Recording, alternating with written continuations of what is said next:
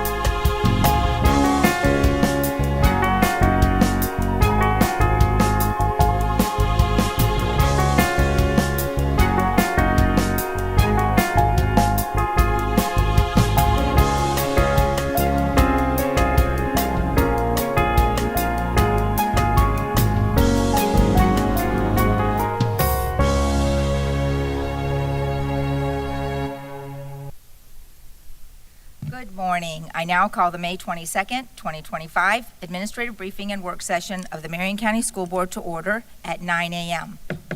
Please silence your electronic devices to avoid disturbing others. Mirroring and modeling how our students begin each day, I ask that you please pause with us for a moment of silence. Please join me.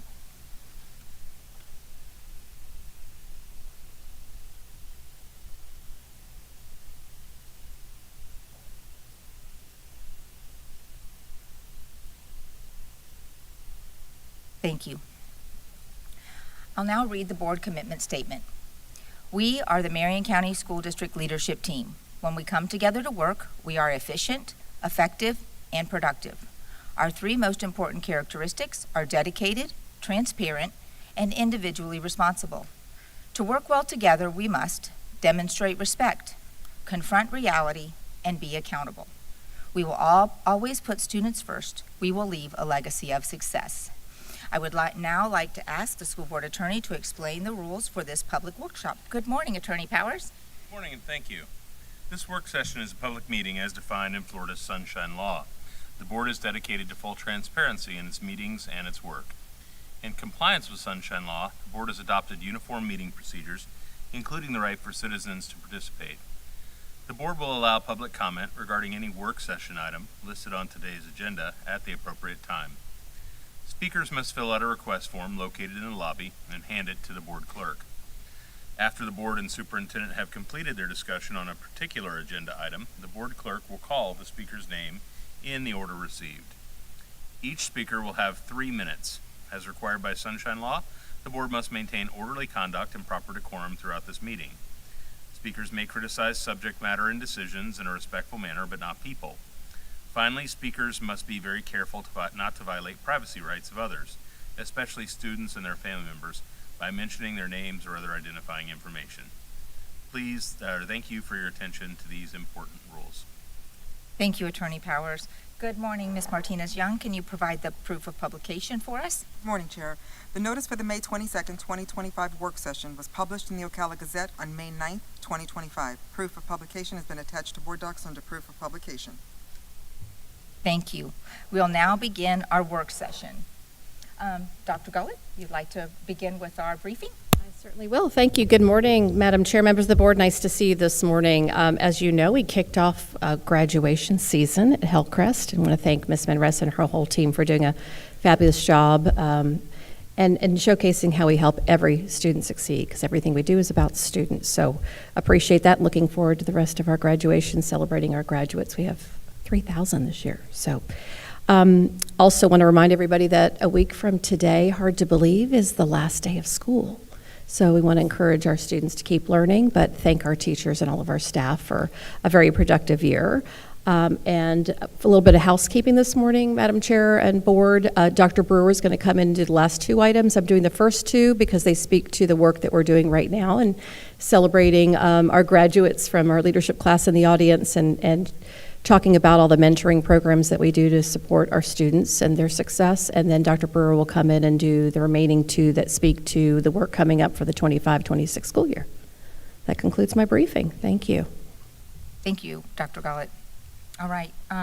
You want to introduce our leadership class? I would be very pleased to. This is very near and dear to my heart. So the first item on our agenda today, board, is celebration of leadership class number 3, cohort number 3. And as you recall, a number of years ago, actually one of the first conversations I had publicly was sharing that part of my vision of helping every student succeed is creating a leadership class. And the reason that this is important is it engages with our community deeply, so they better have an understanding of what we do and how we support our students, and also engaging in more of a two-way conversation, which I think is really important. Not just sharing what we're doing, but hearing from them and their perspectives of their experiences and their expertise of what we can do better. You know, always setting the bar high is really important. And I want to thank everyone who's here today. I know everyone can't always be here because they're all really busy in their careers and their workplaces, but want to thank them for their genuine engagement in this conversation. You've met former graduates before that are now very involved in a lot of our committees and a lot of our work, but we do not do this work alone. We should never do this work in isolation. And so engaging deeply and meaningfully with our community is really important, and I hope that will continue in the future. But I really just want to say personal thanks to all of you for engaging so deeply and committing your time, and I hope that your engagement with us will continue and your advocacy for our students will continue. We really, really appreciate you. So I'll turn it over to Mr. Griffith so that we can recognize each one of them individually. Thank you, Dr. Gullett. Good morning, Chair Conrad, fellow board members. I just want to say briefly about the leadership class that it's wonderful and amazing. And all of the members of the class this year have been a delight to work with. I think that this is a very valuable thing that MCPS does. It allows members of the community to come in and learn so much about the school district. And then they can go out and be ambassadors for us. And I think that's a key aspect that we need to acknowledge. And these are some wonderful ambassadors. And so without further delay, I'm going to introduce them. They're going to come up and I'm going to give them their certificate of recognition. I'm sad that I won't be seeing them again other than around town, but I'm hoping that at some of the places we took them throughout their course that they will be involved. I think a lot of them really have that itch already. So to start, I'd like to introduce Amy Dean.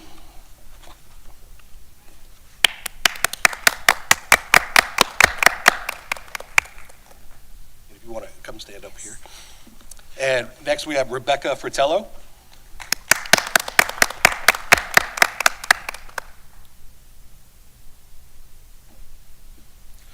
Mr. Robert Hagee.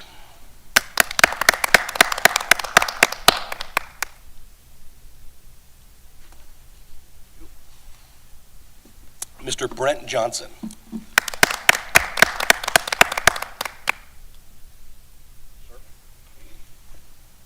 Kristen Milbrandt.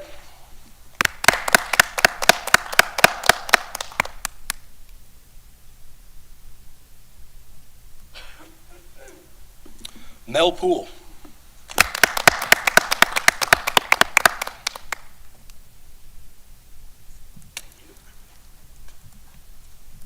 Renee Robinson.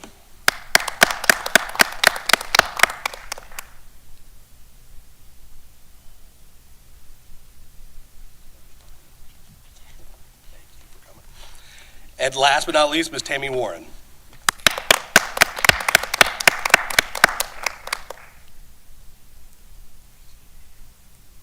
I'm going to ask for one more just overall round of applause because they really have been wonderful, and I appreciate it.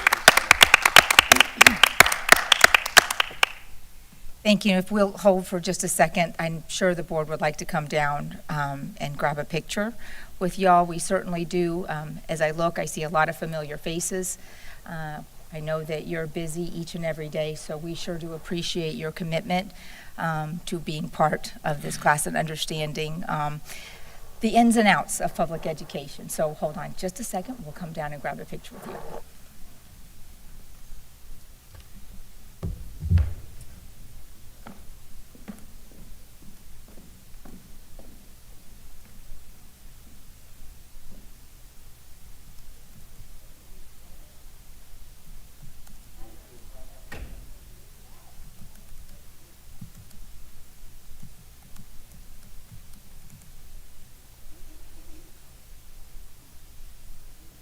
Tracy, would you like to be up there? No, it's about that.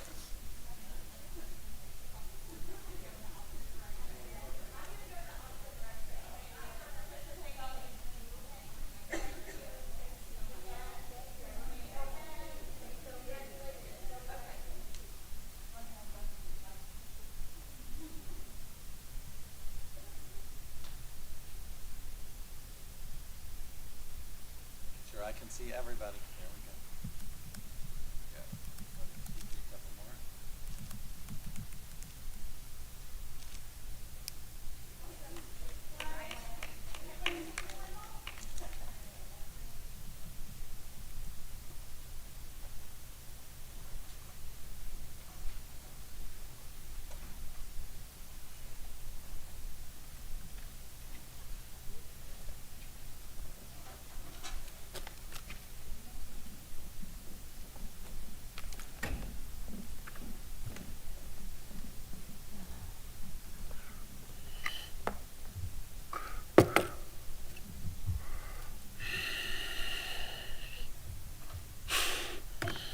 If I may add, Madam Chair, I'd love that if any of our ambassadors ran for school board in the future, that would be exciting too. They know all about public education. They know a lot. Call with any questions. Right? Wealth of information right here. Okay. Ready to continue? With that, Dr. Gullett, would you like to introduce our next staff member to begin the mentoring programs? We need public comment. Any public comment? Even though we're very happy to see you, Ms. Harris. Yes. Okay, seeing no public comment, we'll move on to mentoring programs. Very good. Thank you, Madam Chair. So I'm pleased to have Ms. Harris here, who's going to talk to us about all of our mentoring programs. And as I said earlier, the ways that we serve our students and UC board. A number of our very committed and dedicated community members here also this morning, committing up their time today and every day to help our students be successful. So I'll turn it over to Ms. Harris for introductions. Thank you. Absolutely. Thank you, Dr. Gullett. Good morning, Chair Conrad, Vice Chair Cummings, our school board members, Attorney Powers, and Ms. Martinez. Thank you for allowing our team the opportunity to speak with you today about an essential component of student success, mentoring. For the purpose of today's presentation, we define mentoring as a structured, supportive relationship in which a more experienced individual provides guidance, encouragement, and direction to a student. It is more than just an academic support. It fosters well-being, builds self-confidence, and helps students navigate challenges inside and outside of the classroom. In our district, we are proud to have a variety of mentoring programs led by dedicated educators, staff, and our community partners. These initiatives provide students with trusted adults who offer guidance, encouragement, and stability throughout their educational journey.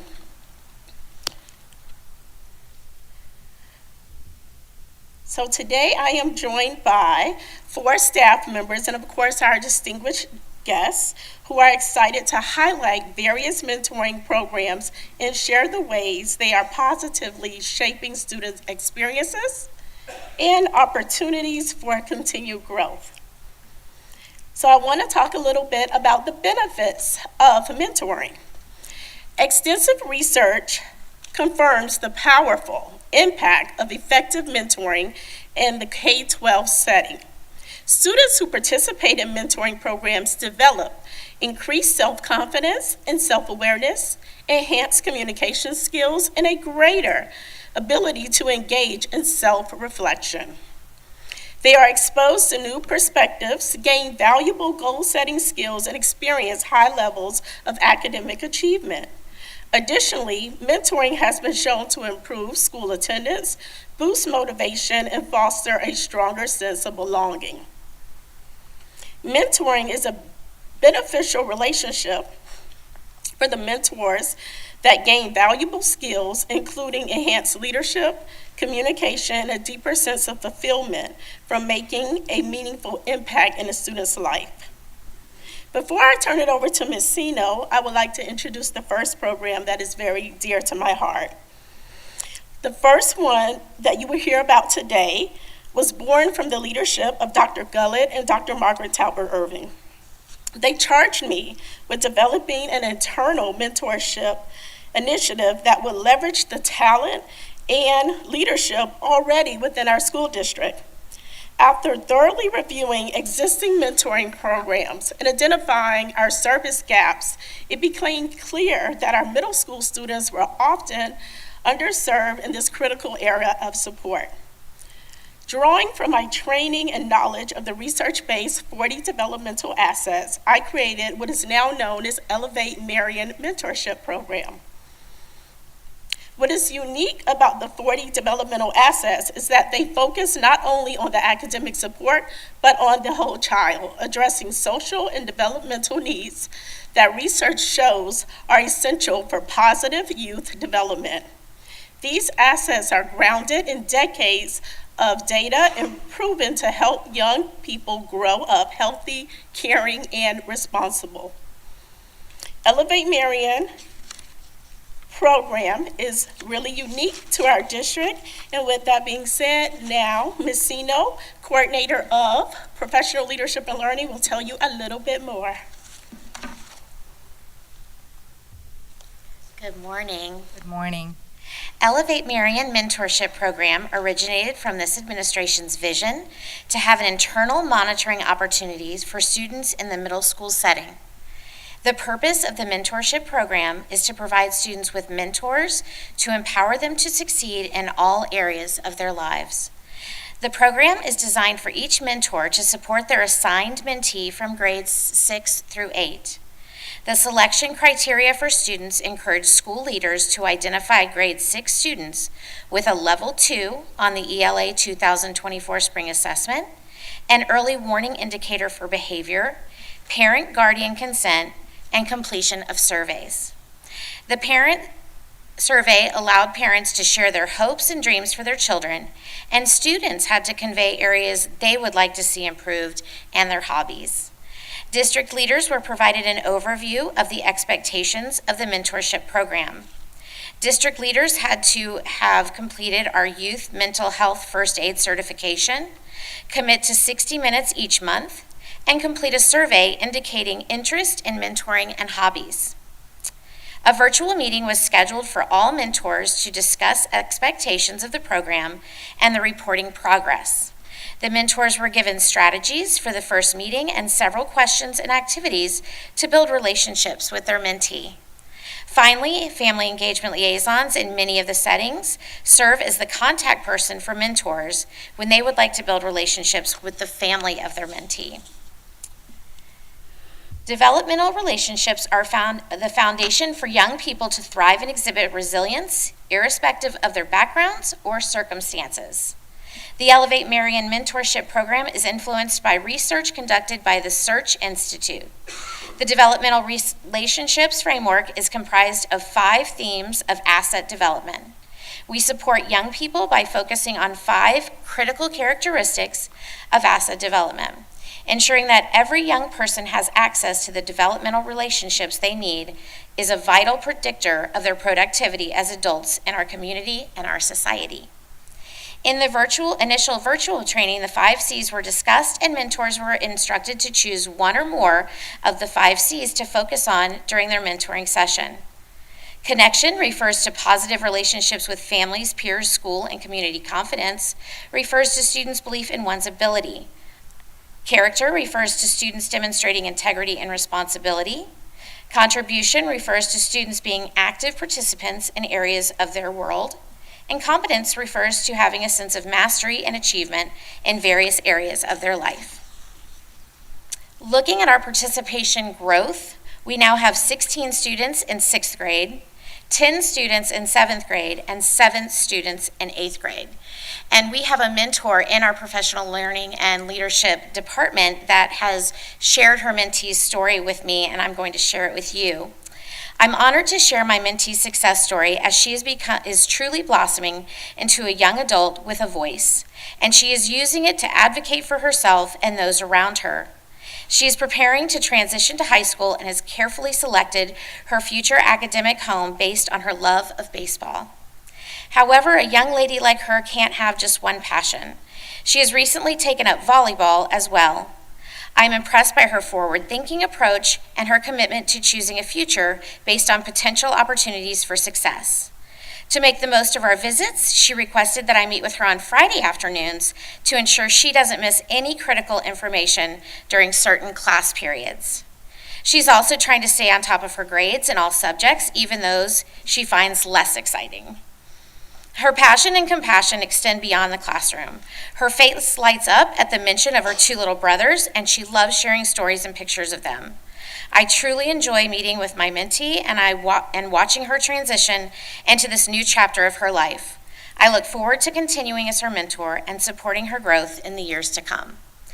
And I also would like to share that our department just took some of the 8th grade students to Tallahassee last month, and they got to tour FSU and FAMU and even eat in the dining hall at FAMU, sponsored by our MCPS Ed Foundation, and they loved that. Was their favorite part. But they also got to do tours, and they got to hear about the application and enrollment process and scholarship opportunities, and we even had a mom go with the group. So it was very, very exciting, and they learned a lot.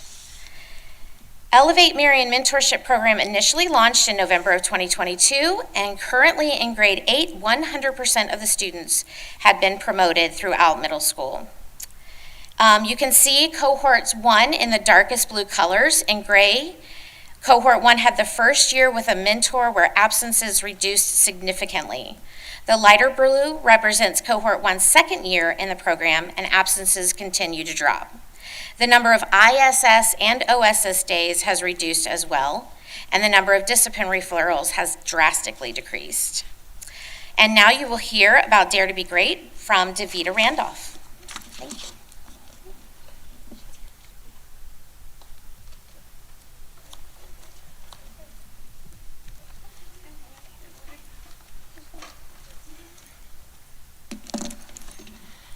Good morning, Board. Superintendent Dr. Gullett, Chair Conrad, and board members and guests. My name is Davita Randolph, and I am currently the program manager at Howard Academy Community Center. One of the programs that we have that is very near and dear to my heart is our Dare to Be Great mentoring program. We are in our 3rd year of the program and have maintained anywhere from 12 to 21 girls at all times. We will celebrate 11 of those young ladies at our annual cotillion on July 19, 2025, 4 p.m. at the Mary Sue Rich Center. Let me tell you a little bit about our program. Our mission to adequately prepare young girls for life through classes and hands-on learning, teaching them life skills and equipping them with the knowledge to survive. There is no cost to the district. We raise our money. We receive donations, and we also have a small little program that we have through the Marion County Hospital District that helps us offset our costs. Currently, we have 21 girls from Howard Middle and Fort King, with the majority of the girls coming from Howard Middle. We assist these young ladies struggling to adjust to middle school because that is a very tough years in their life, 6th through 8th grade. This program helps build confidence and self-esteem. They attend sessions provided by our community partners, and we have some awesome community partners, the Marion County Hospital District, the Community Home Project, Ocala Police Department, Arts and Health, and the list goes on. Some of the things that we partner with them to teach our girls is consequences of their actions, cyberbullying, life skills, etiquette, life coaching, nutrition, and exercise, and more. We meet twice a month. The sessions are 90 minutes, and with the support from those local agencies, we equip these girls with the skills they need to survive as they go through middle school and essentially move on to high school. Each lady is assigned a mentor at the beginning of the program that works with her to help reach goals that are set at the beginning of the program. And our mentors go the extra step by visiting the schools, monitoring their attendance, their behavior. They even have lunch with them, and that means a lot to the girls. Mandatory parent meetings are a must. We meet with our parents every quarter to discuss the young ladies' progress with their discipline, attendance, and their grades. Monthly meetings are the last Tuesday of each month, where our clerk specialist at Howard Academy goes to Howard Academy and meets with the girls at the end of the month, just to do some more talking to them and some encouragement. Community service is mandatory. The young ladies perform community service projects each quarter. They have adopted an initiative, which we did with the first set of girls, in which they help people that are experiencing homelessness. And we have this huge event in November, a huge giveaway during the holidays, where we give away food and care packages to our homeless population. And at the end of this 9-month program is followed by a beautiful cotillion where we dress the girls up, and they're so beautiful and they're so confident about themselves, and everything that they've learned throughout those 9 months is celebrated at the end of that program. That's it. Thank you. Yes, hold on just one second. Ms. Thrower has a question for you. Good morning, Davida. What is the date again in July of the cotillion? July 19th. Okay. 4 in the p.m. evening. Yes, ma'am, 4 p.m. at the Mary Sue Rich Center, and I will make sure you guys get an invitation. Okay, 4 p.m. Thank Put it you. in my calendar. Yes, ma'am. Thank you.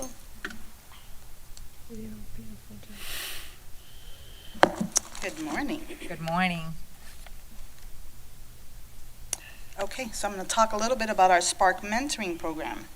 The Spark curriculum has been published in 4 academic journals for its efficacy in creating individual and systemic change. It's implemented in 42 states and 36 countries around the world. This program is designed to be used as a curriculum to provide support and guidance for on-site mentoring by school-based staff. The program helps staff introduce and reinforce concepts and skills related to building resilience, emotional regulation strategies, and executive functioning skills. Curriculum lessons include topics such as goal setting, understanding feelings, responsible decision-making, navigating frustration and stress, effective communication, and realizing one's own potential. As you may note, these are aligned to our resiliency skills, offering the mentor and mentee additional opportunities to explore, build upon, and solidify skills in these areas. The pre-teen curriculum adds lessons on navigating healthy relationships, and the teen curriculum adds lessons on navigating healthy dating relationships. This is the first year MCPS is piloting the Spark Mentoring Program. 17 school sites had the opportunity to claim a license, giving them access to the interventions, online platform, and the physical kits, which I brought an example of. The district team will be reviewing the student progress monitoring data and school feedback to determine how the intervention curriculum will be used in the future. Several elementary schools, seen here, claimed a license to implement the program this year.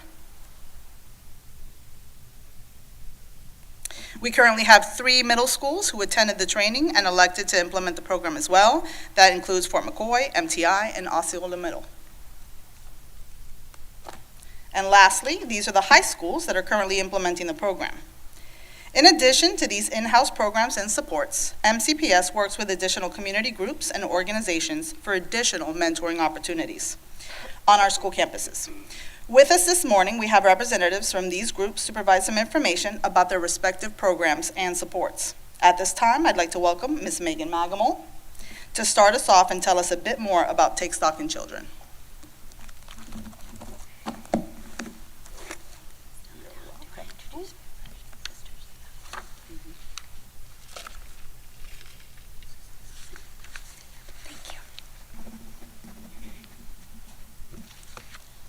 Good morning, Chair Conrad, school board members, and Superintendent Dr. Gullett. The mission of Take Stock in Children, a program of our Public Education Foundation, is to break the cycle of poverty through education and mentoring. Our program started in 1996 here in Marion County Public Schools and has a unique formula identifying low-income at-risk youth starting in our 8th grades and then providing support to our students through high school, post-secondary education, and into the workforce by providing scholarships, mentoring, and hope. Students are selected through a competitive application and interview process in 8th grade, and once selected, the students, along with their parents and guardians, sign an accountability contract. From 8th grade through 12th grade in our district, our Take Stock students are required to maintain a 2.5 unweighted GPA, abide by our school code of conduct, remain crime and drug-free, participate in our college and career readiness workshops and events. They must attend required scheduled sessions with their college success coaches, and the most important part of this agreement with the students is that they must meet with their assigned wonderful, caring mentor a minimum of 15 times during the school year. If our students complete these requirements, they will earn, upon high school graduation, a 2-year college tuition scholarship through our foundation. And that college decision looks different for each of our students. Our scholarship will support students who are continuing on a career and technical education path and achieving their associate's degree, bachelor's degree, and beyond. We serve all Marion County Public middle and high schools, approximately 50 students in each grade cohort. This school year, a total of 256 students were served, each having a volunteer mentor assigned. The total mentoring sessions provided this year, 3,449 sessions, and still going. For the graduating class, which we hosted a Take Stock in Children graduation ceremony 2 weeks ago, we awarded $330,000 in college tuition scholarships. We also have embedded into our Take Stock program, it's called Take Stock in College, and it allows a support network to continue providing services to students even after they graduate from Marion County Public Schools and become alumni. Since our program started in 1996, we do have a lot of data that we have to be able to demonstrate the program results.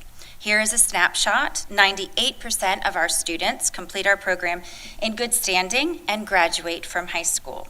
91% of our students enroll in college as compared to 52% for the statewide average for low-income at-risk youth. And 73% of our program graduates are achieving their college education in comparison to 29% of students not a part of the Take Stock in Children program. I do want to go back one slide and bring your attention to the picture here and share a full circle story that truly depicts the program's success, but what it looks like by changing the life of one student. On the far left of this picture is one of our Take Stock program graduates, Michael Mills. He graduated from Vanguard High School in 2006. His mentor while in our schools was our very own Mr. Kevin Christian. After graduation from our district, Mike went on to serve in the Navy. He achieved his master's in business administration and then came back to Marion County and became an integral part of our community, returning here as a proud local businessman and now a parent of a student in our district. Well, Mike decided to give back to the Take Stock program. He became a volunteer mentor. He is currently working with 2 students.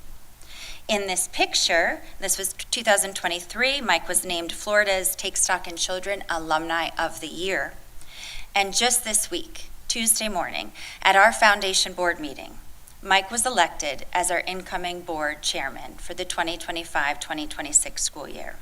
This will be the first time our organization is being led by a program graduate who attributes much of his success to the mentoring and support received from Take Stock in Children.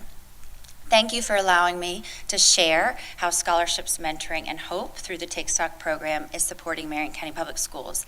And if I may go off script for a minute, I'd like to give a shout out to Mr. Griffith's MCPS leadership class. Out of that class alone, 2 will be serving on our board of directors for this coming school year. 2 have already been named to be slated for the additional school year for 26-27, and 2 are signing up to become mentors for Take Stock in Children. So our leadership program works. Thank you all. I would now like to invite our representative from Big Brothers, Big Sisters, to Miss Alexander to share some remarks. Thank you, Megan. Good morning. Good morning. Thank you for having me. My name is Susan Alexander, and I am the partnership manager with Big Brothers, Big Sisters here in Marion County. We are a national organization. We have been in existence over 100 years old. for over 100 years. We're in every state in the United States of America. We have been local here in Marion County for about the last 3 years. We were here years ago. It did dissolve during that time. And then 3 years ago, we came back under the Tampa Bay agency, which was a wonderful occurrence for us. It has given us a lot of leverage. There are 9 counties that fall under that Tampa Bay footprint, all the way from Alachua down into the Tampa Bay area. But just to know that we are local here in Marion County, our staff is all local here in Marion County, and we are servicing the children here in Marion County. We have 2 main types of programs that I wanted to mention. One is our community-based program. That might be one you've heard more about, where we match a child with a mentor, and they go out and do fun things with them in the community. These mentors spend about 8 hours a month with those littles, we call them littles and bigs, with their littles, and we do ask for at least a 15-month commitment from them, because as you all know, a lot of these children that come from adversity in their lives, and they've had some a lot of them are living with grandparents and other relatives and whatnot. We don't want to cause any more loss in their lives. So we do ask for a 15-month commitment from those mentors. Another type of program that we have that we absolutely love is our school-based program, which is called site-based. And this is where our mentors are matched with a child in one of our schools, and they spend an hour a week with them. And it's really just being a positive role model for them. It's not so much education-based. Also, some of those mentors do spend some time working through some things that these children might be having trouble with. The main basis for this relationship is being a positive role model and somebody that they can look up to. And these children absolutely love spending time with their mentors. We ask for a 12-month commitment for that program from our mentors. And they usually see them the same time every week, and they usually see them during either lunchtime or one of their special times of the day. We currently are in Oak Crest Elementary School for that program. We have currently, we're serving about 40 children in all in Marion County, and we hope to just continuously grow and grow and grow that program. Our biggest need is mentors. Of course, we have the children. We could serve gazillion children in this county, and there's such a need. And we would love to be in every single school that we could be here, but it's a matter of getting those mentors. We have 2 amazing champions here in the community. Chief Balkan, who actually is a big brother in our program, is a big supporter, and also Mayor Marciano is another big supporter of our program. And so with their help, we are connecting a lot with a lot more organizations and a lot more of the community to be able to provide more mentors for these children. Our results are out there. They are amazing. 99% of our children avoid the juvenile justice system. 97% were promoted to the next grade level. 97% of our littles maintained or improved their educational aspirations, and 83% of those little maintained or improved their academic performance.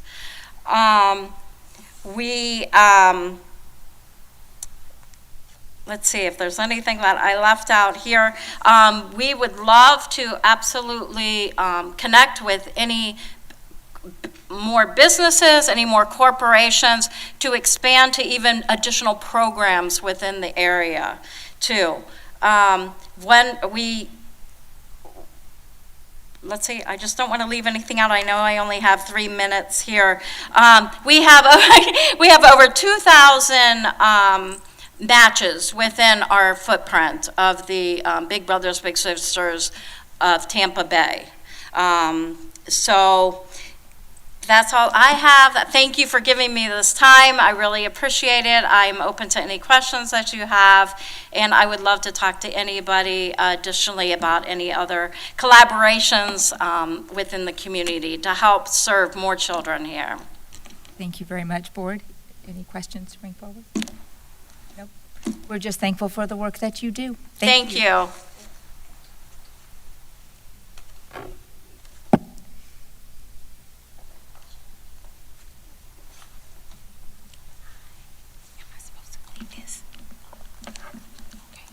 Good morning. Good morning. I am Romita Gilmore, founder of Girls on the Rise Mentoring. I am going to take a different approach because everybody, so many ladies have come forth and already spoken about mentoring and the benefits of mentorship. And for me, it just takes a different approach. Again, Girls on the Rise began in 2022, and it started as a summer program, and I wanted to give something back or give the girls something to do to keep them out of trouble. And when I talk about girls, I want to make certain that I identify African American girls. I wanted to focus on black and brown girls because we often don't have anything in the community to do to keep ourselves out of trouble. A lot of times parents don't have funding to put their kids in different programs. So I wanted to start something that would give them opportunities to participate in things over the summer to reduce different type behaviors. One of the things, when I started Girls on the Rise, I was working here in Marion County, and so I'm an educator of 20 years. And that meant that I had to go back to work in July because I was an administrator. And so in 2023, I knew that there was a greater need where these girls needed to be seen more than just over the summer. And so I resigned in 2023 to do this full-time, to mentor the girls full-time. And so I visit schools Monday through Thursday. I started out visiting Monday through Thursday, various schools. Lakeware Middle School is one of the schools that initially invited me to come on their campus. And right now, I see approximately 25 to 30 girls. And I say 25 to 30 girls because I have had a few girls who have been in trouble because the girls they're not perfect. So we're trying to get them, first of all, to love themselves. And if we can get them to love themselves, then we can get them to believe in themselves and see how important school is and that they need school to be successful. One of the things, in dealing with minority girls, right now we're disproportionately being suspended at higher rates.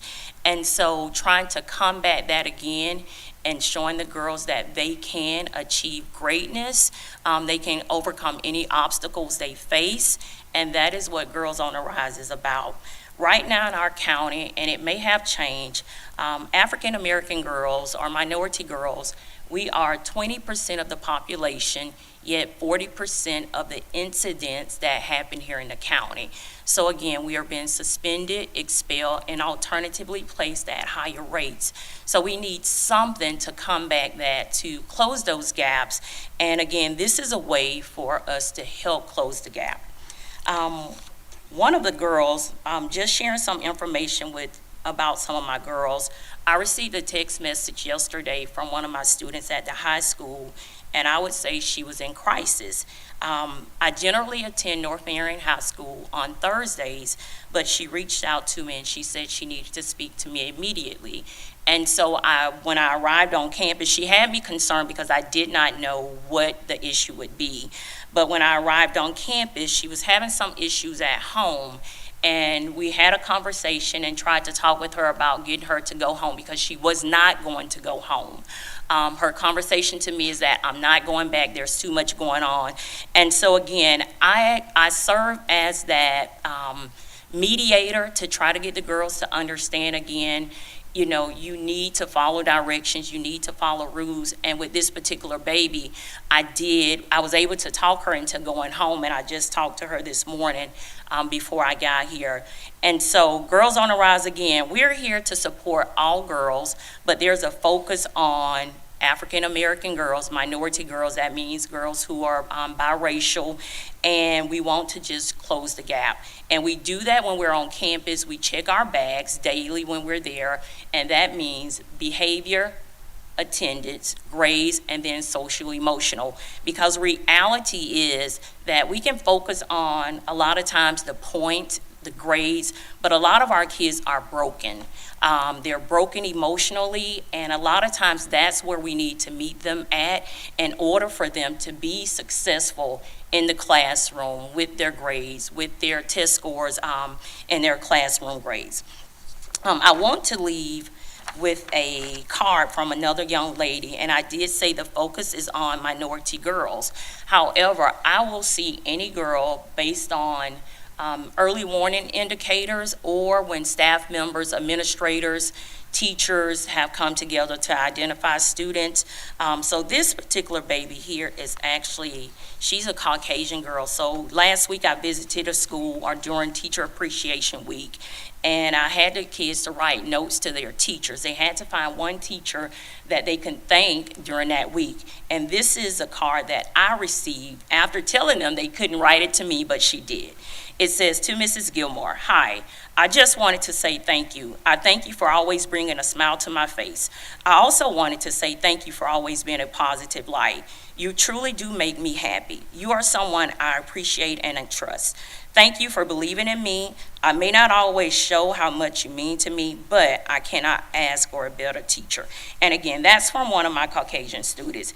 And I just say that because we have so many students that need help, and I do understand from an administrative background, we've had times where we've tried to pair students up with teachers and administrators at the beginning of the year in the schools or on the school campuses, and we know that that doesn't work. So we've been doing it for years, but it doesn't work. So just trying to figure out different ways to, again, close the gaps. And I do believe that Girls on the Rise is a program that can help close some of the gaps, that can help our girls be confident, to believe in themselves, and do what they need to do on campus.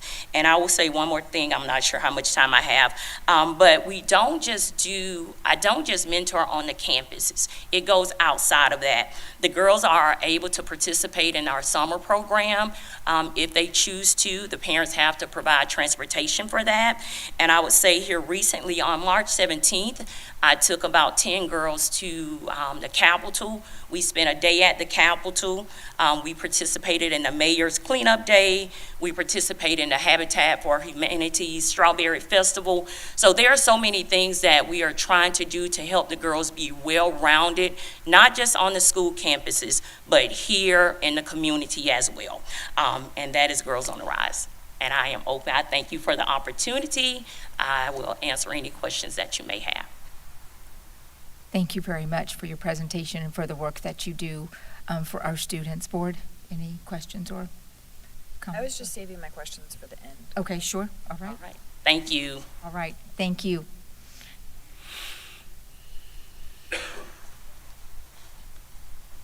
Good morning. Good morning. Board Conrad, board members, Dr. Thrower. You guys got me behind all the heavy hitters. I'm a little nervous now, all right? All right, but I'm Jamie Gilmore with Cut Different. I do want to acknowledge my team. We have Rory Carter, Eddie Rocker, KJ Kinsler in the back. You wave your hand so they can see y'all. All right, so these things wouldn't happen without those gentlemen, so super proud and happy to have them. One thing I do want to start, I want to give like an origin story of who we are, why we are.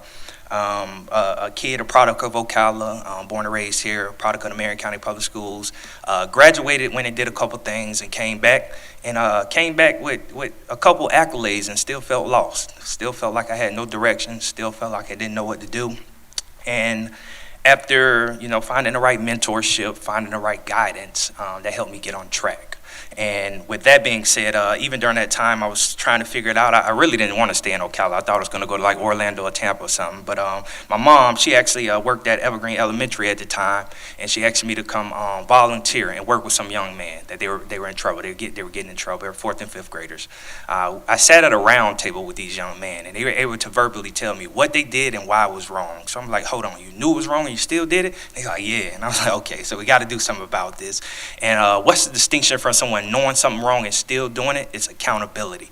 These young people had no one to hold them accountable for their actions. They had no one to be able to go home and look in the eye and say that they felt disappointed that they came home with a referral. And I know that's what allowed me to be the young man that I am. I grew up with principles. I grew up with morals. I grew up with expectations for myself. There's certain things I could do and certain things that I couldn't do, coming from the household I did. So with all that being said, we wanted to create a system for young people that they felt the same level of accountability, and that's how Cut Different was birthed. So our mission is to guide the young man to own their greatness. When I say greatness looks different for everybody. God created us all to be great, but our young people, we have this thing called social media, right? And our young people get on these things and they start acting out and being characters that's not them. So at the core of what we do, we help with young people with self-discovery, helping them answer 2 questions: who am I and where am I going? All right, so that's just a little about Cut Different. But what we're here about today, as you can see, our empowerment program. As you can see, I don't want to, you all can read, and I know you've probably seen what we do. But a couple things that I do want to start off with the empowerment program. I truly thank you all for your partnership. And I say that because when we started Cut Different, we knew we can reach young people. But one thing we asked ourselves is, we told ourselves we had to meet young people where they're at. And a kid may never go to church, a kid may never go to a recreation center, but most of our kids, they should be at school. So we had to meet them where we at. So we were able to partner with you all about 4 years ago. It's been a long time. We started off in a couple schools, and we've expanded it since. And it's been a great connection for us. Every day, my day is calling from parents who reach out to schools, and schools are directing them to us. So I truly thank you for your partnership. Right now, we're currently in 5 schools. We see 82 students within those 5 schools. Self-discovery is a big part of what we do. Again, a lot of people talked about mentorship, so I won't beat a dead horse. But just to talk about the importance and the work that we're doing that I think sets us apart. The self-discovery work. Each young man in our program gets a journal when we start. Every day we do journal questions, asking these young people questions that be able to figure out who they are. You can't, put a test in front of somebody and they're just struggling to try to figure out who they are at the core. So we're trying to help them out with that. And another one is connectedness. Connectedness, so I'm a team player. I played team sports all my life. One thing about those team sports, I always felt the camaraderie. A lot of kids are coming to schools and they're feeling like they're against. It's like I'm on the other side. So you go there essentially, well, she did or he did, even from the parents. Well, you call a parent, you talk to a parent, well, it's they. It should never be they, it's us. It's a gang, it's a full connection for our kids to be successful. And we pinpointed that. So what we do, we work to build the bridge between home and between schools. So when that comes with getting in contact with parents, making sure the parents are coming on campus, making sure the parents we're having quarterly meetings with the parents, and we're getting them involved in education. I tell our parents to make us a household part of their dinner table conversation. So these parents and kids know that we are there for them. Another thing, our curriculum is based around skill building. Teaching these young people simple things, relationship building. It's one thing, I say simple, but it's not so simple. Teaching them how to be able to build relationships with people, have empathy, be able to sympathize for another person. So a lot of those are skill-based. And just to get into some statistics, I know they are here. I put them in the board docs on a one-pager. But one thing that I'm really excited about, we had a 6% of participation. The students made a full year's growth in reading and measured by the MP3s at Oak Crest. Lakewood Middle School. I'm really excited. So we actually just got this in yesterday, but we had a 2.49 average GPA. We see 36 kids at that school. So if you understand, the young man, the struggles that they had when we got there, we're really excited about that. And just discipline. Every time we work with young men, you can go on any campus and we're seeing the discipline. We track GPA, behavior, attendance, and the connectedness. And again, making those kids feel like they're part of school. And our program does, and I know we, focus on what goes on between in the walls. But one thing that's cool about the connection that we do get with these kids within the school, it does go outside of school. We have a multifaceted organization. We're seeing young kids in the after-school program. We partner with different community hospital district and other folks as well to provide after-school mentorship. So we're seeing kids on campus. Then they're coming into us after school, and then we have a great summer program that's about to start up June 2nd, and we also have a date July 25th. I hope you all can put it on your calendar that we have in our summer gala. And you'll see a lot of young men that walk your hallways. You'll see them walking into their greatness, being dapper, speaking, and just owning their greatness. So in a nutshell, that's who we are. And I do want to share. So one young man, I'm not going to say his name, but he's a young man over at Oak Crest Elementary School. This young man started off this school year. He lost his father. We seen a defeated young man. I mean, defeated. He was defeated, but through mentorship, through guidance, that young man got, and through the help of his school as well, that young man got back on track, and he won a guaranteed spot into our summer program this year, so we're truly excited about him. I'm pretty sure you all see good things about him this summer. And last thing I do want to share, I really want to highlight the school personnel. We have some great teachers, some great personnel on these school campuses, and they make it the job that we do easy. Mentors is able to come on campus and have everything they need laid out for them, and you have a lot of people on those campuses that really want the best for the students. So I'm truly happy to partner with you all, and I'll take any questions if you have it. Thank you, Jamie. I think we're going to wait to the end. Yeah, thank you.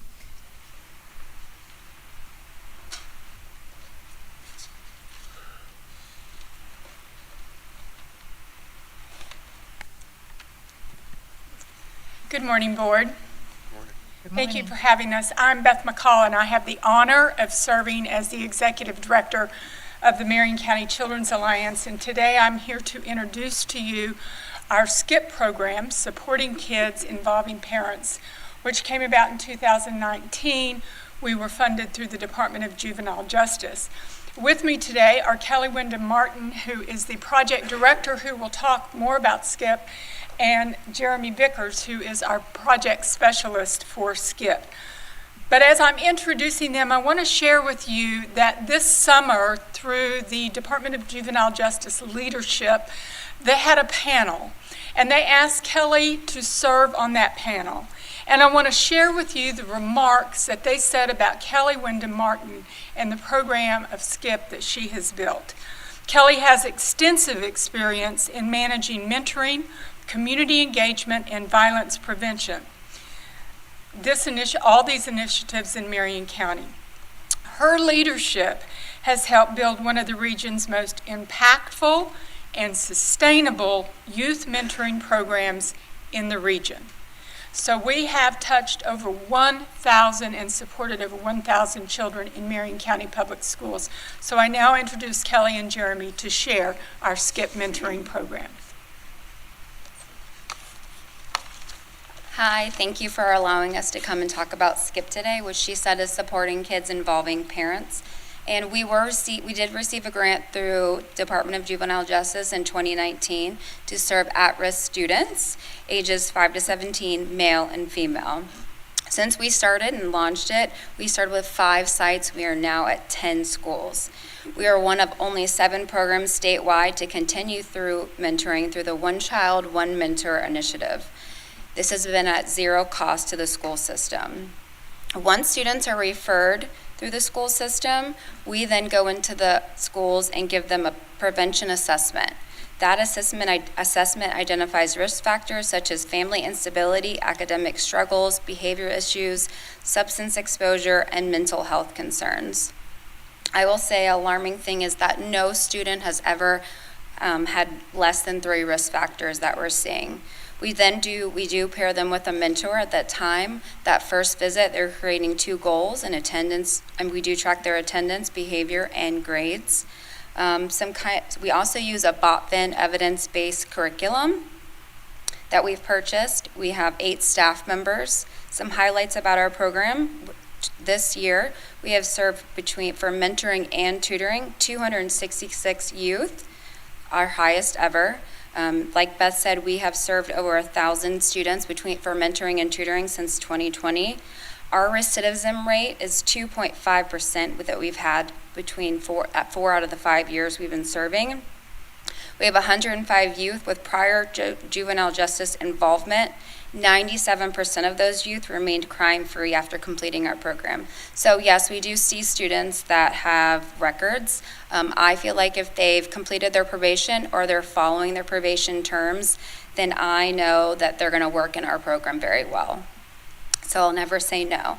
I think what makes the Children's Alliance a little unique is that we have a lot of programs under there. So although we offer mentoring and tutoring services to Marion County schools, we have a drug prevention program that allows us to offer programming such as Friday Night Done Right and Natural High to our families, which is free, and that could be a movie night or that could be a skate night. We also have father-daughter date nights, mother-son brunches. We do a holiday drive. We do a school supply drive. We do offer staff hidden in plain sight and know the law. Hidden in plain sight, I'm not sure if anybody's been through it, but it's a mock teenage bedroom, and there's over 40 items that could be hidden in there. So teaching our staff what to look for and teaching our parents, and we offer that free of charge. We also give out gun locks. We give out medicine disposal bags and lock your meds bags. So that was pretty quick. They told me I only had 3 minutes, so I was talking pretty fast. So I do want to touch base that our students are seen once a week for at least 30 minutes. We do offer one-on-one, and then we do have group mentoring. It just depends how that student, if he works well or she works well with group or one-on-one better. If you have any questions. Okay. Thank you very much.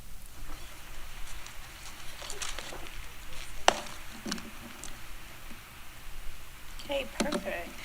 As you can see from our map, mentorship is thriving across our district. Each of our schools represent a place where students have been supported, encouraged, and empowered through mentorship programs like the ones we highlighted today. These programs are more than just initiatives. They are life-changing opportunities that help students develop confidence, set goals, and realize their full potential.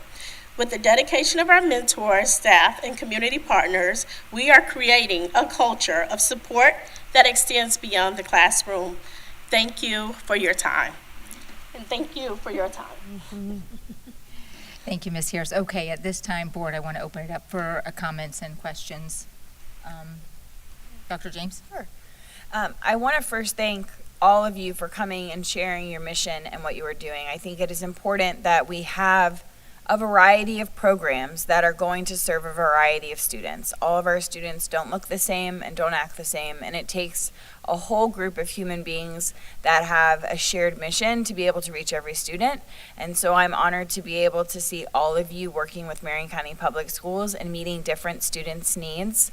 I have had the pleasure of being a Take Stock mentor myself for the last 2 years. My mentee is finishing 10th grade now, and it has been an honor to serve her. It truly is a blessing. I bring her lunch basically every other week, and we get to chit-chat and catch up.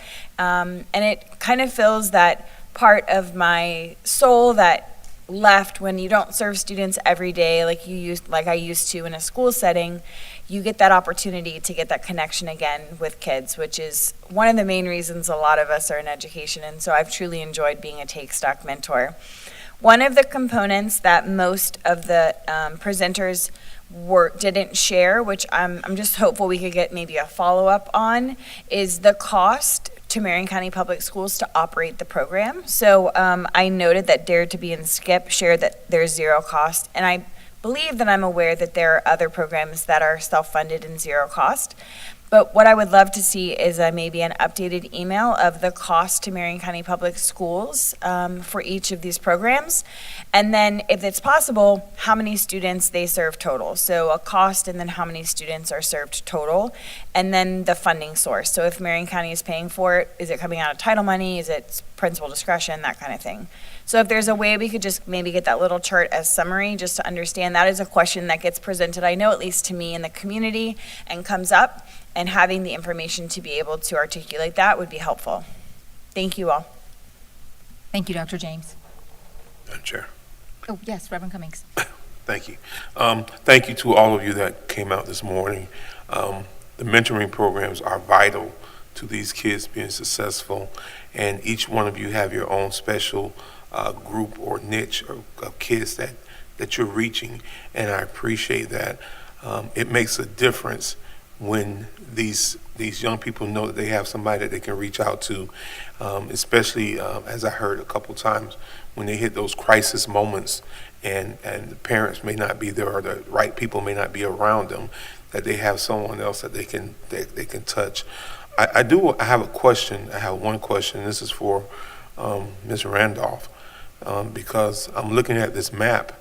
I don't see Dare to Be Great on this map. Is there a reason why it's not on this map? Slide 23. And because that's one of ours, that's one of the in-house ones. Yes, we'll add it. I'm not sure why it wasn't on the map. Oh, I thought y'all were shutting it down or something. I didn't see it on there. Oh, no. Okay. We'll make sure we add it to the map. And then I do want to, thank you, and I do want to also add this to all of you that do reach out to different community partners to help in doing the work that you do. Oftentimes, I know Dr. James just asked for a breakdown of how your programs are funded, but I also know behind the scenes that there's a lot of people that donate, that contribute to help you make sure that these kids get what you need. And I appreciate those community partners that do that. That's not always out in the front. That's sometimes behind the screen that help make those funding opportunities to your group. So I thank you guys for what you're doing, and I thank you for just making sure that we are reaching those kids that need to be reached. Thank you, Reverend Cummings. Dr. Campbell. Sure, I'm down here. Don't mind me. I'm the mom of a graduate, and I'm a little bit emotional right now because I'm also trying to not be emotional as I sit here and think about mentorship. First of all, I'll say I too have been a Take Stock mentor the last 2 years, and that's been an amazing opportunity for me, and I'm super grateful for all the things that my student is doing. And she's a sophomore right now, and she's going to be an amazing human. She already is. But I'm being emotional because I understand how important mentorship is. Because a student that my husband and I had the opportunity to mentor as a college freshman actually was wrongfully arrested here in Marion County. And we got really involved with he and his mom whenever he was in jail, and we had to figure out how to get him out. And she was more than 3,000 miles away. And I'm just being reflective because I understand how important we were able to pour into that young man while he was here in Ocala and still have. And last night I watched him on the sidelines of an NBA team because he started more than 20 games for a team that's right now in the Eastern Conference Finals. And we're a part of that success story, and he knows it. And so I know how important mentorship is when you get paired with the right mentors and you get paired with people that care. And so thank you to all of you for all you're doing for all the different students that you're impacting. Thank you to those of you who are paid for it and those of you who aren't, because honestly, it all comes from a place in your heart that you care about kids. And as we all share in love for these kids who may either be away from home for whatever reason, but still have loving parents. So keep that in mind. Some kids may be in foster care, but still have loving parents, or some kids may be away from, but still have loving family members that want to pour into them. They need someone else that's apart from their family to be that extra support. And so that's all I have to say. I'm emotional right now for a lot of reasons, and this has just sent me over the edge just thinking about last night and how amazing he looked on that sideline when I saw him jump on the court after they won. And yeah, thank you. Okay, thank you. Great presentations, all of you, and thank you. I had a question about funding regarding the Department of Juvenile Justice. And so I'm wondering what the size of the grant is and if it is recurring or if it's something you have to reapply for every year. I guess that's where I'll start. Thanks for coming down, Kelly.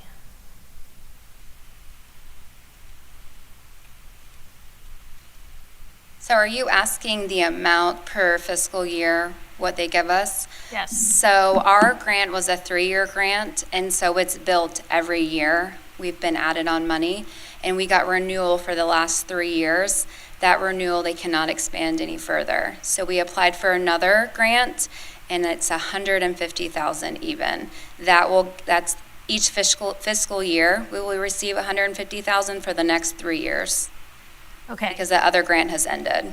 Okay, so it's $150,000 a year for the next 3 years that you know you don't have to worry about. Yes, ma'am. Okay, that is great, because for sustainability, we know it takes time, we know it takes talent, we know it takes treasure. Yeah. And you know where your treasure's coming from. Yes, Yes, ma'am. And that's wonderful. And that is the Department of Juvenile Justice, which I believe is supported by all of our tax dollars. And I can't think of any better way to spend some of my tax dollars than having them go towards this program.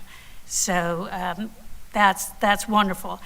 And in my vein of thinking, when students are struggling, we're going to pay one way or another.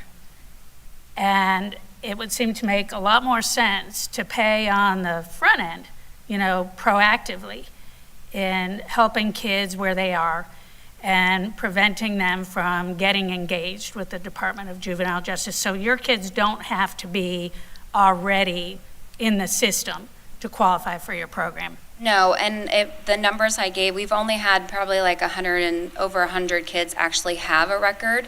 Yeah. Anywhere from a misdemeanor. I have taken kids with felony charges. We had a student at Surmy that we followed through. He started playing football at the high school here, and now he's going off to play ball. So he did have a higher felony charge. I saw he was, doing his probation, so that told me he was going to pour into our program too. So they can have those. It's case by case, but if I see they're doing the work, I'm not going to say no at all. And the staff knows that at schools that we will see those students. Right. Yes, ma'am. Right, redemption is a thing. So I would like to share that the 150 each year is for a certain amount. We are very limited in how many kids we could see. If we had more funding, we could see more kids. Our SKIP program is our program, that we do have the juvenile justice kids in the program, but we could have more kids in our SKIP program because we could provide more mentors. Our mentors are paid. Right. Okay, and your program is created not by the Department of Juvenile Justice. That is correct. It is created by the Marion County Children's Alliance. A portion of it is now funded by the Department of Juvenile Justice for $150,000 a year. If we had more funding through other sources, we could help more children. Right, you can take SKIP more places. Correct. I understand. Okay. Well, I'm asking these questions because it's important for anyone that is trying to serve kids and trying to come up with the resources to serve kids. So I am hopeful that the Department of Juvenile Justice, and I'm sure they really recognize, your success and that of your program, and that there's other programs like them right here in Marion County, not the same, but that are doing great things. And I would like to see that umbrella go up and get bigger. We would too. And Kelly has built a very model program in the state. They use our SKIP program on how to have successful mentoring programs in the state through the Juvenile Justice Grant.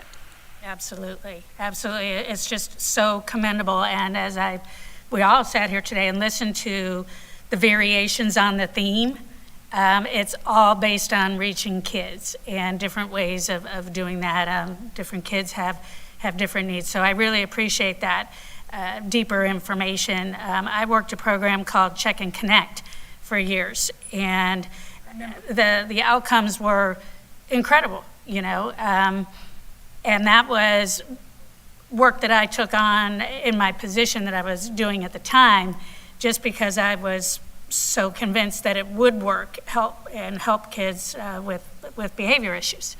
So there's just a lot of ways to do this. Thank you for that. As I sat here and listened to all of them, I was thinking, we are where we are in society today. It seemed like there used to be more naturally occurring mentors, neighbors knew their neighbors, families lived close to each other. The ripple of friends and teachers and coaches, it was a much tighter network. It's a lot easier to get around now than it used to be, so people disperse. And there's really no substitute for a strong family unit. And these formal mentoring programs, they're not substitutes or replacements for strong family units, but you guys are volunteering to stand in the gap. I love how that was said, stand in the gap, because the gap is there, it's real, it's increasing, certainly from my observations over the years, and all of you are willing to put the right systems in place and take a strong role in supporting children. You're meeting them where they are, at least most of the time, and it's at school.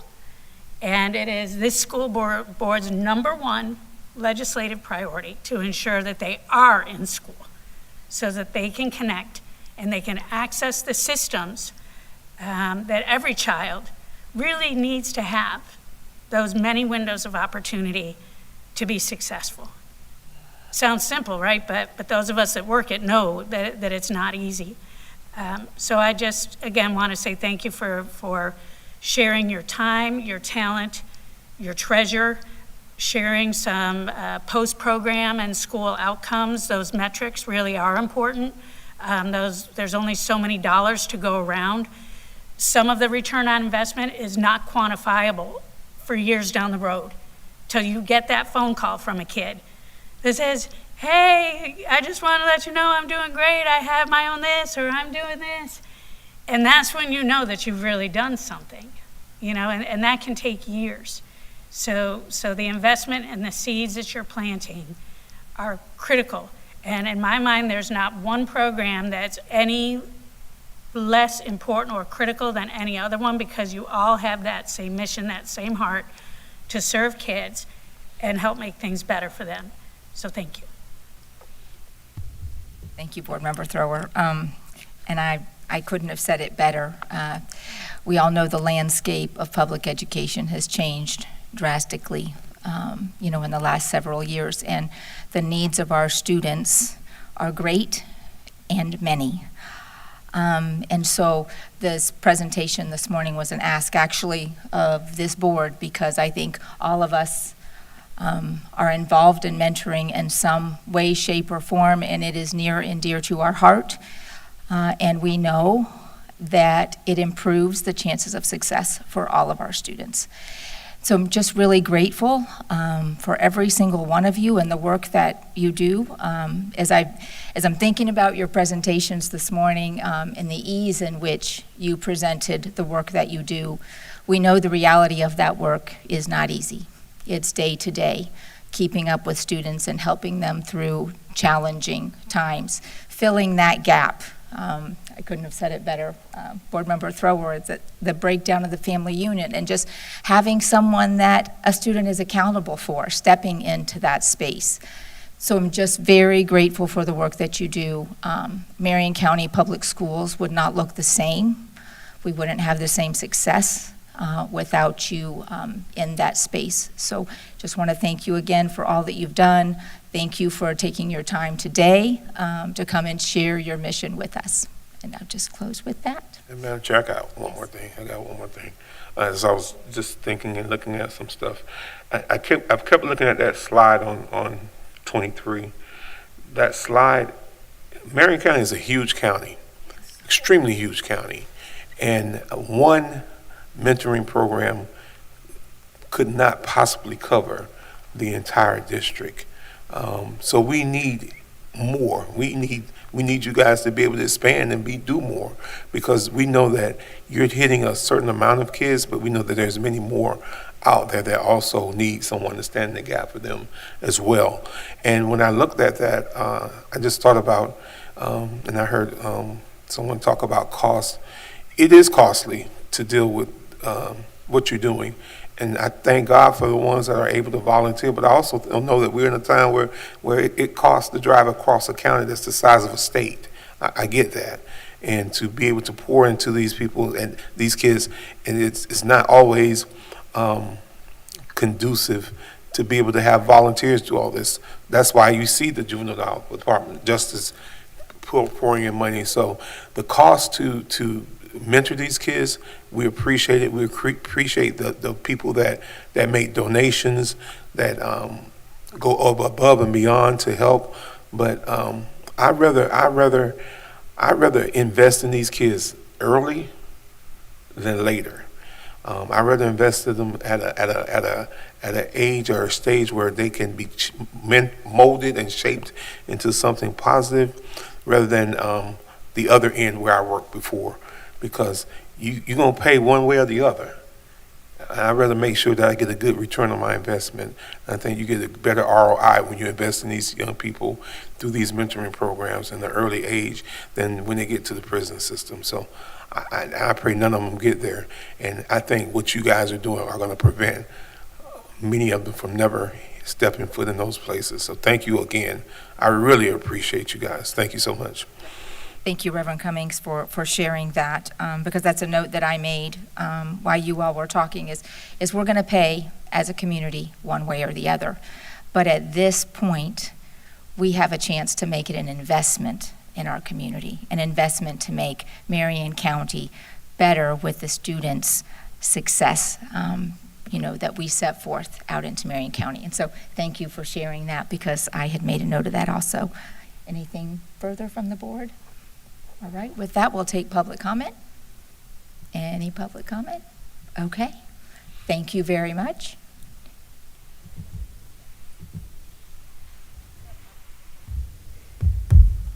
Ms. Harris, did you have something else you wanted to add? Okay, I would like that.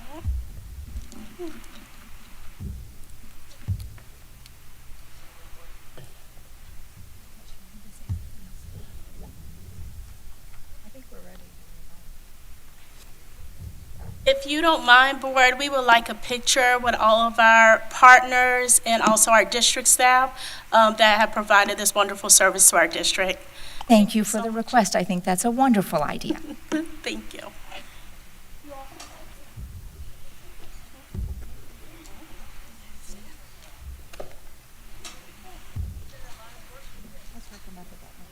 But seriously, I'm just sitting here and I'm like an emotional mess.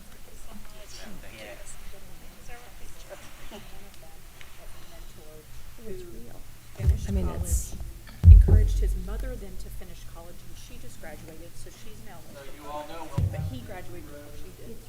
I mean, he's playing overseas, and he's in the Madison Square Garden watching the Knicks play. Oh, and I was like, "Go hug my Stacey Gill," because he's Q's jumping up and down like the first one.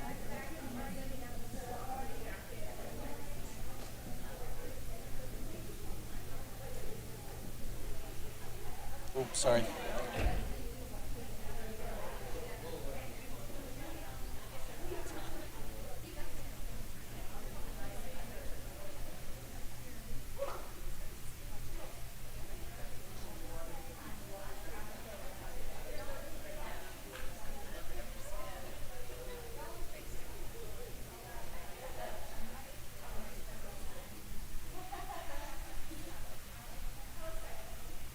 I'm just looking to see if I can see everyone's face. Ms. McCall, just scoot just a little too. There you go. And the Boys and Girls Club. There you go. Boys and Girls Club. Yeah, just make sure you look this way. There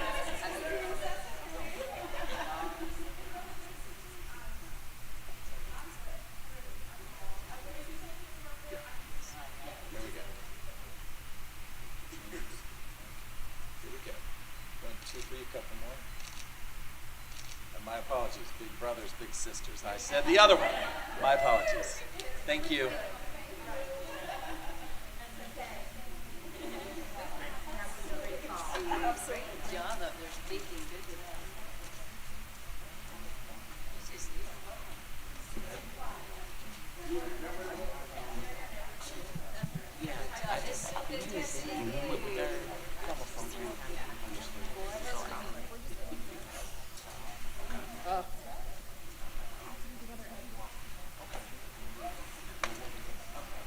Yay!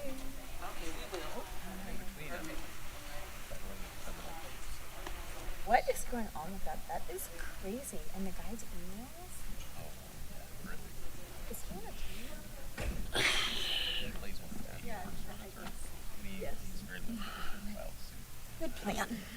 It's just like, it's so unfair. Enjoy. Dr. Gull, are you good? Are you leaving now? She's good. Okay. Or did you want to take a brief break before we move into our next session? And that will give an opportunity for Dr. Brewer and Dr. Gullett to switch places. So thank you. We'll just take a brief recess for 10 minutes? Yep. Okay. Thank you. You were right. I'm sorry. Did you want to say about this?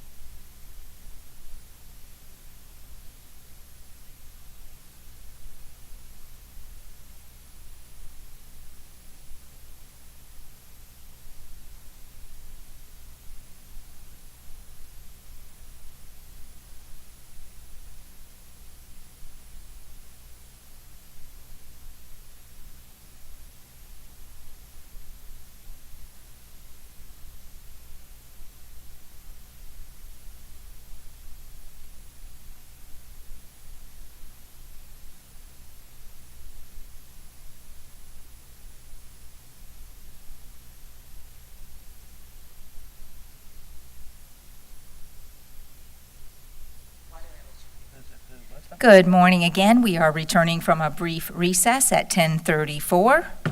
Moving on to our next agenda item, Miss Dr. Brewer, I will have you, we're glad to have you, first of all, this morning, and then we'll let you introduce our next item. Thank you. Okay, in response to the Marjorie Stoneman Douglas Public Safety Act, the bill was passed by the Florida legislature on February 14, 2018, after the shooting at Marjorie Stoneman Douglas High School in Parkland, Florida. Each school district was required to implement a school-based mental health assistance program. The legislation emphasized early detection, response training, and a comprehensive support for student mental health needs. Today, we have Ms. Yvette Del Nodal and Ms. Amanda Steckman. They will present the plan in detail. Following their presentation, they will be available to answer any questions you may have. Thank you, Dr. Brewer. Good morning. Good morning again. We're excited to be here and continue the conversation about services and supports for our students. So this morning we'll be reviewing the Marion County Public Schools Comprehensive Mental Health Plan. Each Florida district, as Dr. Brewer mentioned, is required to develop and implement a mental health plan outlining the management and the utilization of the mental health assistance allocation funds that are provided by the state specifically to address mental health needs of our students. This plan is routinely reviewed and assessed to ensure that we continue to improve upon our current practices, adjust to meet our new needs and challenges, and to maximize the impact of our services. Always ensuring that our main emphasis is to remain committed to our foundational goals that we set forth in the development of the initial plan in 2018. Ms. Amanda Steckman joins me this morning to provide an overview of the MCPS Mental Health Plan framework and its related services. Ms. Steckman serves as a mental health coordinator, which is a required component of the mental health plan as mandated by the state. Ms. Steckman oversees the implementation of the mental health plan and the allocation of its resources. She has held this role since 2020, giving her in-depth knowledge and familiarity with the components of the plan. At this time, I invite Ms. Steckman to provide additional information. Thank you. Good morning. Hello, good morning. As we stated before, the Marjorie Stoneman Douglas High School Public Safety Act was enacted in 2018 to support school safety and student engagement in Florida schools. This law funds our safe schools requirements for physical school safety, as well as the mental health and behavioral prevention and intervention requirements of the mental health assistance allocation, which is what we are reviewing today. This plan outlines 5 goals, each meeting the requirements provided to us by the state. Goal number 1 provides and increases access to mental health and behavioral services for our students. Goal number 2 provides those services utilizing a multi-tiered system of support framework. Goal number 3 provides professional development to staff on how to identify and support students with mental health challenges. Goal number 4 explains how we work with our community partners to connect students and families to mental health resources, both within Marion County Public Schools and the community, which we actually saw an example of just a while ago. And then goal number 5 engages our families by building relationships and assisting them with service navigation. So looking at our first goal, the Florida Department of Education requires the use of our mental health assistance allocation to fund additional school-based mental health providers in order to reduce the student-to-provider ratio and increase those direct mental health supports to students. We plan to fund 1 additional school counselor, 5 additional school psychologists, and 10 additional school social worker positions for the 24-25 school year under this plan. So this is in addition to what we already fund through the general fund. With the mental health allocation, we're adding to those mental health personnel.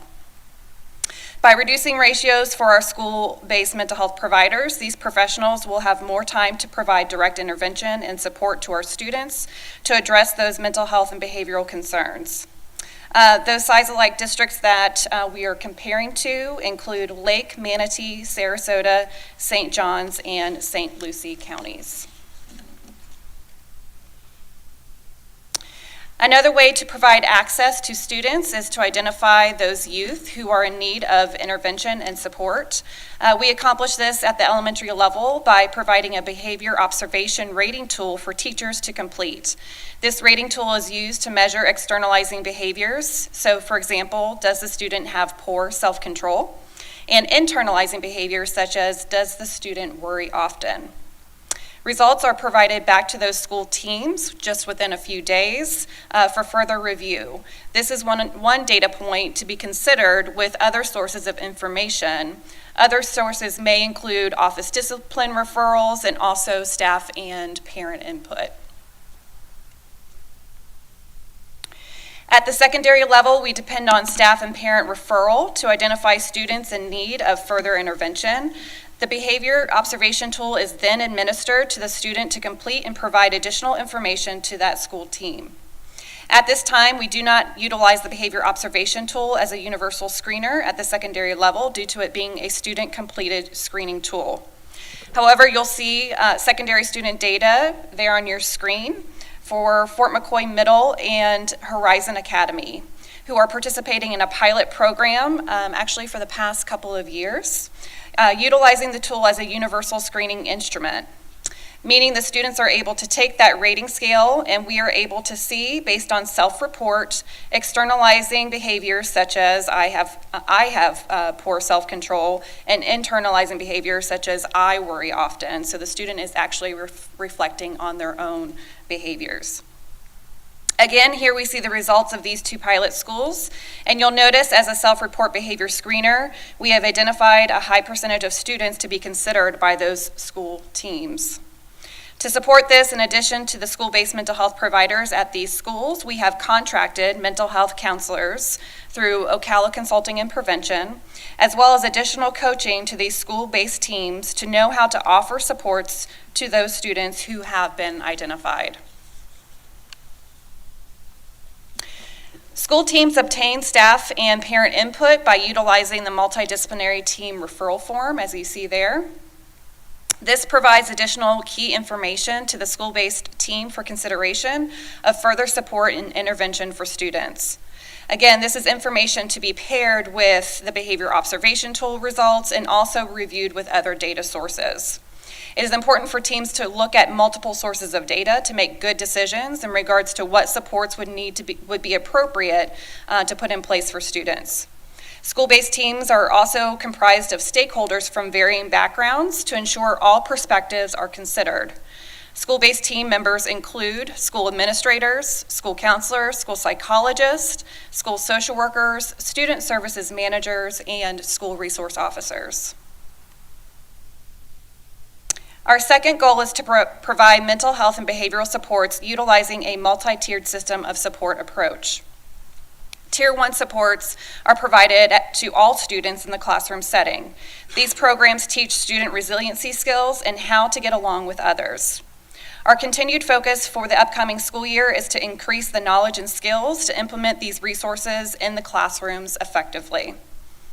Tier 2 supports are provided to groups of students by the multidisciplinary team members to meet the students' identified needs. Interventions are matched to the areas of concern identified by the multidisciplinary team, and they are also monitored to see whether or not those interventions are effective for the students receiving the additional instruction. Tier 3 supports are provided to students in which Tier 1 and Tier 2 supports have been unsuccessful for the student. Those interventions are intensified and individualized to provide the highest level of care for those students. As we continue to see our student population grow, we have seen an increase in student need across our Marion County schools. The number of students referred for assistance to our multidisciplinary teams has increased by 1,464 referrals since the 21-22 school year.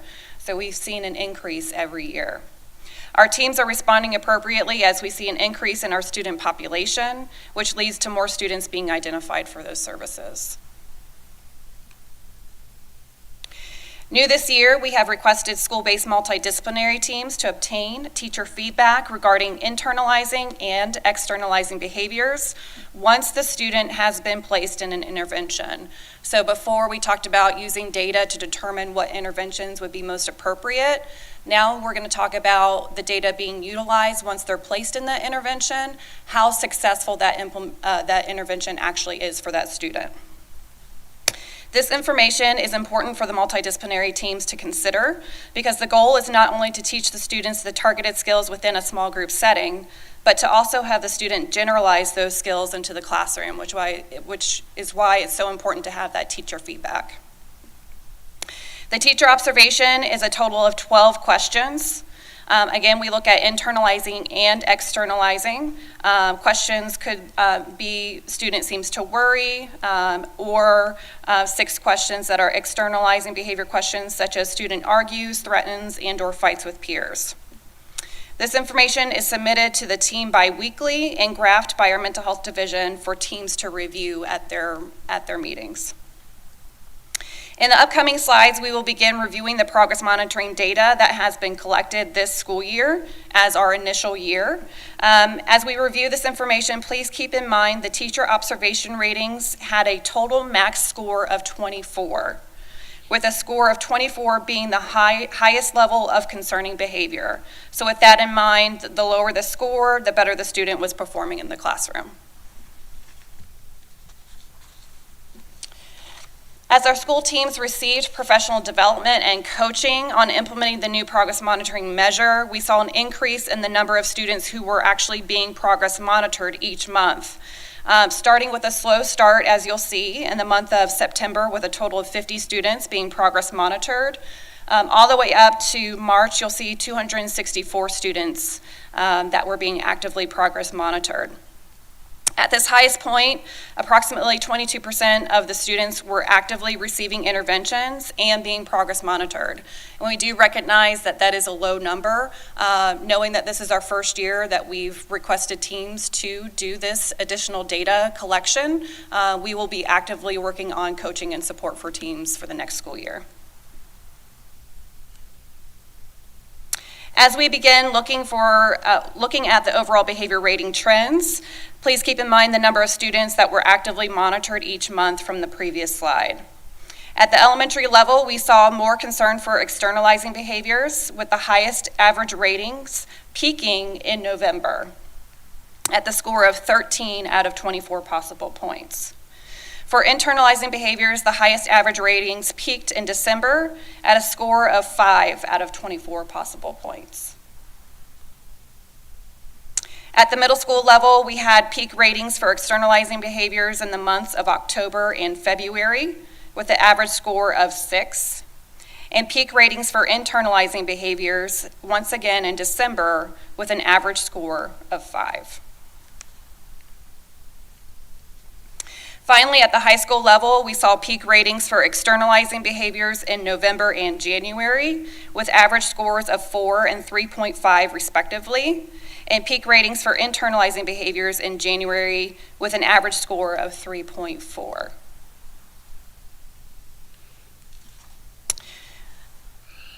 Here we can look at overall trends at all grade levels, showing on average most students receiving interventions demonstrated externalizing behaviors in the classroom during the month of November and demonstrated internalizing behaviors in the month of December. Reviewing these data trends district-wide will help our team with planning and providing resources to school teams that align with the students' current needs. As we review suicide assessment and threat assessment numbers historically, we can see an overall trend of the number of suicide assessments staying consistent across time. However, threat assessment numbers have fluctuated within the last 6 years, with the highest number of threat assessments completed this school year. Although the number of threat assessments have increased overall, I received some additional information from Mr. Taylor, and he said approximately 80% of these assessments are summarily closed by the school level chair. To summarily close a threat, the case would be unfounded, determined as self-harm only, or designated as a low-level threat that did not require the full team.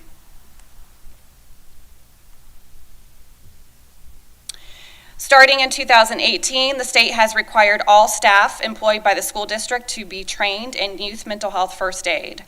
This training provides information regarding early signs and symptoms of youth experiencing mental health challenges, as well as those that are in crisis. Participants learn to appropriately respond to these identified youth and how to refer students to professional mental health supports. In 2022, an additional requirement for school districts was to annually verify that 80% of all elementary, middle, and high school personnel have been trained in this youth mental health awareness certification. Marion County continues to lead the state in the number of employees meeting this requirement. I am very happy to report we are looking at 97% of our staff trained. We attribute our success to the fact that we never stopped our training plan from when it first began in 2018, including our time of distance learning during COVID. At that time, we switched over to a state-approved virtual platform to ensure employees continue to have access to our nationally certified youth mental health first aid instructors so they can meet this requirement. As you can see, we are currently exceeding that 80%. In this school year, with additional offerings still available to employees prior to submitting our certification to the state.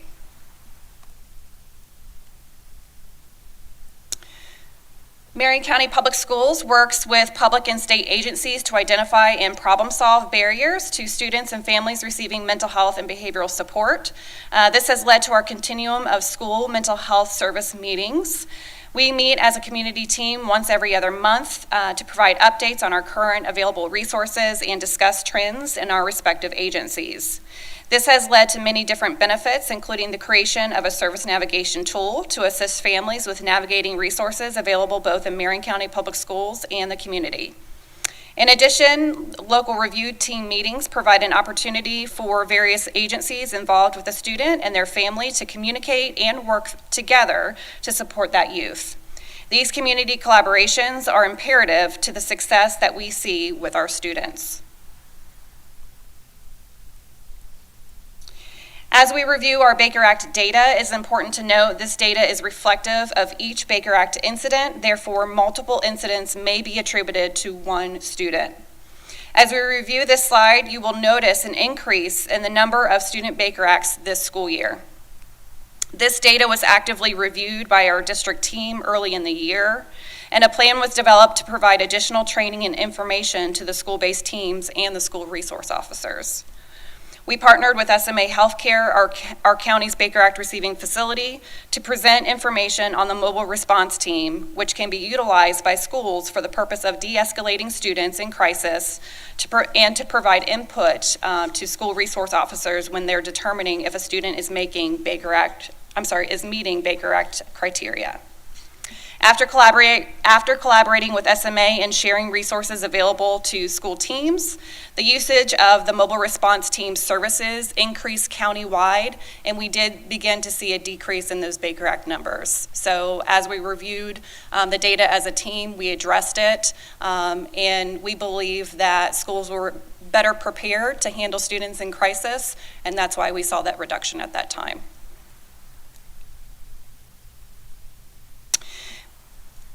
Moving on to our last slide, our last goal, which is family engagement. Schools work with families to assist with accessing mental health services and support for their children. We have multiple ways in which we provide information to families. For example, finding creative ways to connect parents and students in our mental health and wellness webpage by creating posters, as you can see on that slide. And we are currently working on updating that poster as our website did update this school year. So with that poster, for example, parents or students are able to scan the QR code, and this would direct them to our mental health resources webpage. We also participate in those family focus events that happen quarterly. We provide information directly to families in regards to how to access mental health resources here in Marion County Public Schools and what those resources look like for students. In addition to that, we offer Marion County Counseling Services Availability List. And this list is a community-based agency and service list addressing mental health and behavioral needs in our community. I will add for the upcoming school year, this is not on the slide, but for the upcoming school year, we are partnering with an agency called Brave. This is a service navigation partnership. We're able to refer students to Brave.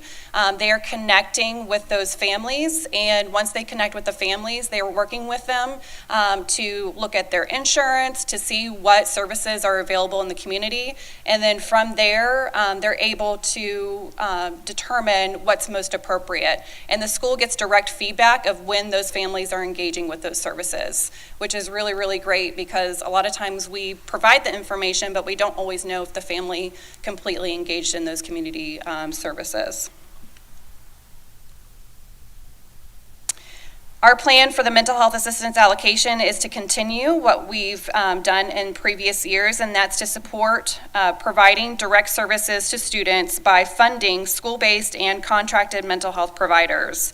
Therefore, 90% of the budget will be allocated to funding mental health staff, which includes 17 additional school-based mental health providers, such as the school counselors, psychologists, and social workers, and then also 4 mental health staff, which provide district-level support to implement the mental health allocation. And that is all I have, so I'll turn it over if we have any comments or questions. Thank you, Mrs. Steckman. Board, I'll open it up for conversation and questions. Anyone? Okay, Dr. Campbell. Thank you. I think some of it is more commentary than less than questions, but thank you for going over the Baker Act data a bit on slide 18. I believe there is a community conversation that might not be fully accurate about Baker Acts, but knowing that one of the previous slides noted that we had 650 suicide assessments and 900 threat assessments does dictate that there are students in crisis, and from time to time it is absolutely necessary to save a life to have that student Baker acted. But I am grateful to hear you say that there's been additional training, so this might not be a question you can answer, but how quickly does an SRO that is becoming an SRO and being assigned to a school get that training? Because I think that's the community misconception. They think that our school teams are Baker acting students, when in actuality, the law dictates that only a law enforcement officer can actually Baker act a child. But if that SRO is on the campus and isn't sufficiently trained of the other opportunities from a threat assessment standpoint and how they can de-escalate the situation, my concern is that we might have SROs on campuses that might not be as trained in that protocol as possible. You may or may not have an answer to that, but perhaps we can get an answer from the sheriff's office and OPD and just asking what their protocol is on ensuring that all the people they assign to our schools are trained in this, in addition to all the other things they need to be trained in. I will say we are in constant communication with the SRO supervisors. We have a great partnership. They sit on our district multidisciplinary team, for example, and so they're well aware of what this framework looks like. Included in our procedures, when we complete a suicide risk assessment, it's a certified mental health provider that's completing that initial assessment, and it's only when it's determined that it's a high-risk situation is when the school resource officer is being involved and included in that conversation. That is very purposeful because we want to make sure that we have the opportunity to de-escalate before bringing in someone with maybe a little bit more authority that could escalate the situation unintentionally. Right. Yeah. Thank you for that. The concern I continue to have secondarily from that is what happens after the Baker Act, and that's more of I think there's a state funding issue that needs to be addressed in Tallahassee about who actually pays for that, because if the student's family does have insurance and they're not like a Medicaid family or what have you, there's a significant cost to that, and people don't, especially if for some reason that student then has to be transported by ambulance, or depending on the severity of the issue, that's a challenge for me, knowing that if a student is in crisis, I don't know that a family needs to encumber additional financial costs, because they're going to have to encumber financial costs for the ongoing counseling potentially of that student. So that's a conversation I think that needs to be had at higher levels about what that looks like. A couple of other comments. Ms. Del Nodal and I spoke not long ago about getting to some of the root causes of some of these crises that students are experiencing, and the lack of availability of counselors trained in certain types of counseling needs. I think it's interesting that this ties in similarly to our mentoring programs that we just talked about. We have students that are acting out aggressively in certain ways, where in actuality, if we got to the root cause of what actually happened to that child at whatever trauma event or multiple trauma events that have occurred in their lives, some of those counseling resources, there is a lack of folks that are sufficiently trained in that. I don't know how we solve that. I don't know how we fully address it as a district who's dealing with the external of what the student is doing versus how we can actually help them recover and heal and become whole again from whatever has occurred for them. Again, just kind of commentary. If you have feedback on that, I am certainly open to it. I mean, I would say it's a two-part. So one is identifying early that this child has a need that needs to be addressed. And that's part of what that multidisciplinary team framework is to identify those students early on.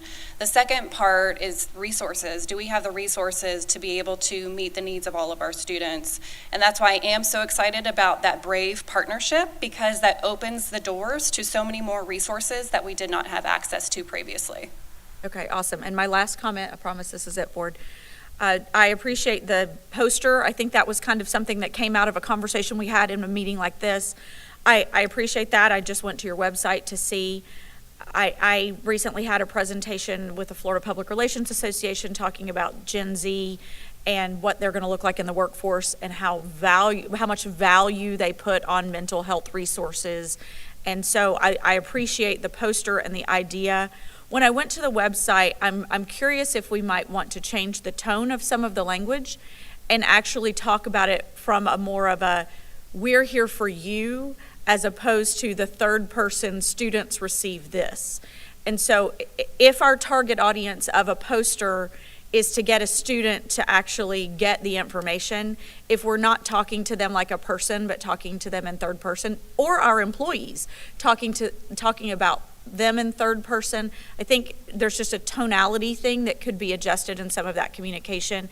I think the more that we flip the script on how we're actually addressing this to make them feel we're here for you, this is all it, let us help you kind of approach.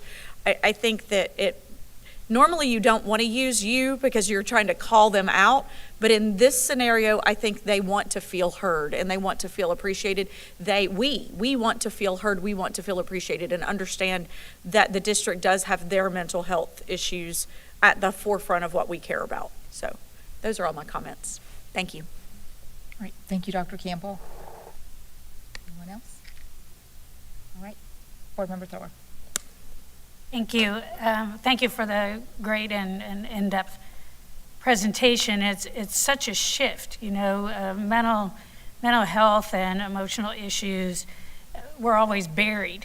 People continue to be a little reluctant, to share, but I see that shift and that changing, and as Board Member Campbell alluded to, and as we have every single one of our school board meetings, I know you guys tune in, our student school board member representatives, basically every meeting, talk about the need and the desire for mental health resources. I believe we're working on something with maybe MTC, a pipeline for getting to a point where we have more trained, compassionate folks available that understand mental health services in a school setting, including avoiding Baker Acts, because it's very nuanced. Some parents are like, please, Baker Act my child.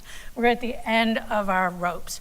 And others are like, if we can document it, that I get called first because I can de-escalate, this kid, and he already is in counseling, but you have to be able to take care of the situation while it's occurring on a school campus. There's a sense of urgency, obviously. So there's just a lot in this. I look forward to continuing to do what we've been doing with pipelines for paras and teachers and reducing costs and having those partnerships where we can really look, and I think it'll be well supported by students in the first person, and that they'll even think about, there's a little bit of interest now from our young people about coming into the field of teaching. And I think it's that compassion that they have for each other, and they want to be part of the solution. So I would certainly look forward to any presentation that we can find a way to support to bring more mental health professionals on board. Just a quick glance at our vacancies, I think 4 social workers, and that was just at a quick glance. So, private practice is probably more lucrative. So yes, hopefully those won't be there for long because we've got several applicants already. But it is, we are always looking for mental health professionals. We do have a lot of them that once they get licensed, find other opportunities. There's so much out there now that there's a lot of interest for folks to finding other things to do, and private practice is one of them as well. But we have some amazing folks that work for us right now.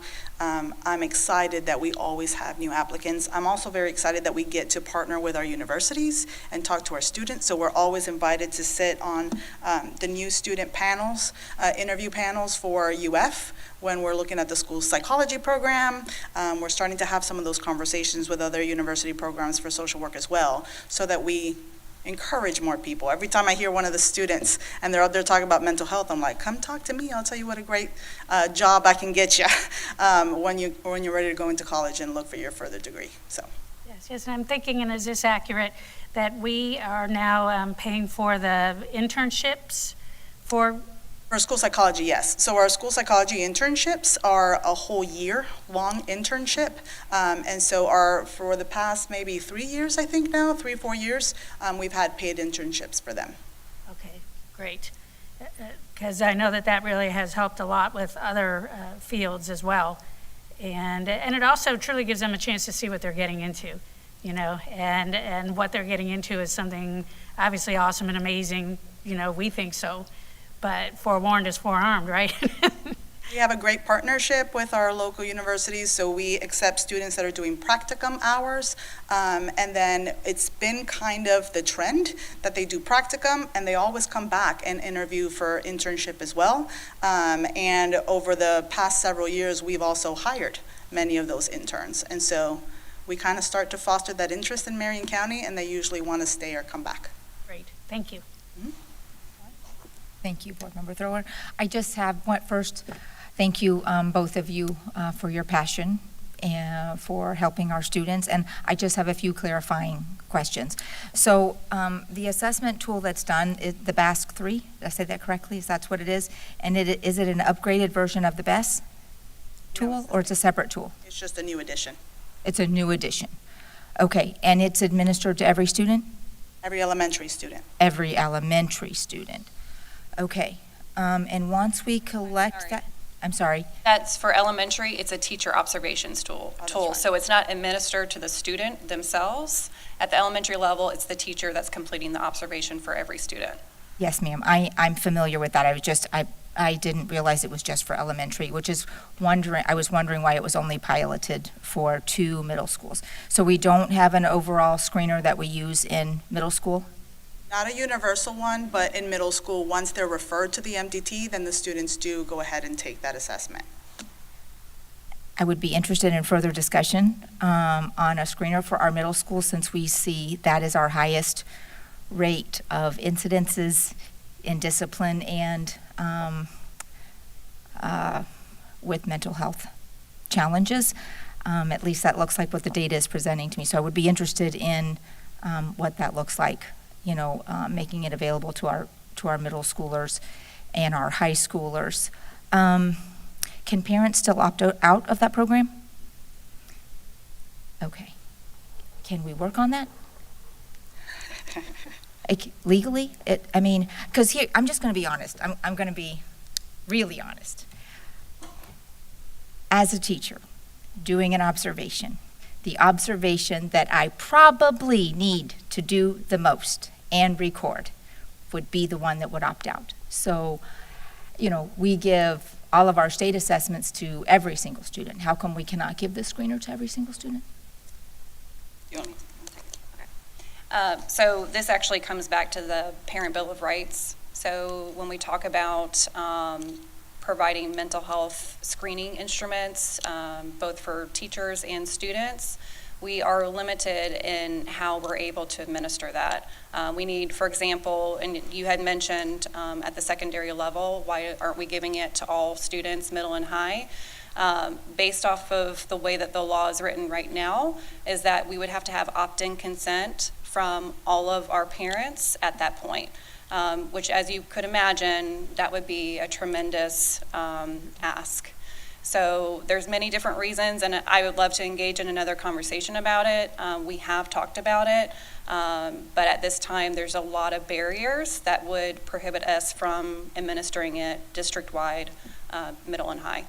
Okay. However, I would add to that to say we haven't had many instances of parents opting out. And even when we're talking about interventions that we recommend at the secondary level, we haven't had many instances of parents opting out either. And whenever we do have a parent that's kind of reluctant, we bring them in. We have a conversation with them. We'll share materials, show them, this is what we're planning to do with your student. This is what the intent is, what the purpose is. And then we've been successful in those conversations thus far. Very good. And then does that data, is it documented and does it move forward with them as they go to middle school and high school as a potential early indicator? Okay, Amanda's shaking her head. Best, yes. Yes. Was it the opt-out of the best? The best? Yes. Okay. All right, hold on 1 second. I gotta put my class back on.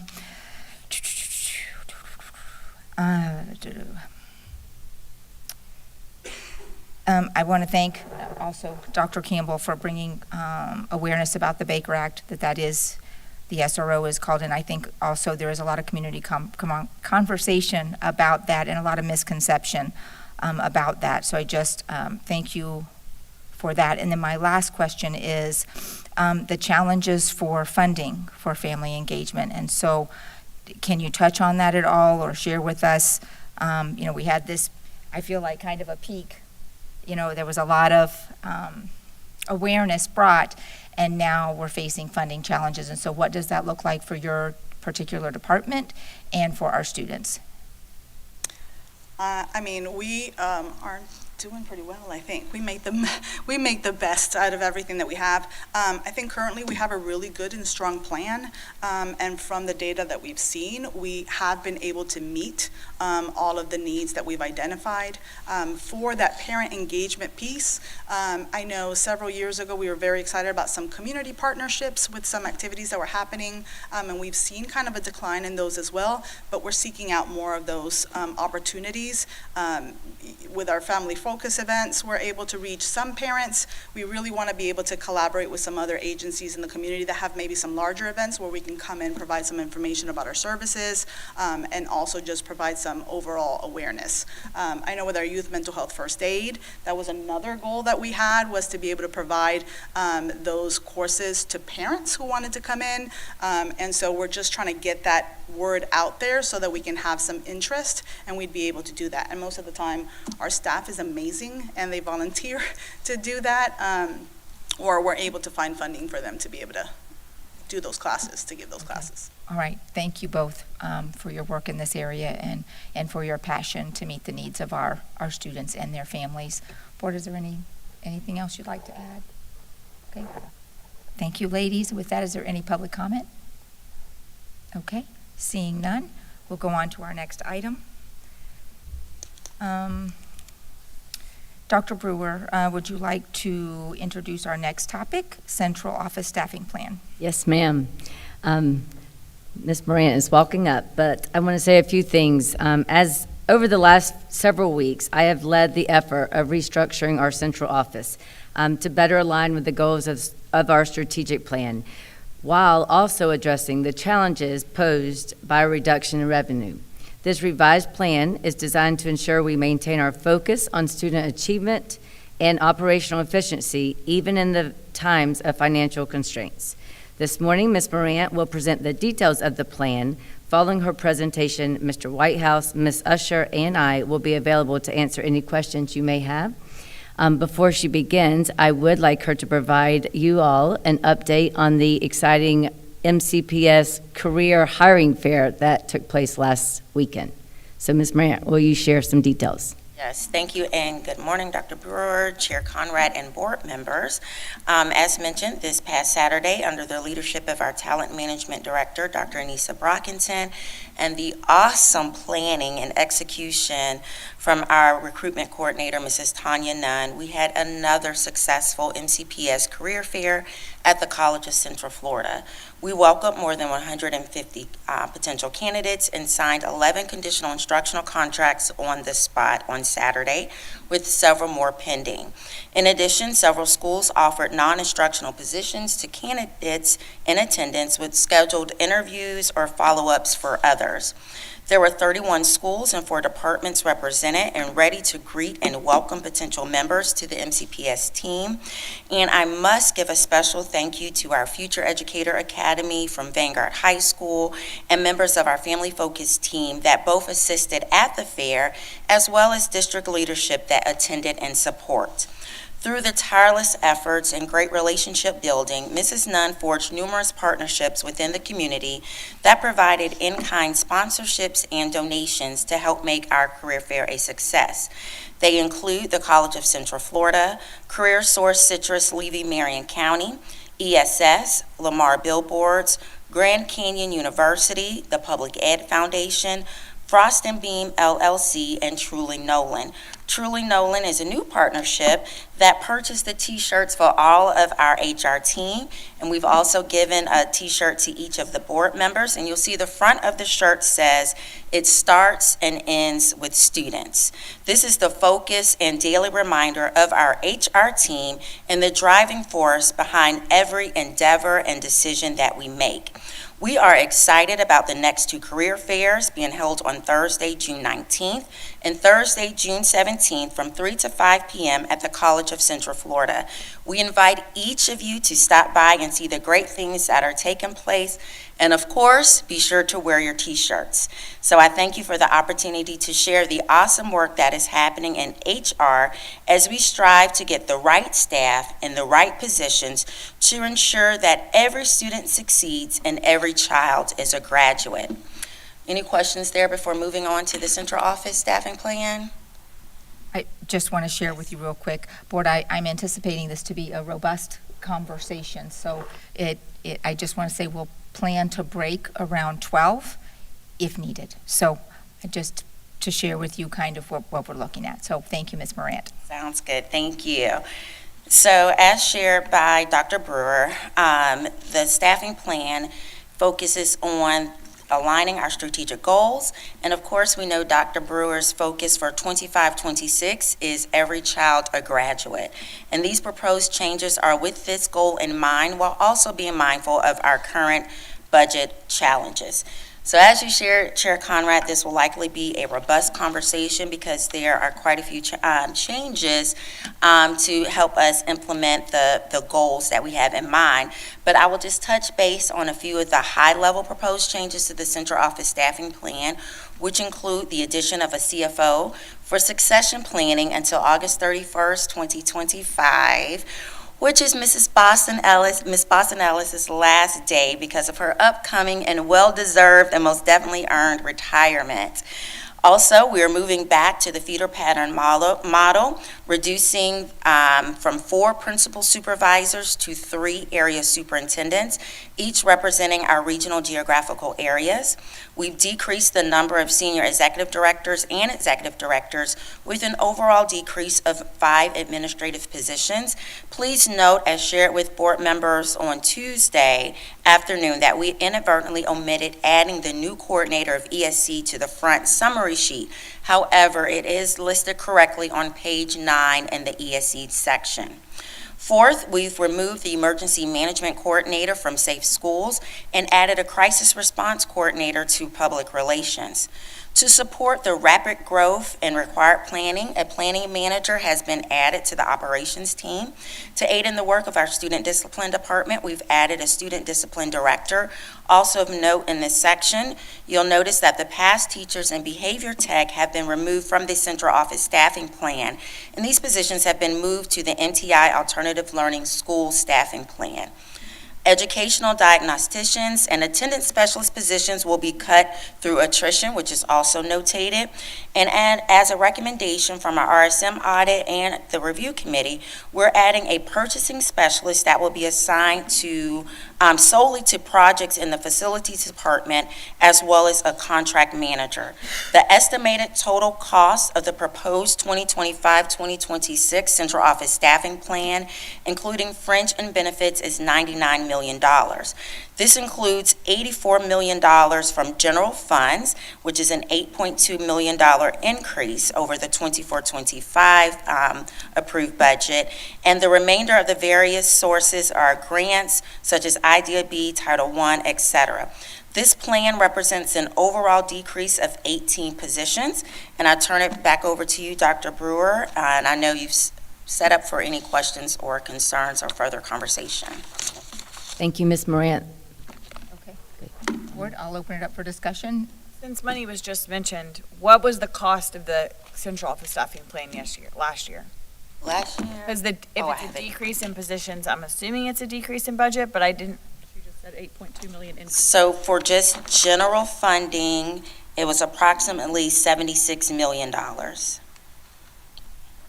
So I heard what you said, but I think what I thought you said was talking about the type of budget it comes from, which is general fund. Mm-hmm. Okay, so you said the total budget is $99 million. That includes all funds. Correct. So what is the total budget this year for the central office staffing plan? Last year. Oh, what was it with for all funds? I just have general for 24-25. $90 million. So I would like to just add a point of clarification here. Ms. Bostonellis, you can nod or correct me if need be.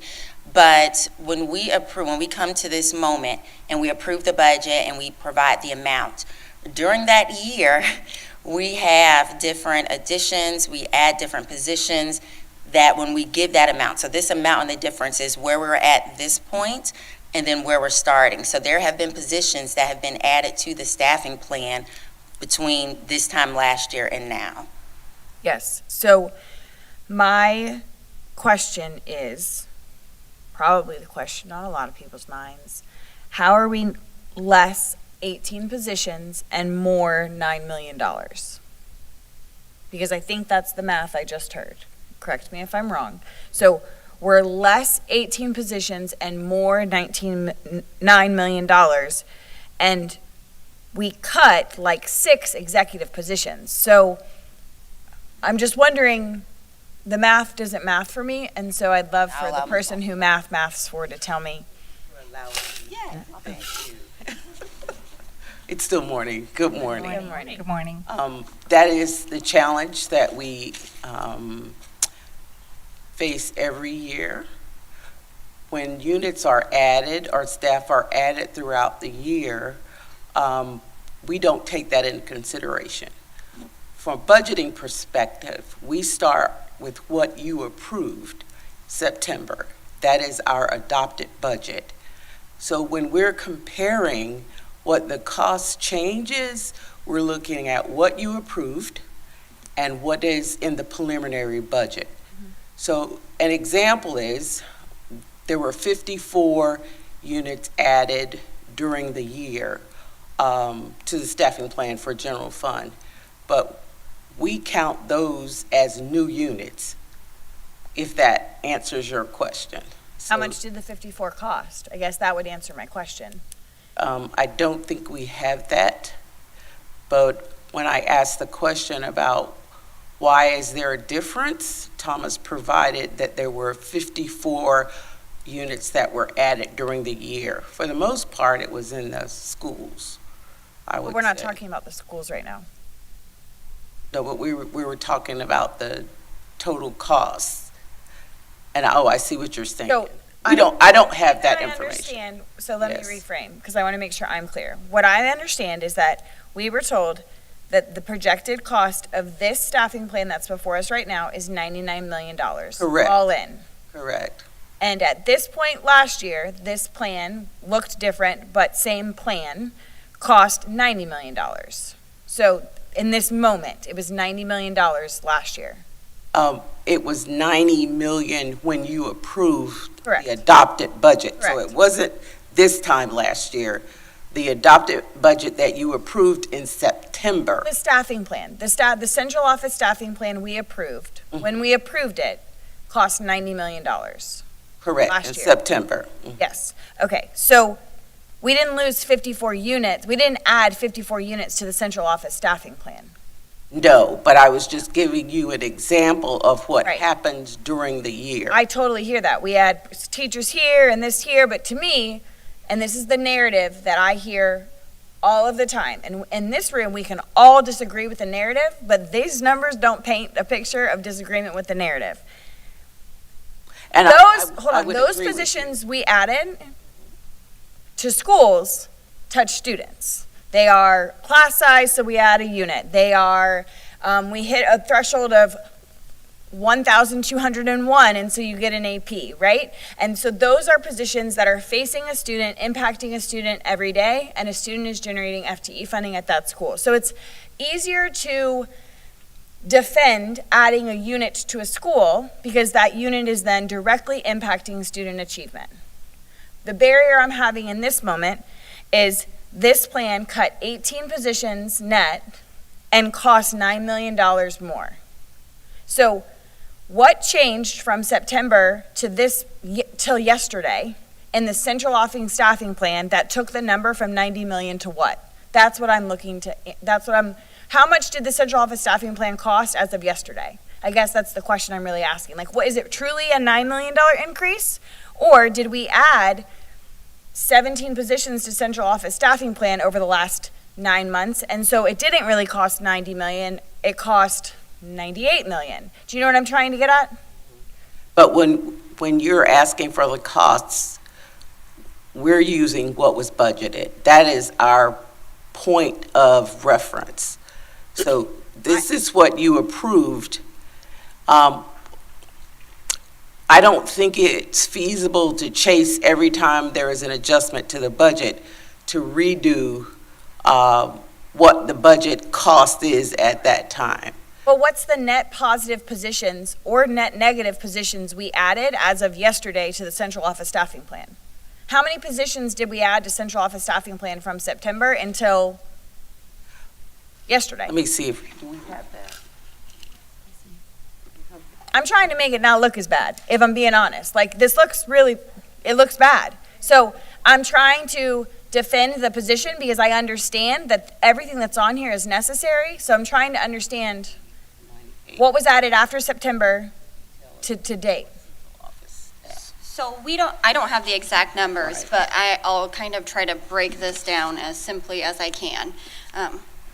So when we're looking at adopted budget, even though you guys approve units in the central office staffing plan, when we go to balance the budget, some of those units that are in the central office staffing plan, we will unfund or say we're like not going to hire X number of positions, so we don't have to allocate those units.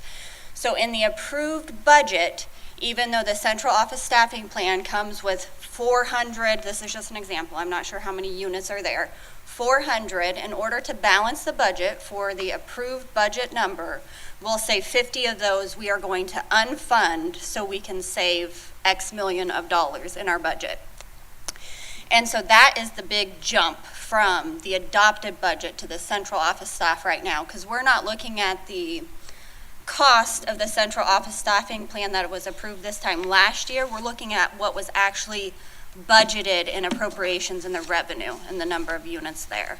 Does that make sense? It does make sense. I don't think it helps the conversation narrative because and I'll be done and I'll let Dr. Campbell go. This is my concern then. The number that I'd be looking for to be told today is how much did the central office staffing plan cost last summer, last May, when it came to the board? Because that's not 90 million. 90 million was what it cost in September when we froze however many units. So it's not helpful because we're comparing apples to oranges right now, because you may very well say, we're gonna go ahead and we have 50 units that are gonna be frozen and they're unfilled and all of that, and then we're not gonna spend 99 million, we're gonna spend 90 million again, and we'll have cut 18 million, which is probably actually a net negative when we take in raises and increase costs of insurance. But for today's narrative, that doesn't help this. Do you know what I'm trying to say? I understand what you're saying. When we pulled the numbers, we didn't pool based on the central office staffing plan because we don't have those in the budget. We have what we budgeted. Right, but in the conversation that occurred a year ago, we had to have asked how much the plan cost, and there's gotta be somewhere where in this conversation a year ago, there was a number said for how much the central office staffing plan was gonna cost. And that's the number that I was looking for. So I will take a break after that. Dr. Campbell, thank you for waiting patiently. No, I think I can clarify. So the purpose of me trying to interject was to give an example. We approve a budget in September.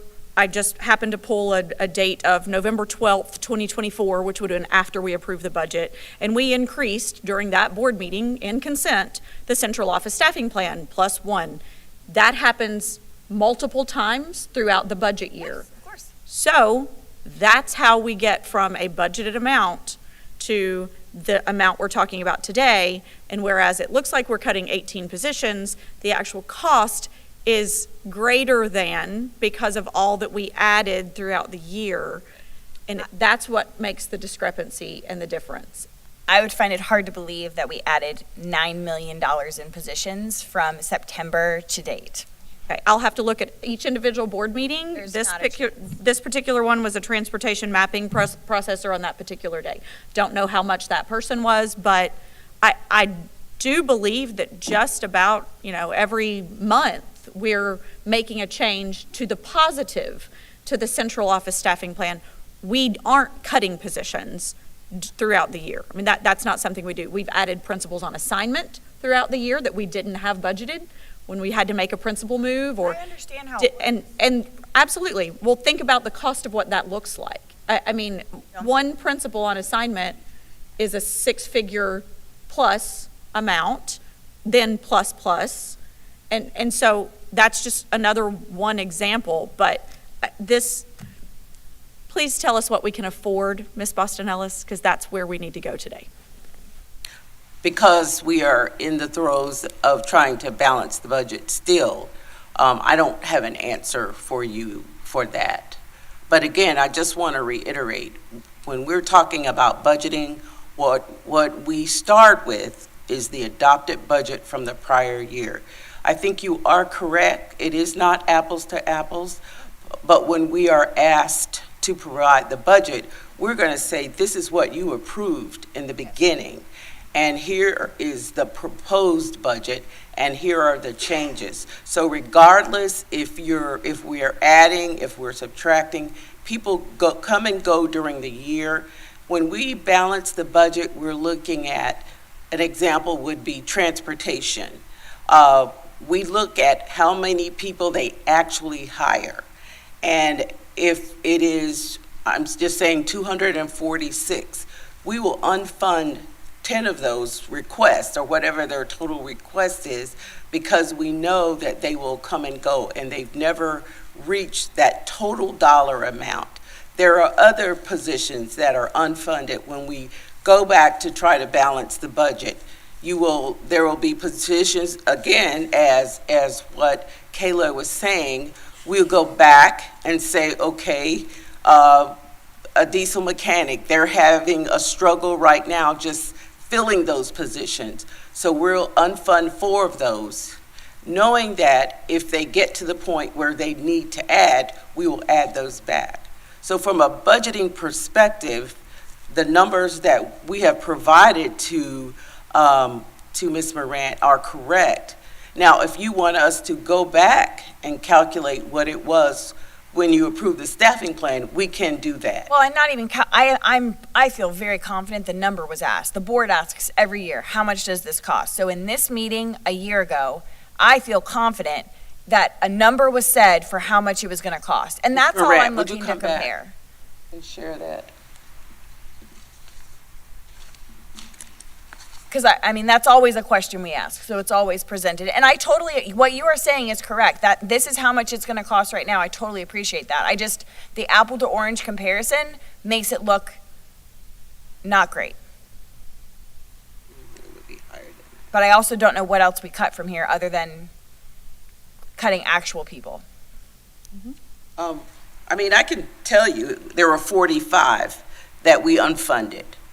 It was 2 account clerks, 2 assistant site managers at MAPS, 8 behavior techs, 1 benefit clerk. So what I'm telling you is we can reconcile the numbers that you approve versus what the preliminary numbers are. I can give you a list of those. I can provide that to you. But as far as the number that you did from last year for the staffing plan, we would have to go back and calculate that. Because that is a moving target. Yeah. So the day you approve it, the next day they're making changes. And I'm not expecting time to be wasted on that. I think it was probably mentioned in the work session. I can go back and rewatch that section of the work session that day as well. Ms. Morant always says how much it's going to cost in every single time it's discussed. So, But between the time she tells you to the time that you actually approve, you've got to realize that Yes, there are but even changes. what I'm hung up on is understanding how much did you say it was going to cost this moment last year? Because right now it looks like a huge disparity, but it probably isn't a huge disparity. Because last year you probably said it was going to cost, I don't know, somewhere between $90 and $100 million. And then we cut stuff and then it got down to 90. So for the purposes of today's conversation, if the budget, if the proposed staffing plan a year ago was going to projected to be 95 million and now it's 99 million, well, all of raises went up, so that tracks a little bit better than a $9 million discrepancy, which is the point I'm trying to make. But I can find it in the work session. We can find it. You don't need to do the math on it. Please do not waste the time doing the math on it. You have far too much to do for me to have you do that. And I would assert too, even the 99 million is going to go down, if that's the point you're trying to make. Oh, I know Because it we will. have not balanced the budget yet. Oh, I know it's going to go down. And a lot of times what we do is unfund the position in terms of balancing the budget. And if we see that fund balance comes in higher, we can add back additional units. But again, that is a very fluid process. And we would basically have to recalculate it every day. But like I said, we can go back, take the staffing plan that she brought to you on that day and calculate what it cost. I do not want you to do that. I feel very confident it was said in the work session, and I'm going to go find it. All right. Thank you, Dr. James. Thank you, Ms. Boston Ellis. Ms. Thrower. Oh, Dr. Campbell. Thank you. So what I appreciate that has to be acknowledged is that during budget approval process in September, we approved a central office staffing plan at $90 million. Because while we approved this at one point through the balancing of the budget process, you removed positions because we had a freeze on them, or Dr. Gullett recommended let's unfund that because we can't do that right now. But ultimately then what happens throughout the year is, because when the board approved the central office staffing plan, that position shows as it being funded. Throughout the year, anybody can go back to that and say, but the board approved the central office staffing plan and this position is there. So then you have to find the funding, and I'm using that term lightly, but you have to then find the funding, because essentially we did already approve the central office staffing plan, that all of those positions were supposed to be funded, but in actuality we didn't have the funding to fund it. And so that's how we wound up with the 90 million versus today the central office staffing plan saying 99 million because of the 45 positions that you unfunded. But what we have to determine today, And we have to start determining if we're going to be a board that has hard conversations like every other board in the state has been having. I did hear the comment of getting rid of people. No, it's getting rid of positions. And we do have a lot of positions in this district that other districts are having those hard conversations. You can see any newspaper article you want about any other district. They're being very transparent about what has to happen so they can balance their budget. In Marion County Public Schools, we don't have those tough conversations. We continue to put this out and basically have the mindset, and I'll use the phrase culturally embedded dysfunction, to believe that once you become a Marion County Public Schools employee, you get to be here, we're gonna find a spot for you, you're a part of us, and I appreciate that. I love the culture of what that family environment says, but we are running a $1.3 billion business that is the largest employer in Marion County, and our community expects us to have hard conversations about, do we really need this many positions? I'm not talking about people, because when we attach a person to the position, it becomes emotional. We have to have very hard conversations. Do we really need this many positions in Marion County Public Schools? And I can make the recommendation right now, or we can wait for Dr. Brewer to make it, because she and I have had this conversation. Board, I believe that even though on January 14th of this year, we approved the school staffing plan, I believe we need to reopen it. Because the way the budget looks right now, and what the conversations are, all these dollars coming out of the general fund, that hit from family empowerment scholarships, we weren't planning for. We thought it was coming, but not quite to the extent that it did. And what the state is right now, not even balancing their own budget, I mean, we still don't know what this really looks like. And if we don't have hard conversations, we're going to be up the creek. And our community is not excited to think that we are not doing what we need to do to keep our fiscal house in order. Thank you, Dr. Campbell. And I'm going to hop in here because I feel like my questions and my ask falls in line with that. And Ms. Boston-Ellis, one of the things I'd like to see, just because it's the way my brain works, is I would like to see the cost beside each position. So I can look at this and see what is each department costing us. And I think the same, in my opinion, is going to have to happen at the school level. We have to know in each department how much we're spending. And then the other thing I'd like to know that goes along with that is again, we have this great and wonderful family atmosphere here at MCPS. But I need to know, we've got positions where the pay is frozen, position where the pay is, we're going to keep you at this pay for a year. When we look at the salaries, I want to know who's on a frozen pay scale, who's on a 1-year adjusted pay scale, and then I want to know what the reason is. Why are some people, if they change positions, why do they get to keep that pay for 6 or 7 years, however long it's been? And then we have people that are moved and they get 1 year to keep the salary if it was greater. I just think I need more clarity in what we're spending in each department.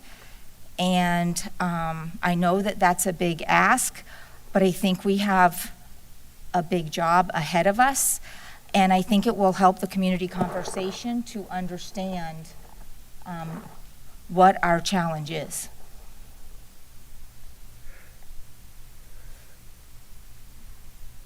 Chair? Yes. So just to clarify, Clarity. what you're asking is basically the detail of the budget by facility. So whether it's a school or whether it's a department. And are you talking about it, the original budget for 24-25, or are you talking about the preliminary budget for 25-26? I'm talking about the preliminary. The preliminary budget, okay. And then when you mention frozen, you are absolutely correct. There are positions that are frozen depending on the time that there's a change, and that has been the way the district has operated. Also, there are positions, an example would be secretaries, by no fault of their own, when their boss has been moved to another position, those positions are frozen as well. And I'm assuming that that's what you're talking about. I am, and so as I think, as I envision where this conversation is going and the hard conversations that are happening, although we're hopefully not talking about losing people and losing positions, I am much more in favor in getting the positions that we do have on the pay scale that they're supposed to have, so we can keep other positions. And so I'm just thinking longitudinally, how we can be the most conservative for our staff. Yes, Dr. Campbell wanted to say something. Thank you. I appreciate the ask, Chair, for sure, what is being asked for. I believe some of that hard work has been done already, of going department by department and cutting all the fringe and the extra things that the paper reams or whatever, like getting the budget itself to as bare bones as possible, department by department. I see head nods from people in the audience. It's people. We know that positions. We know that our largest budget allocation, 80% of the budget or so every year, is salary and benefits on positions. Even if right now we cut 100 positions, we have 200 plus teacher vacancies, every one of them could go in the classroom tomorrow. And we would potentially welcome that. If they've never had a teacher certification, we can get you temporarily certified for 7 years. So we have spots for people. We don't have enough money to fund the positions that we have right now. And this is where the last thing I'll talk about school staffing, because we're not officially opening it yet until we have consensus to do that. But I was the board member that requested the information from Ms. Morant yesterday, because this board had really good conversations about wanting to ensure that we had enough school counselors in our schools to meet the mental health needs. Again, all these conversations are tying together, but we wanted to make sure our schools had enough school counselors to meet the mental health needs of our students. And you all received the chart last night that showed the 16 schools that would have gotten that extra school counselor made 17 unit exchanges, because we made a decision. We wanted them to have school counselors, and they were like, nope, they're giving us an extra person. We want somebody else. That's a decision they'll easily be able to make when we're in site-based budgeting. But when we're making decisions based on ratios and based on we need to have X number of people for X number, those are decisions we need to stop making, because it's causing us to have a budget that we can't fund. And that's where I know Ms. Boston Ellis and I have had a couple of conversations. I know that other departments, and we've seen emails that we're going to approve these positions, but then we're having a hiring freeze on anything that's open. We're going department by department to do 20% cuts. That's work, honestly, that the team has already done, and I know that they're a different team than we have currently in place. But all the work that's been happening since the fall, a couple of these folks have been doing budget books in the rooms and all that hard work has already been done. So we don't need to reinvent the wheel. We need to go back and see all the hard work, all the positions they're already considering being cut, and talk about what that looked like, because that got us closer to a balanced budget than we are today. Thank you.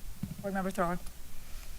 Thank you. And, this is deep, heavy, and expected, because Ms. Boston Ellis, you have shared with us for years that it's all about recurring costs. And when you continue to budget recurring costs with no recurring funding assurance, and then you get a gigantic infusion of $150 million or whatever it was for ESSER, which reminds me of the gigantic infusion we got years ago from ARA after we laid off all of our first and second year teachers. It's a terrible cycle that just seems to continue to happen. On top of that, we have a lot of uncertainty right now. We are probably one of the most highly audited agencies of any. And yet, we're not sure how decisions at the federal level are going to affect us and how those decisions may cost us or not. We have a state level squabble ongoing, which is preventing us from doing much of anything except wringing our hands. And like, when are we going to know what our budget is? Because all of this is projection and conjecture until we know what we have coming in. Thank God for George Albright, our tax collector, because he at least communicates right on time and gives us the reassurance or the warning, that property taxes seem to be rolling in at a good rate, so we'll be able to count on that. We have a funding referendum that this community has been incredibly generous and also really realistic.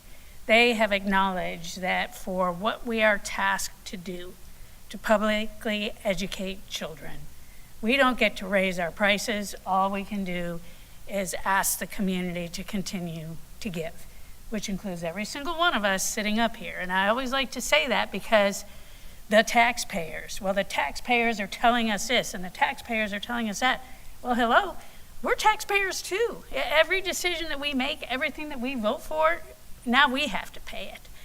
So I have a question, and I know we are really monitoring our enrollment because that's our FTE and that's how we get money. And I have news for the public.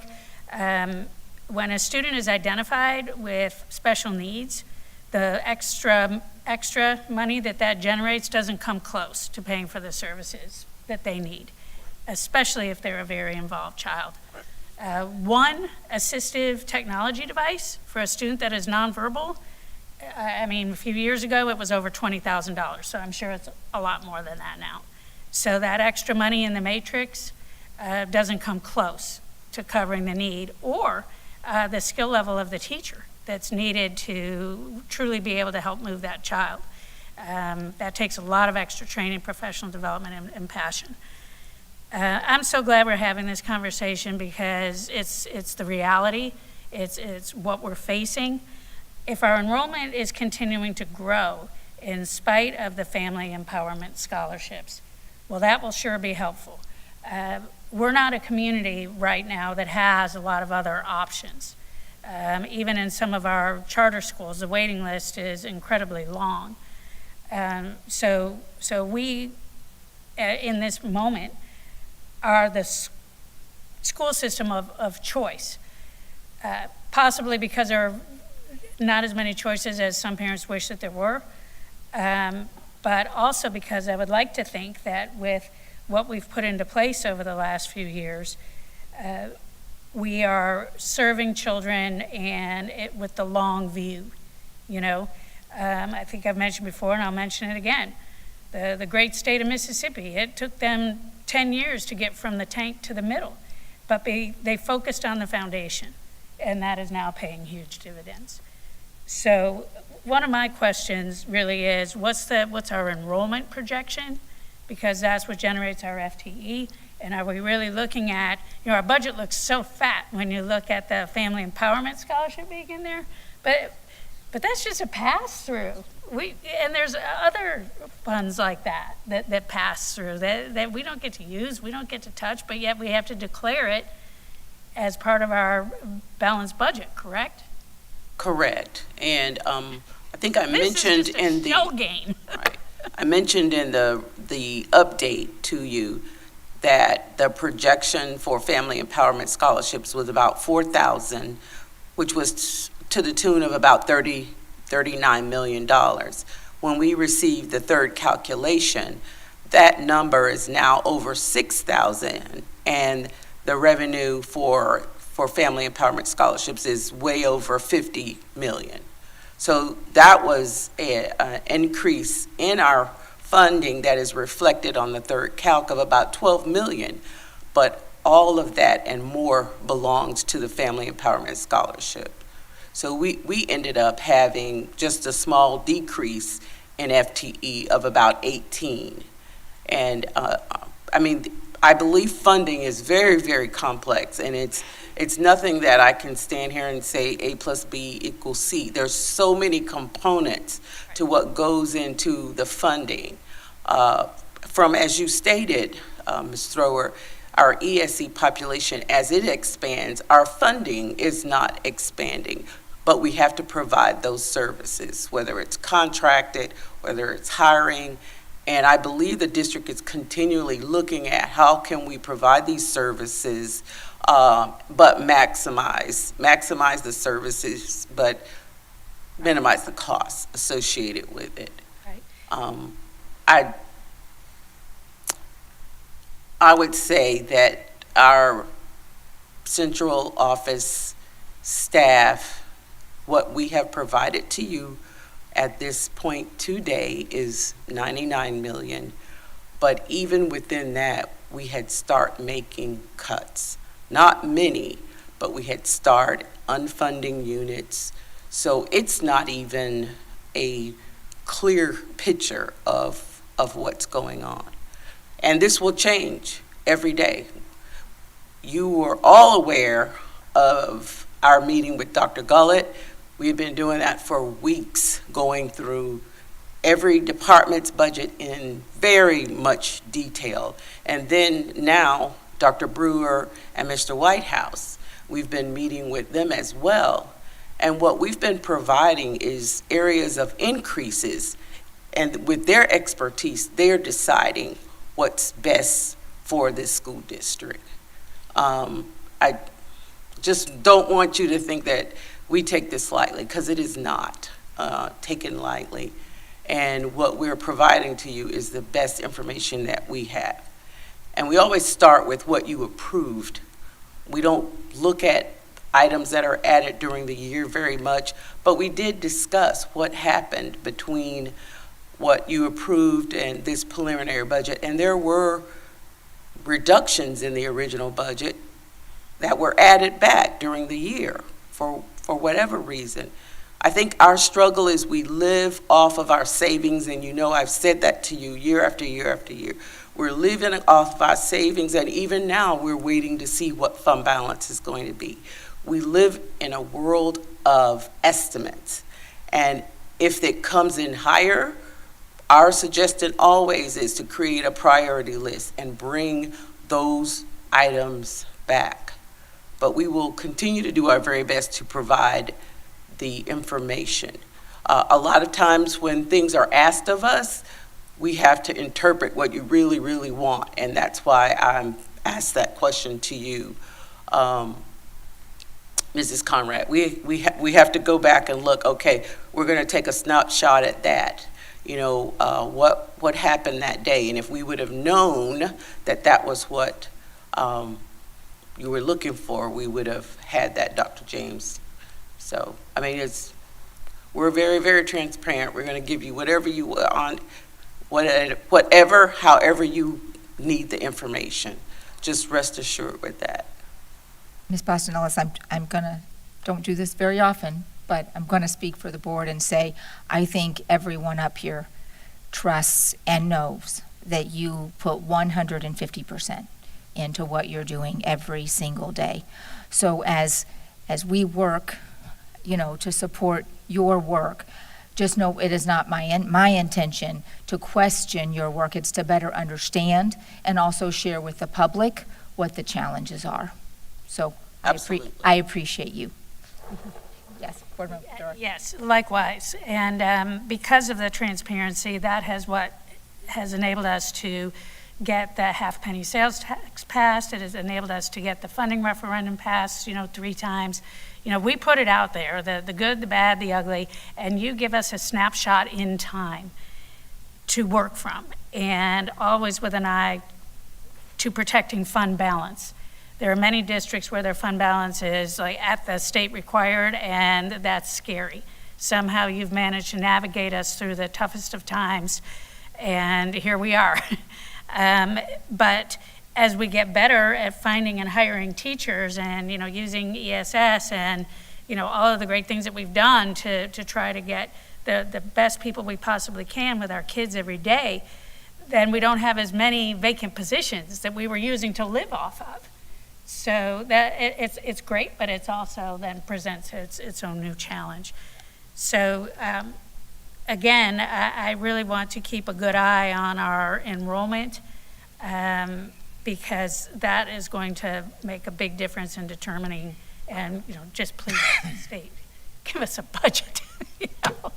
And again, we'll have to figure out what we think FES is going to be as well, because it's a part of our total revenue. So that's the trick. It used to be a lot easier because the student had to be here 1 year, there had to be an income restriction, and now it's just wide open. So it's a hard thing, and I think our legislators have discovered that it's hard for us to monitor. And for a couple of years, they've provided additional revenue to offset what they think the projection is. And I think if things pass, those schools will now have to have an enrollment number, so they'll be easier to trace. Because if we end up with those students and it's not FTE week, we don't get the funding. So. And I'm just going off topic, but that's okay. this is what it's all part of the story. This is what we deal with as a district, just like other districts as well. So it is a challenge, and it's okay. I've got tough shoulders. I have a tough staff, and they're probably trying to figure out now how to calculate what Dr. James had thought she was going to get today, and we will get that information to you. So, thank you. Thank you. Dr. Campbell. I'm going to make a statement and then a request possibly, but continue, and then I think Dr. Brewer wants to say something, and then Dr. James. So I'm seeing all the hands go up. So a first statement, thank you. That's the first statement, but you know how much I appreciate you. But I'm also grateful that you helped us when we adopted policies that we would enshrine like a reserve. And we were very diligent in making sure that we would fund that reserve. And my personal philosophy, as you and I have talked about, and this is an individual person, so I'm going to talk only for me, in my work on the executive committee at Florida Public Relations Association, as well as Florida School Boards Association, have helped both of those organizations ensure that they also have adequate reserves. So my personal philosophy is once you have it, don't take it away. Have it, because that's your rainy day. This is not a rainy day. We just have to get our house in order. So thank you for helping us with that policy. My request, and this may be a little unconventional, board, and I'm sure that it is, but you guys had months of work in, and you already knew some things that potentially were going to be recommended as positions that were going to be eliminated. If the board would be interested in knowing or seeing what that months-long work looked like, I certainly would be, because they already had much of this work done before we made a change in April. And so I would be interested in seeing what was previously going to be recommended, because over the last 5 years, we've had a leader in place that knew some of these hard things that were going to need to be done this year. So that would be my request. Again, I don't know if the rest of the board would like to see that, but I do believe that your finance team kind of already knows what some of those were going to look like. So I would be all in on that specifically. But I know Dr. Brewer has something to say. Dr. Brewer, thank you. Yes, thank you. Ms. Bostonellis, thank you for your guidance and, of course, your expertise. I want to share a few recommendations that we have already been working through in the last few weeks, but it really, a big portion of it will rely on the board opening up that school staffing ratio board-approved document that you approved back in January. We have, with that plan, we increased special needs paraprofessionals, 56 special needs paraprofessionals, which is over $2 million. We increased our ESOL paraprofessionals by 14, which is close to $1 million. But in order to really have a conversation about that, we would need the board to have a consensus to reopen that school level staffing ratio, that plan, to really look at some of these ratios to determine what is happening at the school level. In addition to that conversation, we need to revisit the 7-period school day. Having a 7-period school day increases the amount of teachers that you have to have. And while we know, and I've been a huge advocate for a 7-period day because of acceleration and remediation, in a real difficult time, we may need to look at that because we are only funded for a 6-period day. So those are some conversations we're having. We are trying to protect the committed fund balance that Dr. Campbell just mentioned. We are trying to protect that, and of course there's a board policy with that. Mr. Whitehouse and Ms. Usher's team have worked closely with all of their departments to reduce their operating budgets by 20%, which is close to, well, we don't want to say too much because we're still identifying some, but we're already at close to $10 million with looking at identifying those budgets. So those are just a few items. In addition to that, though, we have moved some items that were going to be in the general fund this year and moved them into some of our federal entitlements. So that will help out. So those are just some things, but I want to recommend that we open the school level staffing ratio conversation. Chair? Yes, Dr. Thank you. James. A couple things. And I'll touch on what Dr. Brewer shared, but I've been kind of waiting. So when we were briefed, and then even this uploaded document didn't have a number on it, which is why I didn't have an opportunity to prime Ms. Bostonellis or staff about my concerns about the discrepancy or disparity between the two numbers, because I didn't know the number. I don't think any of us knew the number. And so in future conversations as we go forward, it would be helpful when we're briefed to understand those numbers, because it always comes up, and problem solving potentially can occur ahead of a work session. I did go back and watch briefly, I read the closed captioning. Last year's proposed cut 28 positions. I don't know how many we added the year prior, but when it was presented to us last year, there was a deduction of 28 units from the previous year. In regard to what Dr. Brewer has shared, I believe that, I don't disagree. I have been an advocate from the beginning that I don't think we need 3 APs at certain schools, and I don't think we need APs at all at some schools. And I mean, shoot, I started a whole conversation about merging schools so that we could work on adjusting our overall cost of personnel. So I most certainly am not against a conversation about school-based staffing plans. What I'm going to struggle with greatly is a conversation, because essentially where we are with school-based staffing plans right now is the homeostasis kind of. It was presented to the board changed nothing, and we agreed to it. We're now presented with this, which was the work of the work of central office. They brought it to the board. If we're going to cut from schools, we're going to cut still from central office, and that is my firm belief.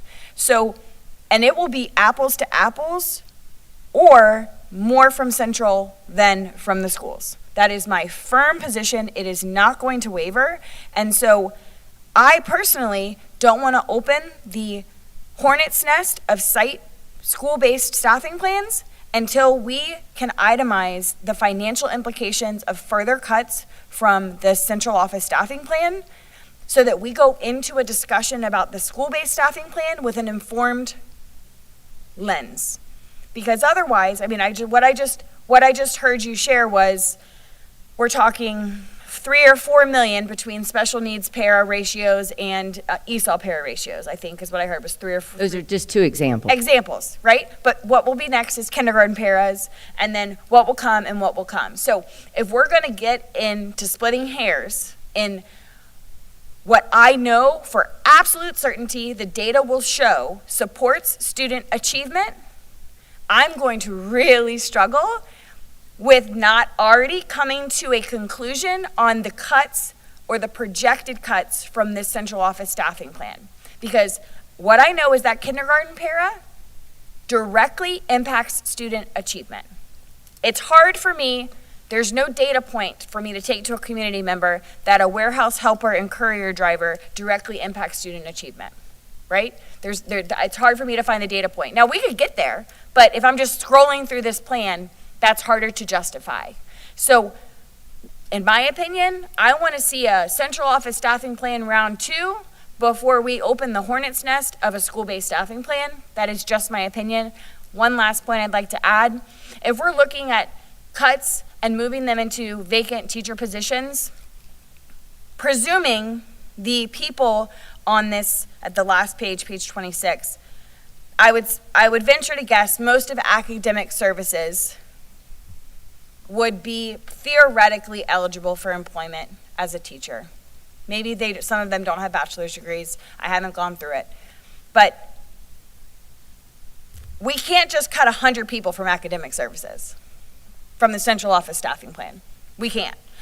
Now, sure, the superintendent has a teaching certificate, and there are some people in safe schools that might have a teaching certificate. But most of operations doesn't have teaching certificates. They're driving buses, they're custodial workers. So we really have to be very careful about the narrative we're sharing, because yes, I would love to fill all of our teaching positions, and I strongly say we have enough positions for most anybody to work because we have enough teacher vacancies. But not every person that we would cut based on hierarchy and seniority is just going to be able to be plucked right into a teaching position, nor is that what's best for kids. So it is very important that we ensure that however we're going to proceed forward, the premise is what's best for kids, because taking someone who has a teaching certificate and or just bachelor's degree and deciding that they can go be in front of my kid or anyone else's kid is not going to work for me either. So, had those thoughts stirring for the last 15 or 20 minutes. That's what I got. Chair Conrad. Yes. Can I say something?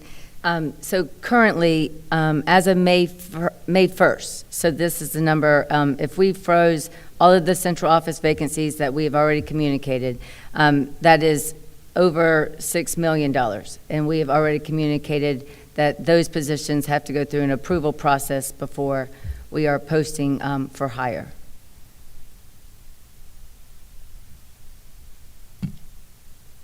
Thank you, Dr. Brewer. Yes, Dr. Campbell. Thank you. And I appreciate that. The challenge with just freezing the ones that are being recommended as new positions, which I know a couple of them we have, actually many of them, we have job descriptions on Tuesday evening to approve. The challenge with just saying we're freezing all the new positions is that some of those positions are vitally important to the success of our school district over the course of the next year. I'm going to mention a planning manager for one. I'm certain that Ms. Usher would say, we need to have that position. So it's difficult to say we're just going to freeze everything without actually, if the majority of the board would say, yes, please show us what the plan looked like prior to April 20-something.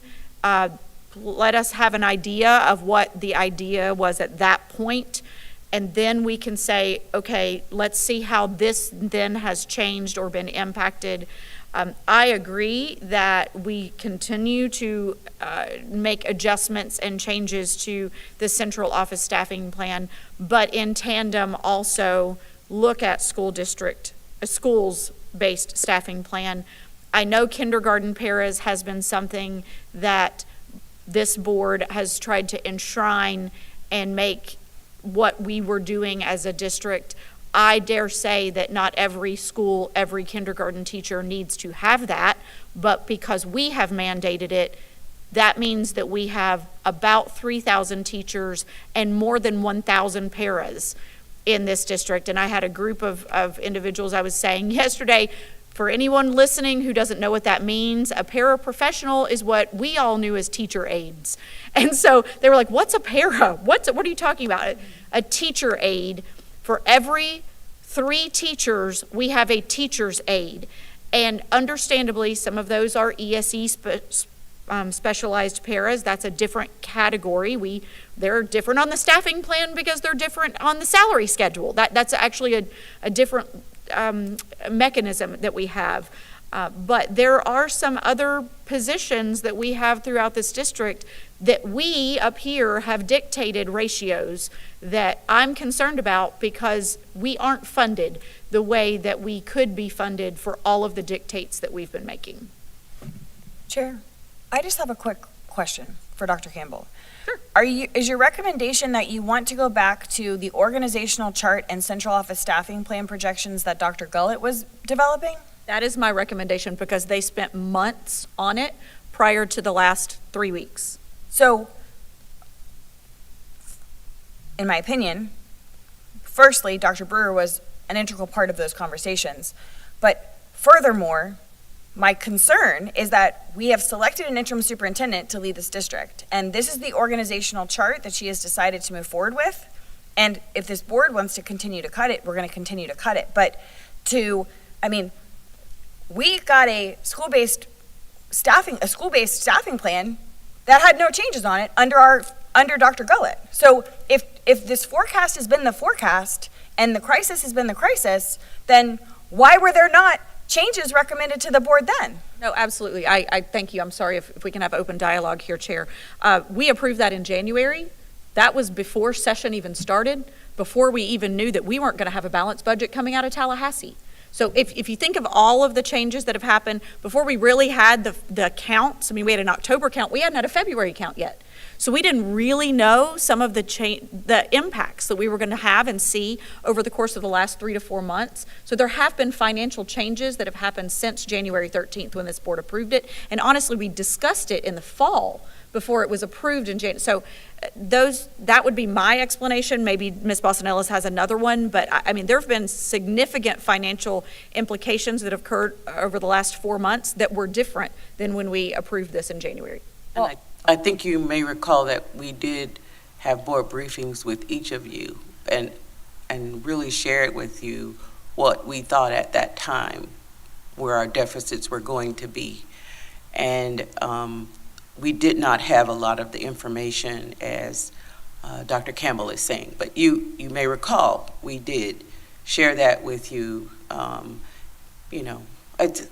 It's water under the bridge, but I've stood up before you for the last 3 years. Absolutely, that's my point. We've known for you, it's not like something radical has changed from January to April. My point is going back to an organizational chart and a plan that was under a superintendent who is now leaving the district undermines the authority of the interim superintendent we have named, but furthermore would theoretically disrupt organizational changes that have already been announced within our organization at the district level and at school sites. So I am vehemently against trying to go back to the way it was going to be because we have moved forward under Dr. Brewer's leadership. Thank you. Yes, Dr. Board Member Thrower. Call her Dr. Thrower. Yeah, just call her today. Just call me Nancy. I like that. What we have here is we're trying to hit a moving target. We have still an incredible number of variables and huge ones that, because of a timeline, Ms. Boston-Ellis, our CFO, and her team are still forced to adhere to the timeline of providing a balanced budget, but we don't have the information truly, even in this moment, to know what we're really going to be getting. You can project in their estimates, and you do a great job of doing that, and some years have more uncertainties than others, but sitting up here as a board member for a while, we've heard this coming, and adjustments have been made along the way. So in my mind, it doesn't hurt one bit to look at what has already been discussed. And this is a transition time, so I'm not going to get hung on undermining anyone's authority. This is a time to come together and acknowledge the reality of what we're dealing with. And the more information we have, the better. And I'd like to caution this board. We hire people to be connected to students no matter what their job. We have people in our departments that are mentoring students. We have people on this central office staffing plan that are absolutely integral to student success. And the last thing we need to be doing is pitting us against them, and that someone's more valuable than another. That's what makes this so hard, because I don't think that there is any position in Marion County Public Schools that doesn't have the expectation to have a direct influence on children. So I just hope that we can begin to shift this conversation to acknowledging that we are in unprecedented times, at least from what I've witnessed through the years. I don't remember not having a budget this late. Maybe one comparison could be during the Great Recession, and that was really bad, but we made it through. So I hope we can shift the focus to being willing to look at all plans and maybe come back with an adjusted version based on what we know today, knowing, and this is going to drive the narrative crazy, it's probably going to change because we don't have the big number yet. Thank you, Board Member Thrower. Anyone else? Thank you, Ms. Boston Ellis. I want to see, I think everybody in the room is passionate about meeting the needs of every student, which we started our meeting off with today. And so when I think about our conversations earlier about ESOL paras and kindergarten paras and special needs paras, it was because this board is passionate about meeting the needs of every student. And so it's very difficult when the funding doesn't allow us to do that. We have great people on staff in Marion County Public Schools, and we know that they always rise to the job. But an important part, even though this is more of a curriculum piece, is going to be as we look at losing positions, how are we going to meet the needs of our students with less people? It's so frustrating that public education finds itself in this position. Instead of moving forward, that it appears we're with the challenge. We've got the challenge of doing more with less. And it's continually asked of public education. So with that, I want to thank teams that are here this morning. A lot of work, a lot of time, the commitment to the students and staff of Marion County Public School, and thank you to the board for this in-depth conversation to work at finding solutions that are least impactful in the idea of loss. What are we going to lose, and keep moving our educational gains forward. Yes, Board Member Thrower. At this point, I'd like to offer a recommendation because a lot of passion and asks and needs have been brought forward. Maybe we really do need a round two of this. Take back what we have shared and what you think about it, and who knows, maybe in another few days there'll be some more information that'll come out that is tangible to help narrow down these conversations and priorities. And I agree with you 100%, Board Member, or Chair Conrad, that in the moment in a classroom, when you don't have the support that's needed to serve the kids that are in front of you, that is not going to get us to where we want and need to be. So we have to prioritize the classroom. I love the idea of providing more flexibility to the schools. We got some pushback on that with the guidance counselors, and it seemed counterintuitive. We're hearing from the students they want more of that, but then we also want better test results, so they're trading them out for testing coordinators. Some schools obviously feel like that is, they're okay with the guidance counselor. Would they like to have the more? Sure, but they're prioritizing testing. So I just feel like the more flexibility we can provide to schools, if there is a school that will step up and say, I don't need the third AP, I would rather have 4 paras, so be it. But the landscape I'm seeing is we have to be nimble, we have to be flexible. We have to stay within the law. And all of that is easy to say and hard to do in an organization of our size. But we have to get better at it, at innovating and making sure that our strategic overall goal of helping every student succeed is continuing. It's definitely a new way of thinking. You know, I'm remembering back to the formula. Every school got like one principal and one AP and one dean, and that's just the way it was. But that's not the way it is anymore. So a follow-up, I think, is in order. I'd love to know what the board thinks. Well, so we can keep going. I'm certainly don't feel like we have concluded this conversation. I'm actually not quite sure where we land at all right now, because I don't believe any of us have offered anything to change on the plan that's been presented. So I didn't hear anything. I haven't heard the board say anything specifically, line items that need to get adjusted. So I don't know. I think without us giving specifics of what to change, it's really hard for Ms. Moran to come back for a round two. I totally agree with Board Member Thrower. I certainly don't feel settled, and a round two is most definitely necessary. But I'm not sure how Ms. Moran brings back a round two without us giving specifics as to what to change. I'd also like to highlight this conversation happened March 28th last year. So this is very late to have this conversation because we have already impacted the human beings who sit in the positions on this plan. And July 1st is when it all rolls over. So how we go about changing this, we've already announced a principals movement because they're going to different schools or into executive leadership.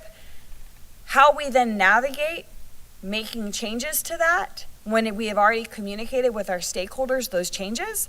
But this conversation happening on May 22nd instead of March 28th, I do not believe falls on Dr. Brewer.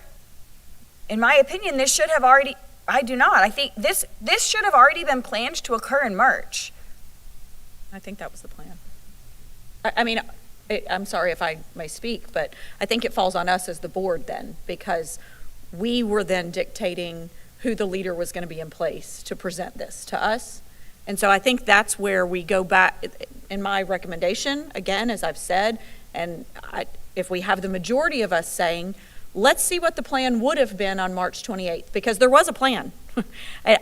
And honestly, I'm sitting here thinking, I can't believe that our finance team has been sitting here for all these hours because I know they want to go back and crunch more numbers to try to make all this work. And they've had to sit here with us and listen to us. I can sit here and tell you positions that I think, absolutely, but I'm kind of curious to know what the rest of the team, their months-long work that started back in the fall looked like, and we don't see that right now.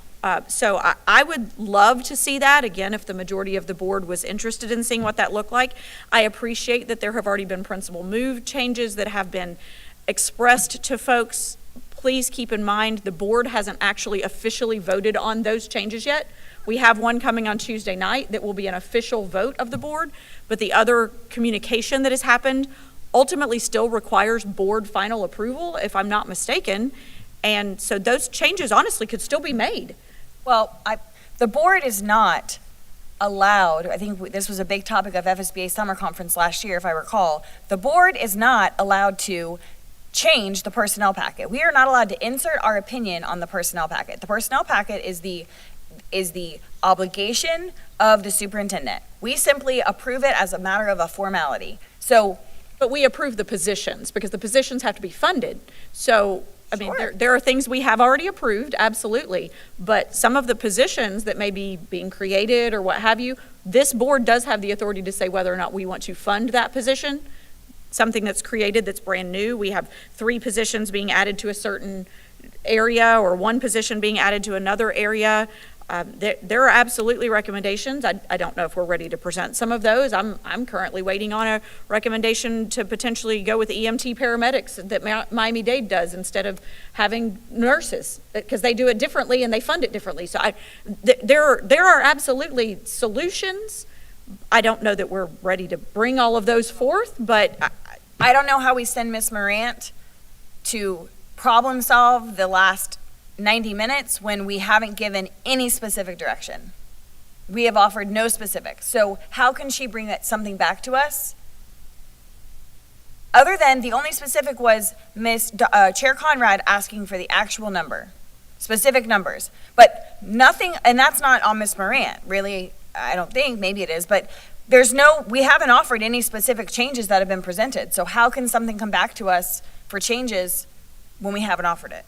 My recommendation again is that we see what the plan would have looked like in March, because I think there was a plan that was being worked in March. And so I'm curious just to see how different it looks compared to the one we have in front of us. Dr. Brewer, Again, if I'm the only one who thinks that, then. Do you have an opinion on the difference when you came in? What did it look like versus where'd you start? Do you have any opinion on it? I believe and Dr. Gullett isn't here to speak to that, and I believe she would need to contribute to that conversation. Okay. Board Member Thrower. Thanks. Again, it's just an acknowledgement of the unique times that by our own actions and by actions that continue to be inactions of this is where we are. So I'm very interested to hear about the EMT thing. This conversation is just starting, and I think that we've made it very clear what our concerns are and what the barriers are, and then the folks that are tasked with doing this, let's ask them, is it based on this conversation, what else do you need to know from us for a follow-up conversation? Because this isn't just Ms. Morant, it's the whole team, maybe they've got innovative thoughts. I'm sure they probably do. Ms. Morant, do you want to come forward? Maybe I shouldn't ask, do you want to come? Would you please come forward? Coming forward? Would you please come forward? Actually, let me grab my phone because I was making notes as you all were speaking. Madam Chair, as Ms. Moran is getting ready to come back up here, I'm listening to all of this and listening to everybody going back and forth with this. We at some point we've had Ms. Boston Ellis here forever and has been sharing all these concerns. This is not new. This is not new to us, these concerns, as far as where we are. We know that this board oftentimes inserts itself as far as picking certain positions and saying what need to be allocated, and I think sometimes we go very, very far, even knowing getting the advice from our CFO and others that are saying that it's going to cost us. We're going to have to pay for it sooner or later. They say it all the time, and we hedge forward anyway. So going backwards to see what was going to happen, it may be beneficial to us if it's going to help us move forward now, but we have to do something now. We keep hearing about last year, this was in March. There's a lot of things that's happening in Tallahassee and other places that are preventing us from making those good decisions right now. So if we need to reset for a second and look at what was going to be done and then move forward, sometimes it's okay to take a step back if you're going to make more steps forward. So I don't have an issue with looking at the old, whatever was going to be presented, but we need to do it fast. We don't need to wait. We need to do this. If we got to call a special school board meeting, or whatever work session, we need to do what we need to do so we can get this down the road. Thank you, Reverend Cummings. Yes, Dr. Well, and I mean, to that point, we have 39 days until July 1st, which is when this has to be approved by. We have 2 work sessions scheduled, but because of publication and FSBA conference, we literally can't barely have more than the 2 that are scheduled. Because at this point, for publication, we can't have one before the 5th. Because We have a special work session, sorry to interject, but we've got a lot going on here. And if it's a shorter time of publication for something like this, then I hope the rest of the board agrees that that's in the best interest of this district. And let me but I'm saying let me say this. This is more important than FSBA conference for me. I'd rather, if we have to do what we need to do to cancel that, whatever, we need to prioritize the district right now and do what we need to do. And I totally agree with you. What I'm saying is, the first day Elena can even, Ms. Martinez-Young can submit anything is next Wednesday, the 28th. So I agree. Let's shorten the, if we can shorten the timeline, but we're still going, I mean, the first ad that would run is May 30th. And we already have a work session on the 5th. So it'll be an agendized item. We'll add it to the agenda for the 5th. But even if we had a meeting every week, we only have 2 other weeks, and one of those weeks is FSBA. So the board needs to make a decision about FSBA and that week. That's all I'm offering is we're very limited on opportunities. Dr. Campbell?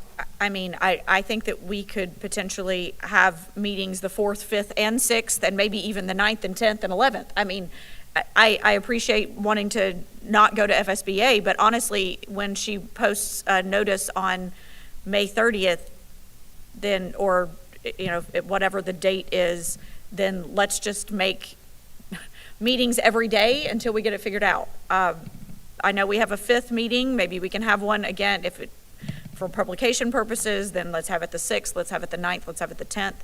I mean, I haven't looked at my calendar actually to make sure that would work for me personally, but I'm just saying, this is incredibly important, but we also know the value of being at FSBA. So, I mean, I don't want to try to split hairs on why it's important for us to be there as well. And I know that one of us won't be there because of a personal arrangement that won't be able to be here either. So Darn weddings. Right. So, I mean, that's not really fair to us to say, well, let's just skip FSBA when we're not even taking into consideration there are other reasons that those days.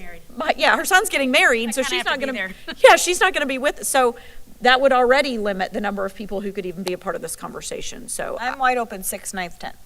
So I can fully commit to 6th, 9th, 10th for work sessions if we wanted to back to back. So thank you for the Mindful of the 6th, while I'm sure everyone in this room will come on a Friday that we're off, but I know it takes other staff that don't work or hourly, so I would stay away from Fridays in June would be my recommendation. That was another barrier I forgot to mention. Okay. Yeah. But that is a starting earlier and ending later, if that helps. And another thing I would think about is back-to-back meetings like the 9th, 10th.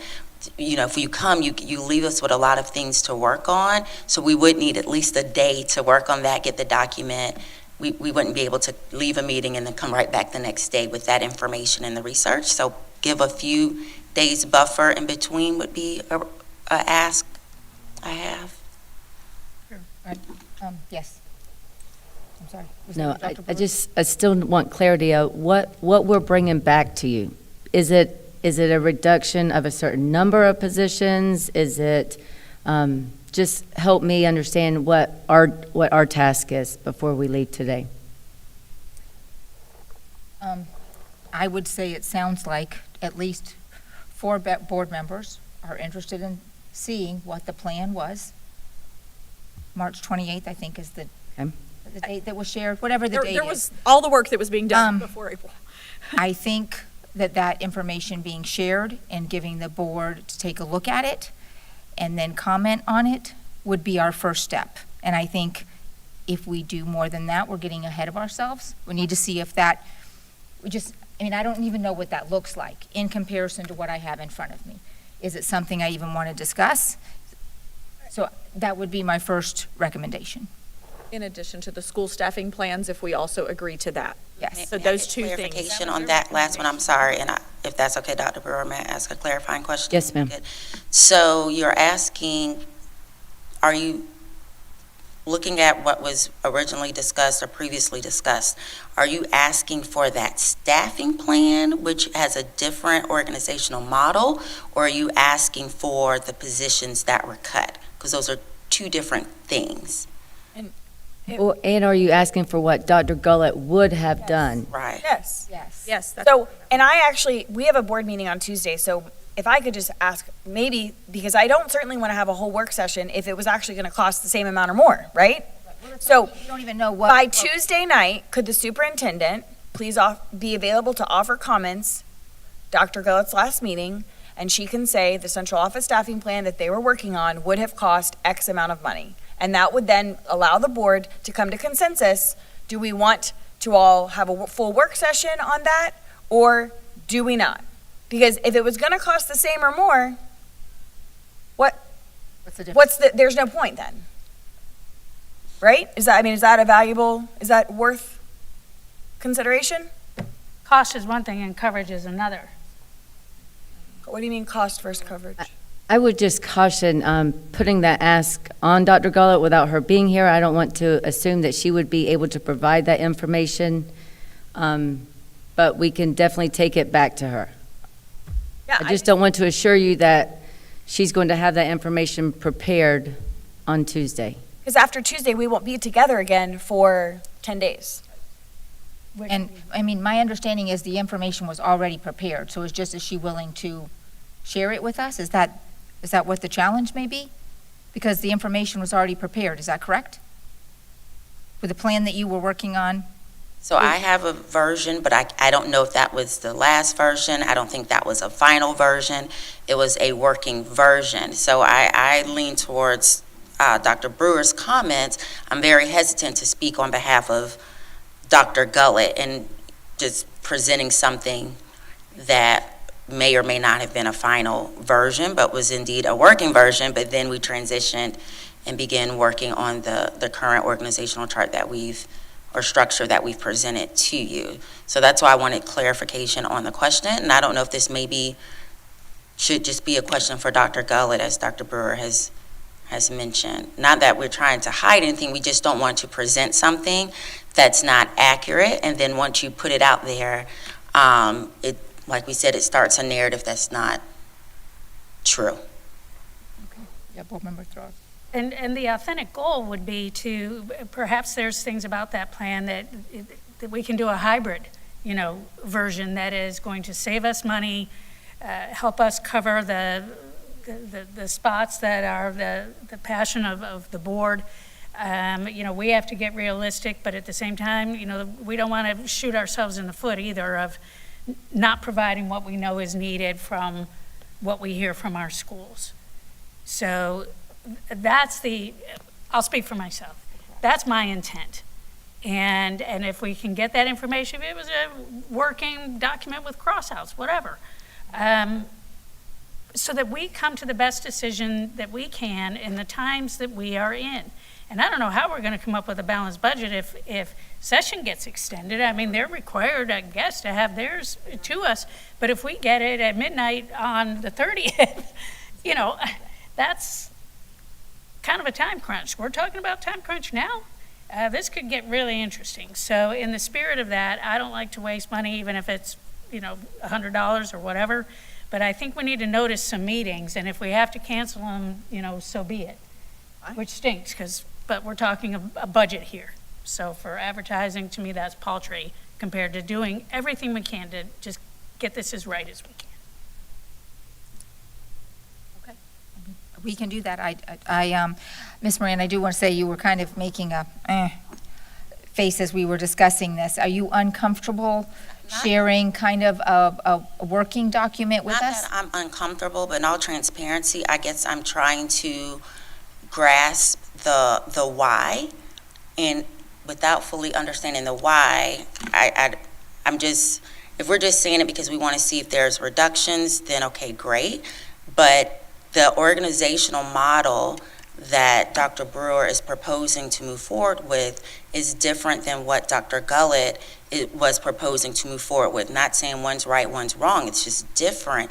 So to bring recommendations that Dr. Gullett may have had, you may see cuts, but it may be contradicting the model that's going forward. So if our why is because we maybe want to, as the board, look at doing a different model, then Dr. Brewer is saying then okay, but if it's just to look for cuts, I don't know that that would be beneficial. I would think maybe asking Dr. Brewer, like, hey, we're looking at more cuts, go back with the team to look at more cuts. So that's just my thought. I want to understand the why. Yeah, and I think Dr. James asked that just a few minutes ago. That we just want to know, was that plan going to save us money? And that's the thing. To me, I don't need to see the plan. By Tuesday night, I just want to know Was Dr. Galt's plan going to cost about the same, less, or more?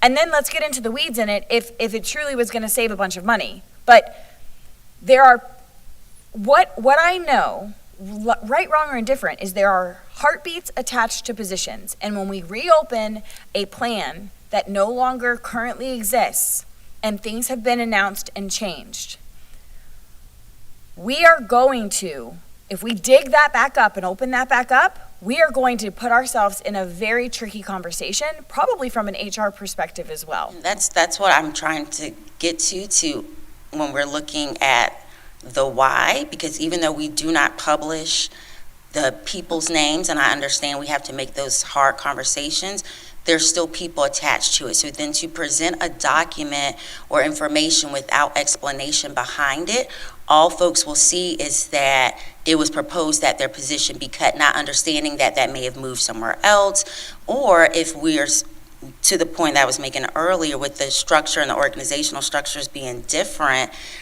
that cuts Dr. Gullett may have proposed may have been based on that structure versus Dr. Brewer may can go back and recommend cuts. Because if we're just looking at cutting more people, then my recommendation is to allow her to do that, or positions or money, but just to bring that plan back, it's comparing apples to oranges. The plans, the structures are different. And Chair Conrad, I'm not sure what work Dr. Gullett is doing today, but we're probably going to be here for another little bit because we still have a whole nother item. Is it possible for Dr. Brewer to reach out to Dr. Gullett or Ms. Marion and have Dr. Gullett just give her thought pattern on the staffing plan that has been presented by Dr. Brewer's team and just offer her opinion? Is she in support of this plan? Does she feel like this is best? Should we go back and just trim it a little bit more? And I would love to just hear her thought pattern on it, and maybe she could join us, whether that's calling Dr. Brewer or calling Ms. Morant or coming in, I'm not sure, but if she were just able to offer insight right now, we might be able to make some informed decisions as to how to proceed. Dr. Brewer, do you feel comfortable with that? If that's the ask of the board. Well, I think it would save on some of the confusion if Dr. Gullett could offer her opinion. Right. So to clarify, you want Dr. Gullett to come back to this meeting, or are you saying a future work session? Today. Or now? Okay. I'm saying today. Is someone reaching out to her, or are you reaching out to her? I will reach out to her. Okay. Let's just, if we could just get an answer. If she says, yeah, this is the best we got, I support Dr. Brewer's plan, we need to make further cuts, let's make further cuts, great. If she says, yeah, no, this is not aligned with what I was going to do, the board should see what I was going to do, great, let's talk about it then. But if she's in support of this plan, I don't think we need to go back and get into the weeds in it. We need to just say, staff, find 10 more million from the central office staffing plan and cut it, or whatever the number is. Okay. Dr. Campbell. I appreciate that. I hope Dr. Gullett is able and willing to do what we're potentially asking her to do. I also would ask the board, are we willing to also allow Dr. Gullett to offer us recommendations she would make to the school staffing plan at the same time? I mean, open them both up at the same time? I mean, we have to have consensus to agree on school staffing because we've already approved it, board approved in a board meeting. So I don't know if we want to go there, but if we're getting all the information out on the table and we're hearing from Dr. Gullett almost one last time, because we'll see her on Tuesday night for her last official board meeting with us, that's a question of the board if we want it all. My philosophy is the more information you have, the better decisions you can make. So if Dr. Gullett wants to offer her recommendation, that's fine by me. I'll take it in consideration with what's being put before us. And Board Member Thor. Just professionally speaking, again, I think we need to pause on this, move on with our agenda, and give these good people a chance to have a conversation. You know, bringing someone in from the field, having no idea where they are, in the middle of a board meeting, I just think that we can do better. She's our superintendent of schools. I don't think she's someone. She's our superintendent of schools. She's following the work. She's working every day. And it's going to be a lot of work for staff to go and the HR nightmare that's going to come from publishing a would-have-been central office staffing plan is significant. So I really think we should think that to impact before we just say, this is what it would have been. Because people will say, oh, she was going to cut me, but now I got saved by her. Or she did cut me and I was going to be saved by her. And it is going to be an HR nightmare. So before we open that up, let's just see if Dr. Gullett would even make that recommendation. And I would say this whole transition is becoming an HR nightmare, but Well, I'll chime in there. I think it's gone very well. This is a challenging moment, but I actually have been very proud of both leaders, and this is a challenging conversation. And so I will just say, my intention is to not make anyone uncomfortable, but it is for us to be timely and value the time of our staff and what we're asking of them. So board, I told you we were going to recess for lunch. We are way past that timeline.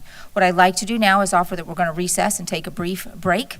I'm going to ask Dr. Brewer if you will make that phone call, see if Dr. Gullett is available, if she minds, chiming in, giving us her input, and then we will follow what happens next. Would you like, if she's able to do so, would you like that as a written response?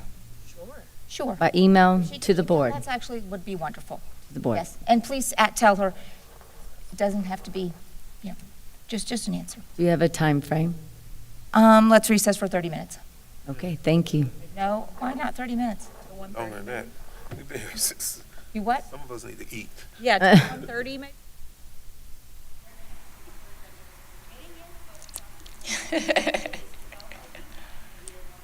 I think 1:30. 1:30. Thank you, staff. Thank you, board.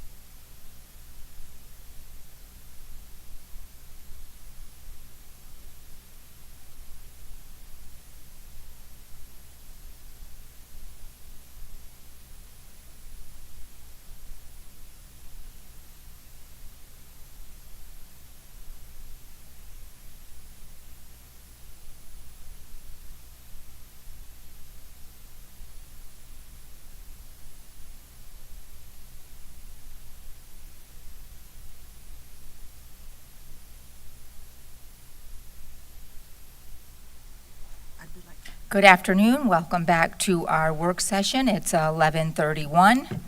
I'm going to ask Dr. Brewer, were you able to get a hold of Dr. Gullett? Yes, ma'am.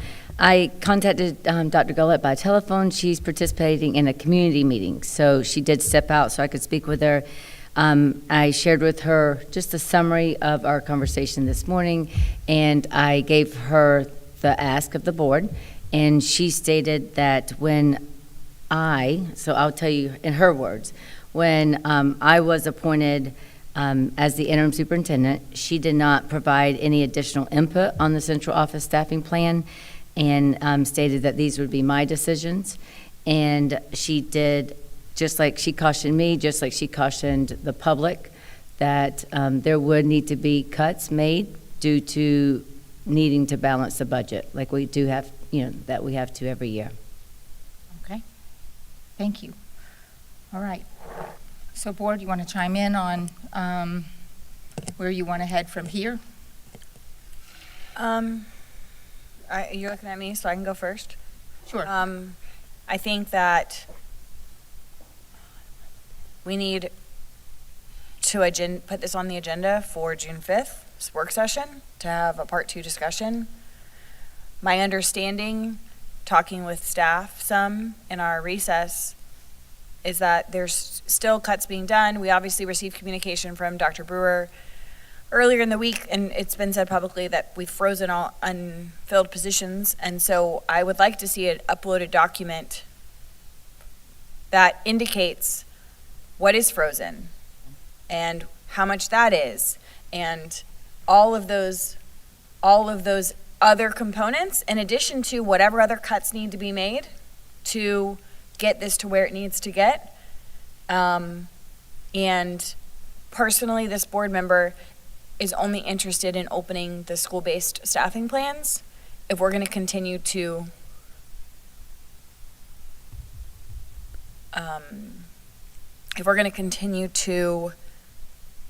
really address whatever possible areas of the central office staffing plan we can.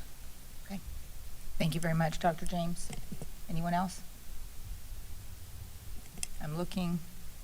No one else? Okay, so it sounds like we're going to, did you raise your hand, Ms. Thrower? No. Okay, sorry, I saw something out of the corner of my eye and I thought, I might need to ask you. And so it looks like, Ms. Morant, we're looking at the work session on the 5th. Is that correct? I'm sorry, you just probably sat down.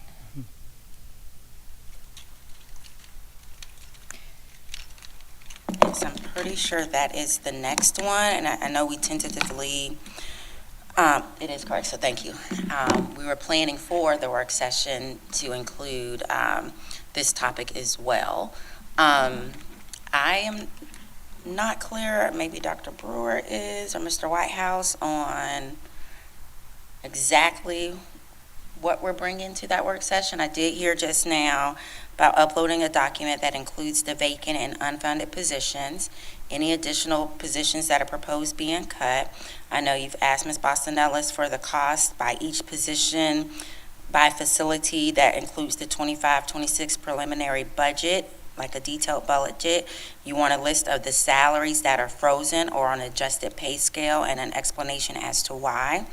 You that asks for both schools and central office, and you want the cost of the staffing plan presented at last year's work session, right? Correct. Okay. And so, Mr. Whitehouse, do you want to add to that? Yes, ma'am. Just for clarification, I want to make sure what we're bringing back, because when we froze the current central office staffing plan positions, we're freezing positions based on the 24-25 staffing plan. We have not frozen anything for next year's staffing plan because it has not been approved. So I just want to make sure what we're bringing back, because we can bring you back positions that currently exist that we're not filling, but may not exist in next year's plan because this plan already removes them. But there is crossover. There is some crossover, yes. So my thought pattern is, if we're freezing it now and it's representative in the 25-26 plan, then it would also be frozen. Yes. Is that like a correct assumption? If it's something that we had expected to cross forward, yes, that is the case. Okay, so what I'm saying is, if we have something that because like freezing right now for the next 39 days isn't going to make a huge impact. So I would like to see this central office staffing plan with a different color, maybe blue, I don't know, that is all of the positions that we are essentially unfunding or we are not filling as it is presented. Because that was this, in my reflection of this morning, that was the consensus of the conversation was, yes, this is basically worst case scenario, and then we take $6 million out of it over the course of the next 6 weeks, and then we add back $3 million of it over the course of the year. So it's very muddy, and it to me lacks transparency to the public. And before we enter into cutting from schools, I really want to know where we're landing with central office. So maybe we can choose a different color, and whatever's crossing over that's frozen now that will maintain being frozen, I'd like to see that at least. That would be my recommendation, at least. I think that's a great idea. And Mr. Whitehouse, I think you shared earlier that there's already been quite a few cuts made. I would be interested, I don't know what the best way to present that is, even if it's just a list form of the cuts that have already been made. So if we do enter into looking at and opening up school staffing plans, we have that as a reference. It gives us some data. Yes, ma'am, we can do that. The other thing I would keep in mind is that when we talk about our central office staffing plan, we do have different funding sources that are intermingled. So some of the positions that are currently frozen are not funded through general fund. They're IDEA funded, they're mental health and wellness plan funded, so that has no impact on us being able to balance the budget for general fund. Do you want those separated out as? Well, yes, thank you. Thank you for helping me clarify that. Yes, I think that would be valuable for us moving forward. And I feel like we're trying to get a clear picture, and there's so many different components, that we're trying to pull together. And of course, the timeline is tricky because we're waiting to hear from the state. So, board, any further comment, Dr. Campbell? So yeah, I think definitely the hit on general fund is what's concerning me the most at all times, always and forever. When we have additional funding sources, obviously, we still are a little bit unsure about how some of those are still going to be working out with IDEA grant and different things, titles, what all those are going to look like. I think general fund hit is always the biggest. I guess, and this is getting into the weeds a bit. I know there's just been a ton of work of potentially recommendations out of finance that have said, please go back and look at this department or go back and look at this department, because they also have the year over year, 5 years that we've grown from. I'm just going to use general numbers. We've grown from a department of 3 to a department of 14. We've grown from a department of 20 to a department of 53. They have all that long-term knowledge to say, do we really need every one of those positions? Just because we have an increase of students doesn't always mean an increase of people.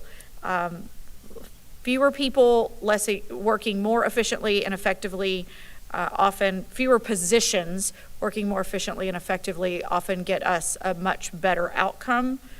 So those are the things, as we talked about prior to the lunch break, as we talked about potentially a hybrid between what was being discussed before and what is being presented today, I believe that there are opportunities to hear from the team that sees the numbers every day to say, these are the departments specifically that we need to take a look at. So that the board, if we are going to do this work, which it kind of seems like we're going to, if we are going to do this work, then we need to see which areas specifically the finance team would recommend for us to look at.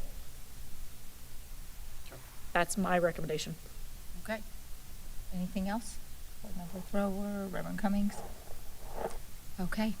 Thank you, Mr. Whitehouse. Thank you, Ms. Moran. Thank you, Ms. Postonellis. Is there any public comment? Okay. Seeing none, we will move on. Thank you, Dr. Brewer. We enjoyed having you join us this morning. Thank you. We are going to move on to our next agenda item. Superintendent search firm. I can't say good morning anymore. It's good afternoon. Good afternoon, everyone.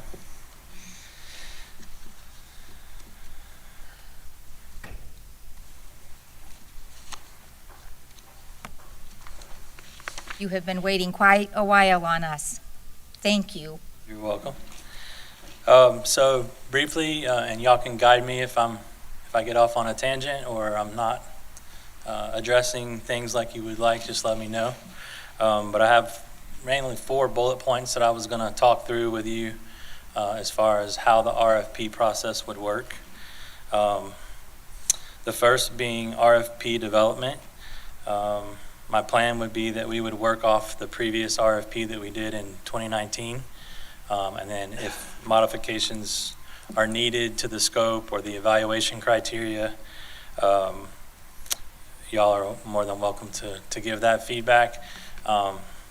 Part of that, because you're the board and you can't converse and just open at any time. I don't know how you want to go about that. If you want, I guess I should go back. The other attachment that I have is the RFP from 2019. You don't have to read through all of it because a lot of it's our standard terms and conditions. The main points that I would ask you to look at is section 9, which begins on page 8, which is the scope of work.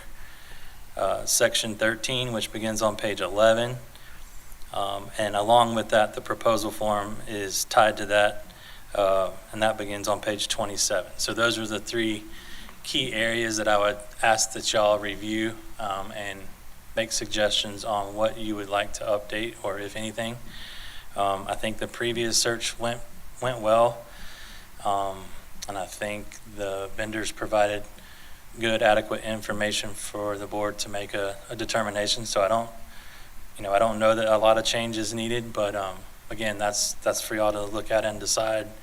And then how y'all go about conveying that message. I don't know if you want to funnel that through Mr. Powers or directly email me. And then, we work on a draft eventually. However y'all want to do that, y'all can just give me direction on that. As far as an RFP timeline, typical timeline for RFPs is 12 to 14 weeks. We like to put the RFP out because, unlike an invitation to bid where you're just getting a price, there's a lot more involved in an RFP. So the vendors need adequate time to be able to develop a good proposal, a robust proposal that gives all the information that you've requested.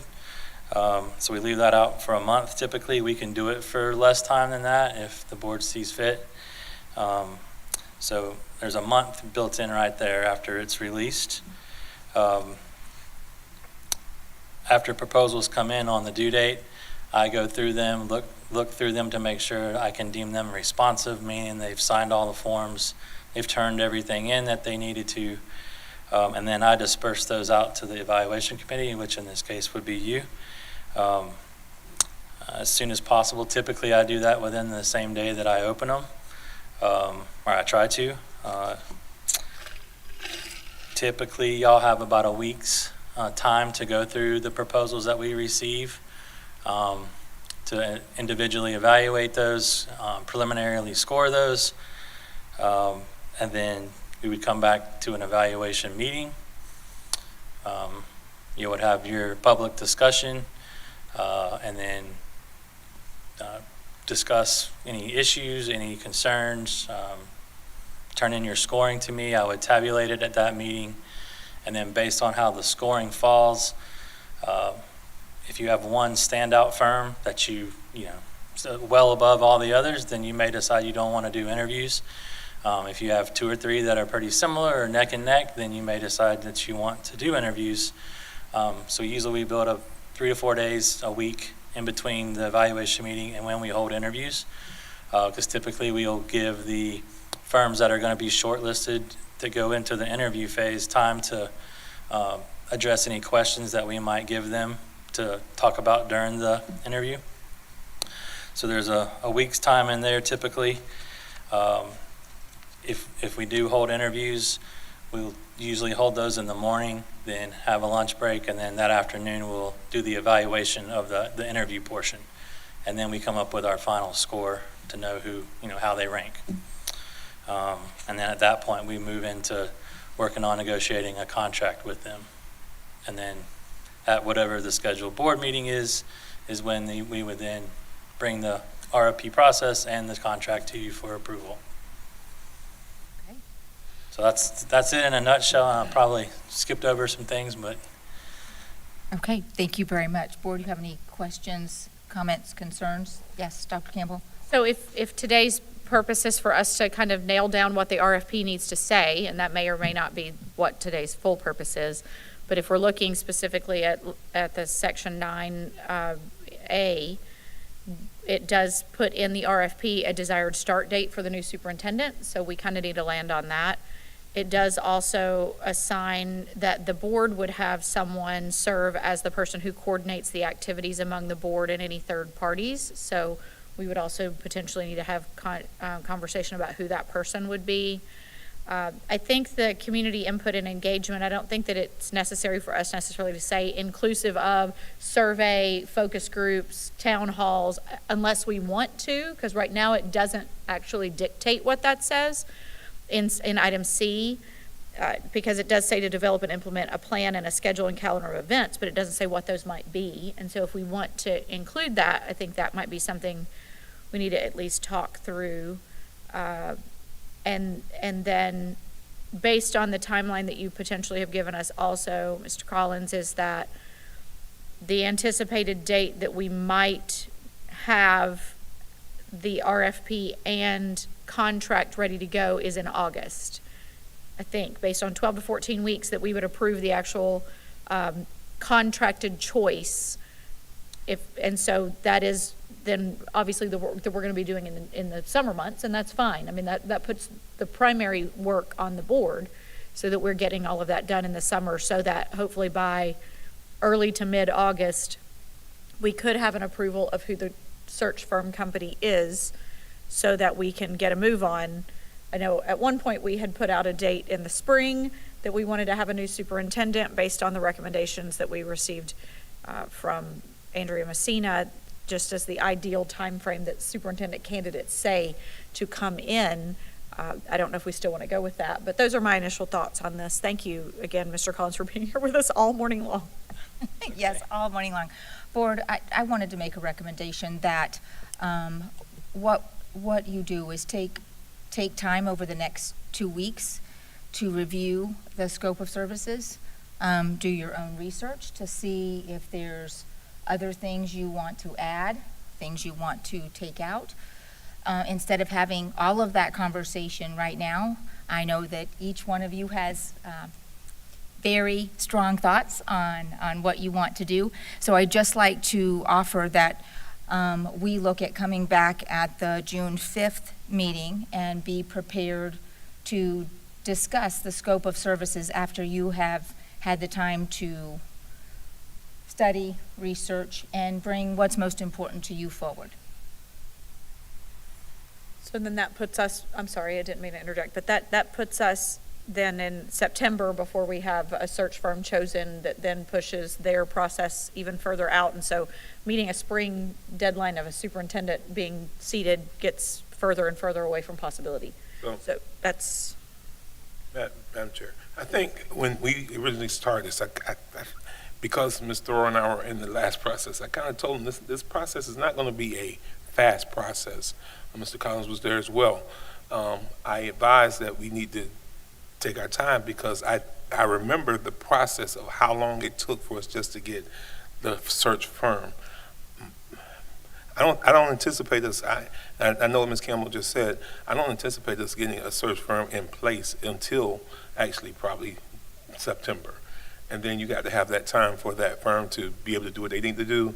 Advertise, you got to have a period of advertising. So for us to keep saying that we're looking for originally we were saying, I wasn't saying, they want someone in place by February 1. That wasn't going, I just did not see that happening. I think we need to not try to lock ourselves down to a spring date for this, because it may, the last time COVID happened in the middle of all of this. And we had to readjust and redo all different types of things.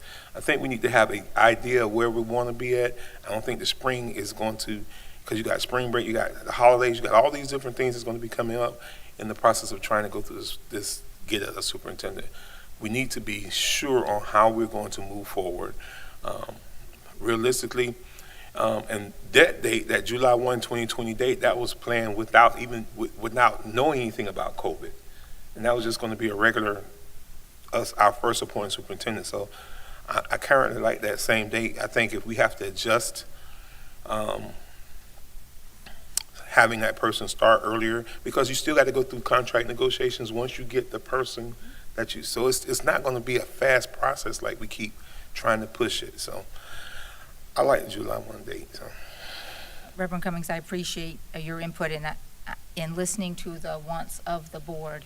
I felt that you all felt the job is too important, that we're not going to hurry, we're going to choose to be thorough in the process. And so that is where my thoughts were in bringing forward that recommendation. Anyone else? Oh. Go ahead. Okay. And I mean, I would like to lean on the subject matter expert, and if the RFP that we've uploaded here, we can go back and review it and meet again in 2 weeks. If this is the recommendation that the board move forward with, other than some dates and some timelines, I certainly don't want to get in the weeds in adjusting this RFP if the subject matter expert thinks it's best. And I think that we go forward and we start this process, recognizing that our neighbor to the north just gave another year-long extension to their superintendent. Manatee County is now doing a search. And so I'm hesitant to see what is going to come from a search. So let's pick a firm. Let's do some surveys once we have a firm selected, and let's start the process and see where it takes us. But I think I totally agree, bringing in a superintendent in July for the same exact reasons I did not want that to happen to Dr. Brewer, I agree with. And so I don't know if we've backed ourselves, if we're going to back ourselves in too tight of a timeline and someone coming in July is not ideal, then does it have to get longer? I don't know. Those are the things that I'm going to want to hear from the people who are experts in this field. But I definitely think that we're going to, if we haven't already, run out of time for a spring start. And what does that look like next then?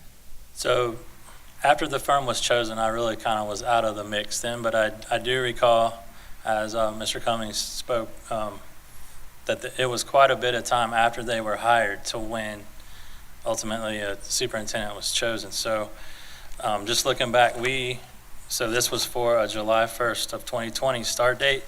We issued this RFP in March of 19.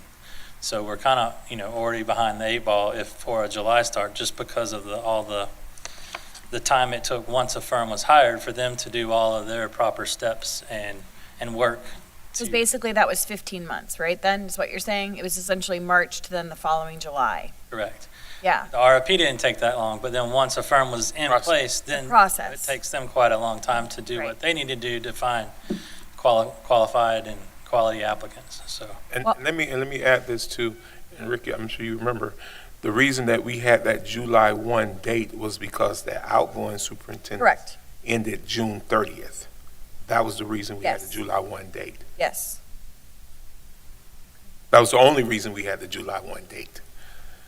And so I would just lean on historical experts. Would we have chosen an earlier date had we not been stuck on July 1st? Or was July 1st the most aggressive it was going to be no matter what? So I really couldn't interject on that because this was the first time we had ever done it. So there was no real timeline to know how that would shake out. And we did it during COVID, which is a very different time for a lot of reasons than it is now. I mean, when we talk about, I think, and Dr. Campbell may be able to quote the number, but of superintendents since 2020, there's only like 4 or 5 left. And so the culture of superintendent searches is so drastically different than it was 5 years ago. And so I think we move forward, we button this up, and we do the RFP, and we select the firm. I think we're gonna have a hard time picking a date, but that's just my 2 cents. I'm not sure what we do about that. Like, is there a way we can navigate the language to be a little bit more flexible? Do we have to have a hard date? Attorney Powers can probably help us with that. I think for them to be able to give, close estimate pricing to then ultimately come up with, in a contract with, they gotta kind of know an end date so that they can work from that date and know. And I think the end date that we had, I know. The reason we had that end date was, 1, because of the outgoing superintendent. 2, so that they can, in their advertisement to prospective candidates, those prospective candidates had an ideal date of that, anticipated date that they could possibly start in that position, especially if they were coming from another district, such as Dr. Gullett came from Nevada. She kind of wanted to know what date, anticipated date to start, if she was going to start here. So that helped them in their advertising of the position. All right, thank you, board members. Yes, Dr. Campbell. I would be completely fine with us actually moving on with the RFP as presented, with the exception of us figuring out right now what that start date is. So we actually are not delaying another 2 weeks before we send Mr. Collins on with a document, because I believe the date may be about the only thing that really we know needs to be changed. Then I would propose, we certainly could do a July 1, 2026 date if we wanted. I would say on or before, so that way it gives us the flexibility to know that we have an interim superintendent who's under contract until April 27th. What do we do? Put her month to month after that? And that's good. Right, but we could, absolutely. That's not been something we've discussed. Well, her contract allows it. Okay, but I understood, but that's not something we've fully discussed, what a month-to-month contract with an interim superintendent looks like, while it's actually allowable according to our contract. So I would be completely fine with commissioning him to move on today and not waiting till June 5th to actually get this out. And then we could say on or before July 1st, 2026. And so that way it gives us the flexibility, if we're able to, once we find the search firm, say our ideal start date is actually in April or sooner or whatever, but this is kind of the end all be all. The interesting thing in 2020, obviously there was COVID that you didn't know whenever you were doing this. Actually, other than what the board would have had chosen, the final date of the elected superintendent would have been in November of 2020. So the board made the decision to make it July 1 and worked backwards then to make sure that the elected superintendent was out June 30. So it wasn't, A lot of negotiations. there was a lot of work, and I know you did all that work, Reverend Cummings, so I don't want to negate all the hard work you did, but actually the last date of that superintendent would have been in November. Right. So. But she was still elected. Absolutely. Her So term the ended. board made that decision to choose July 1 based on fiscal year. I mean, there's lots of things I think that matter for July 1, that an on or before date, in my opinion, would work really well. And we just go ahead and commission Mr. Collins to go on and put this out. That would be my recommendation. I'm fine to proceed. Let's just get the process started. Okay, so I was not planning on that this morning, so I didn't bring I the wasn't calendar either, of so board I'll meetings. just be honest with you, I So, wasn't either. if we're gonna do that, then we kind of have to nail down the evaluation committee dates and the possible dates for interviews, as well as what school board meeting this would be going to. Which section is that in? I'm sorry. I'm gonna insert right here. This is why I would like for us to come back, board, in 2 weeks, with tasks we need to have completed and be ready to discuss. Mr. Collins, could you maybe write us an email by the end of the day tomorrow with the date ranges or frames, and so we can come prepared to have public discourse together about scheduling those, because that does need to be included? Sure. Because otherwise, board, I just see we're going to have another 3 hours of conversation here this afternoon. Here, I So- completely respect that. However, in the RFP, I don't see that. I see the RFP specifically saying that the board will develop a calendar, but that's after we've chosen the firm. So like, we can be working on that while the RFP is already out and we're selecting, unless there's a section you want to direct us to that has specific dates in the So, RFP. In section, on page 5, section 3, we list the time schedule. Because the Okay. evaluation committee meeting is a public meeting. Anybody can come listen to that. Okay. So that has to be announced and advertised in advance. Sure. For the location, the time. Interviews, that's another thing I was going to talk about. If you do select vendors, to shortlist vendors to hold interviews with, those can be held out of the sunshine because they have to be recorded, obviously, but you don't want vendor A listening to vendor C do their interview because they might find something out that would be not fair. So those would be held off the record. I don't know if you would want to do that at our office where it's more, a intimate setting, or if you want to do it in here, that's up to y'all. Mr. Collins, didn't the last ones we did virtually? Am I correct? Well, that was probably because of COVID. I couldn't recall that. I did ask Mr. Christian that, and he said they were virtual too. So They were virtual. my memory's not that good. So They were virtual. and 'cause I remember in the old one. Yes. they're probably national companies, so it may be more advantageous to do that this go around, and we could do it via Teams.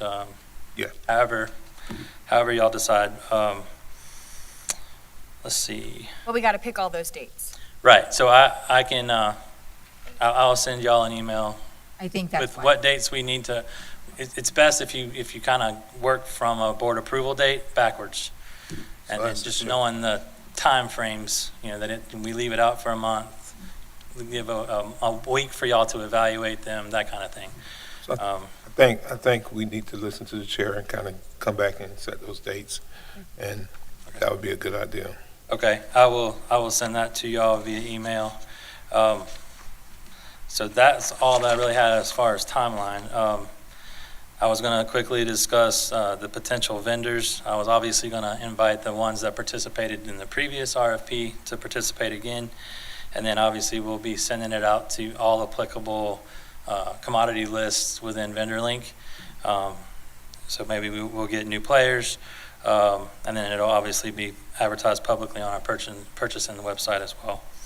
And then lastly, I was going to address just the cone of silence, just make sure that you're aware of that policy. And it'll begin once we release the RFP publicly, and it will be in place till the board approves the process at the end. Any questions that come in, the vendors will be directed to ask those questions within VendorLink. Depending on the question that's asked, if it's something that I can address that's not, scope related, then I will obviously just address that and handle it on your behalf. But if it's a scope related question, then I will have to pose that to y'all. I don't know how you want to go about that process, being that you're the board, so it makes it a little, harder. But maybe that's something I can discuss with Mr. Powers and we can work through that. But Chair, I just have a thought. Yes. I understand that Dr. Campbell is looking for us to get it done, as am I. It just occurred to me when you said cone of silence that we're going to FSBA conference in 3 weeks. And so would it be most appropriate for this to go live after we attend a multiple day conference for FSBA? I certainly wouldn't want a potential us to have all been for days at an FSBA conference, and they are, it's been mentioned at least by Dr. Campbell that they are an interested participant. And so I would really not want us to be in a position where we were in a cone of silence, but also at FSBA conference.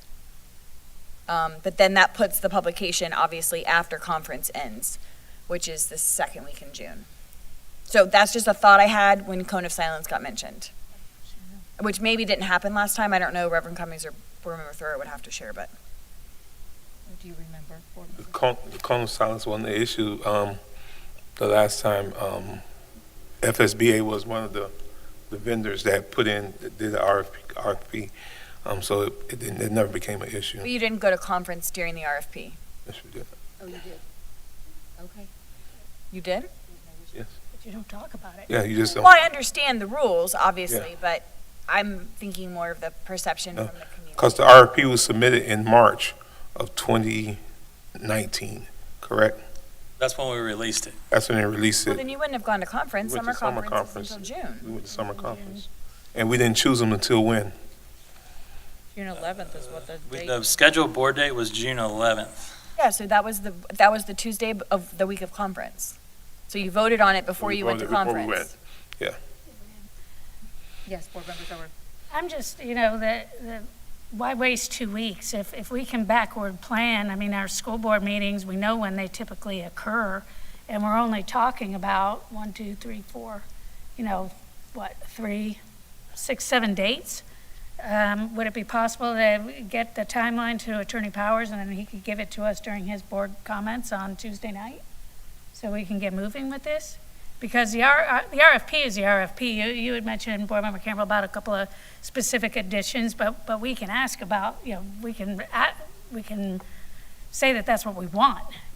That what you were talking about is pretty basic to a search. I just would like, if we're going to do this, I'd like to get moving on it and give ourselves as much time as we can. Okay, so we need to come to consensus on what we're going to do here.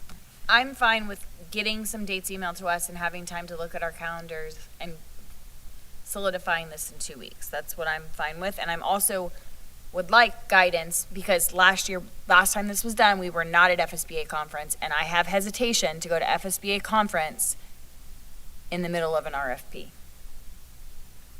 Okay, I will get clarifications on that and have Attorney Powers send a brief to each board member. Reverend Cummings, what's your preference? It's either, it's fine. They can email us the dates, potential dates. That's fine. I don't care. Okay. Email the dates.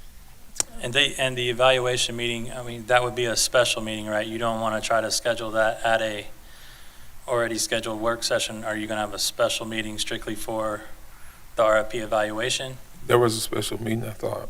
I think that's what we did the last time. I think it deserves its own. It deserves, yeah. Okay. Yeah. Just for that. Right. Okay, so maybe list out 3 potential dates in a week, Right. and then y'all can discuss it at the meeting. Okay. And Okay. just I'll say, as far as FSBA is concerned, one of us, that is me, is not going at all because of the wedding. Some of us are only driving down and driving back. Others are going to be there longer. So, it's not the hill I'm going to die on, but we've had many things happen in the past where we've all been together down there, and we're on our honor not to be discussing things. Well, I think what I'm bringing up is not being an environment with the vendor. It's Right. not about us. We go places all the time and don't discuss things. What I'm saying is we're in the house of the vendor who would be applying. That's She won't, the vendor won't approach us about it. I understand. I just think the community likes to take opportunity when it looks like the Right. waters could be muddy. And so it's the point I'm trying to make. Okay. Mr. Collins, do you have clarity on where we're headed? Send you an email as soon as I can, tomorrow possibly, with potential dates, release date, meeting dates, and a potential board approval date. Okay. And Madam Chair, let me add one more thing to that. We did not, and Ms. Thor, you'll remember this. We did not go to FSBA conference during that time. However, we were in FSBA training during that time because we were doing master board training. So they were here. So the vendor, that potential vendor, was still in our presence, and we didn't violate the code of silence. All right, thank you for that clarification. Anything further? And if a vendor does, try to talk about it, then Right. that's grounds for them to be thrown out. Correct. So. All right. It's pretty clear. Yeah. It is clear. And I'm just not that interested in adjusting our time frame when we're already compressed because of someone else's poor professionalism. I'm already scheduled to be out the week of July 4th. So depending on how the opening date falls, as to when we can get it And most of the posted. district is on, I think, is out that week, so we'll Right. take that into So consideration. we'll work around that, possibly put some language in the RFP to say, no questions will be addressed during this time frame or something like that. Okay. All right. Well, thank you very much, Mr. Collins, for being here with us today, all day long, and also thank you for the time that you spent on the phone with me over the last couple of weeks. So I appreciate you being here today and helping us get started. Yes, ma'am. So just for my clarity too, I'll send you the email. Y'all will discuss this Tuesday night. So I don't need to be prepared to come back to the next work session. If we get the dates established, I can release it and I'm good to move forward. I'll touch base with you after Tuesday, just to make sure. Okay, all right. All right, thank you so much. Thank you. Is there any public comment? Okay, seeing none. Board, we have another agenda item that is superintendent search discussion. Does anybody have anything they want to add to what we've already discussed today? You're talking about comments? Yes, well, no, just. That was the placeholder. Yeah, it was a placeholder, but we had a request for it to be very specific about the topics we were going to discuss. So I just want to say, is there anything separate that you want to share about the superintendent search? Okay. Any comments about the superintendent search? Okay. Seeing none, I'm going to move on to meeting reminders. There's a special school board meeting scheduled for June 5th, 2025 at 7 a.m. The next administrative briefing and work session is scheduled for June 5th, 2025 at 9 a.m. Our next regularly scheduled school board meeting is scheduled on June 10th, 2025 at 5:30 p.m. And with that, we'll go into board comments. Ms. Martinez-Young? No, Madam Chair, thank you. Okay. Thank you. Dr. James? Thank you. I just have a quick question, Chair, and then a comment. Because I've already received communication from a school leader. Are we opening up school staffing plans on the 5th, or are we not opening up school staffing plans on the 5th? Did we make a decision on that? I don't think we made a decision on that. Did we? Did the board? I mean, I know Dr. Campbell had an ask. I don't know. Board, do you want to chime in on that? I think there's definitely uncertainty in the air at schools because it could be people and positions. And so school ends obviously next Thursday. So the next time we meet is after school is out. So if we're going to make changes to site staffing plans, it will be once school is out. And so I think we need to know what we're talking about it next Thursday. And if we're not talking about it next Thursday, then goodness, are we talking about it later in June? So I personally would not like to discuss it until we have central office handled, but I agree with that. I'd like to get through the central office staffing plan and then come to a conclusion after that. Board? Then I would recommend it's an agenda item and then another agenda item. So we get central staffing plan figured out, and then a couple of items later, we talk about school staffing plans if that's the direction that we want to go. I will maintain that in a right-to-work state, positions can be eliminated. And I understand that that's causing people angst and confusion and all the concerns, but we need to be honest about the budget that we're looking at right now, and it is not pretty. And I know that there are other districts. I've seen a video out of Lake County where they're being very transparent about all the cuts that they're going to have to make because of how bad their budget looks. And we're one district that isn't doing that. And so from this seat, I'm saying we need to have this conversation. So Chair, I just want to know the direction so that the community can understand what it looks like. That's all I'm asking. And then I have one other comment. So I'll let you lead the discussion. You would just give me one moment and let me get input from each board member. Yeah. Yes, Board Member Thrower. If I recall, I believe it was our incoming interim superintendent that made that request. She did open. Yes. Okay, thank you for that reminder, Board Member Thrower, so you're in favor of that. I will support it because she has her reasons. Thank you, Board Member Thrower. Reverend Cummings? He's nodding, he's in support. Dr. James, what I'm hearing is we will have, that will be up for discussion. Okay, then my request, it would just be agendized, as Dr. Campbell mentioned, after the central office staffing. Okay. Plan. So we can at least have that discussion first. Ms. So then my only other remark, Board, we had a discussion about Beyond Fordham 2 weeks ago in our work session, and we talked about what we were doing, and I think the majority of the board has shared, we weren't really super excited about what happened this year, and we want it to be better for next year. But I want to make sure that everyone, all of the board members are aware that after that meeting concluded, and I don't think this was the direction that we intended, but it was brought to my attention this morning that the students who were left in the Beyond Fordham group were then put on the waiting list at sites ahead of siblings. So they may have been 7th on the list at Jones or Madison, and they got moved to number 1, ahead of the siblings that are attending that school. And I'm not sure that that was the direction the board went. I feel confident that wasn't the direction that I shared, at least I'm almost positive of that. And furthermore, the principals of those sites were not told that that was happening. So I guess Chair Conrad, I'm requesting that maybe you can dig into exactly what's going on there. But site principals were not made aware those kids were being placed and jumped ahead of siblings. And now those principals are having to have discussions with the siblings' parents who now are lower on the waiting list because other students have been placed ahead of them. And I don't believe that was the direction the board gave. And maybe if the board wants to weigh in, but that's not what I heard from that discussion last 2 Thursdays ago. And so we all understand how hot getting into choice schools is, and so I wanted to make sure everyone was aware. Thank you, Dr. James, for sharing. And we did have, I did mention that we'd make sure that that for next year is a work session.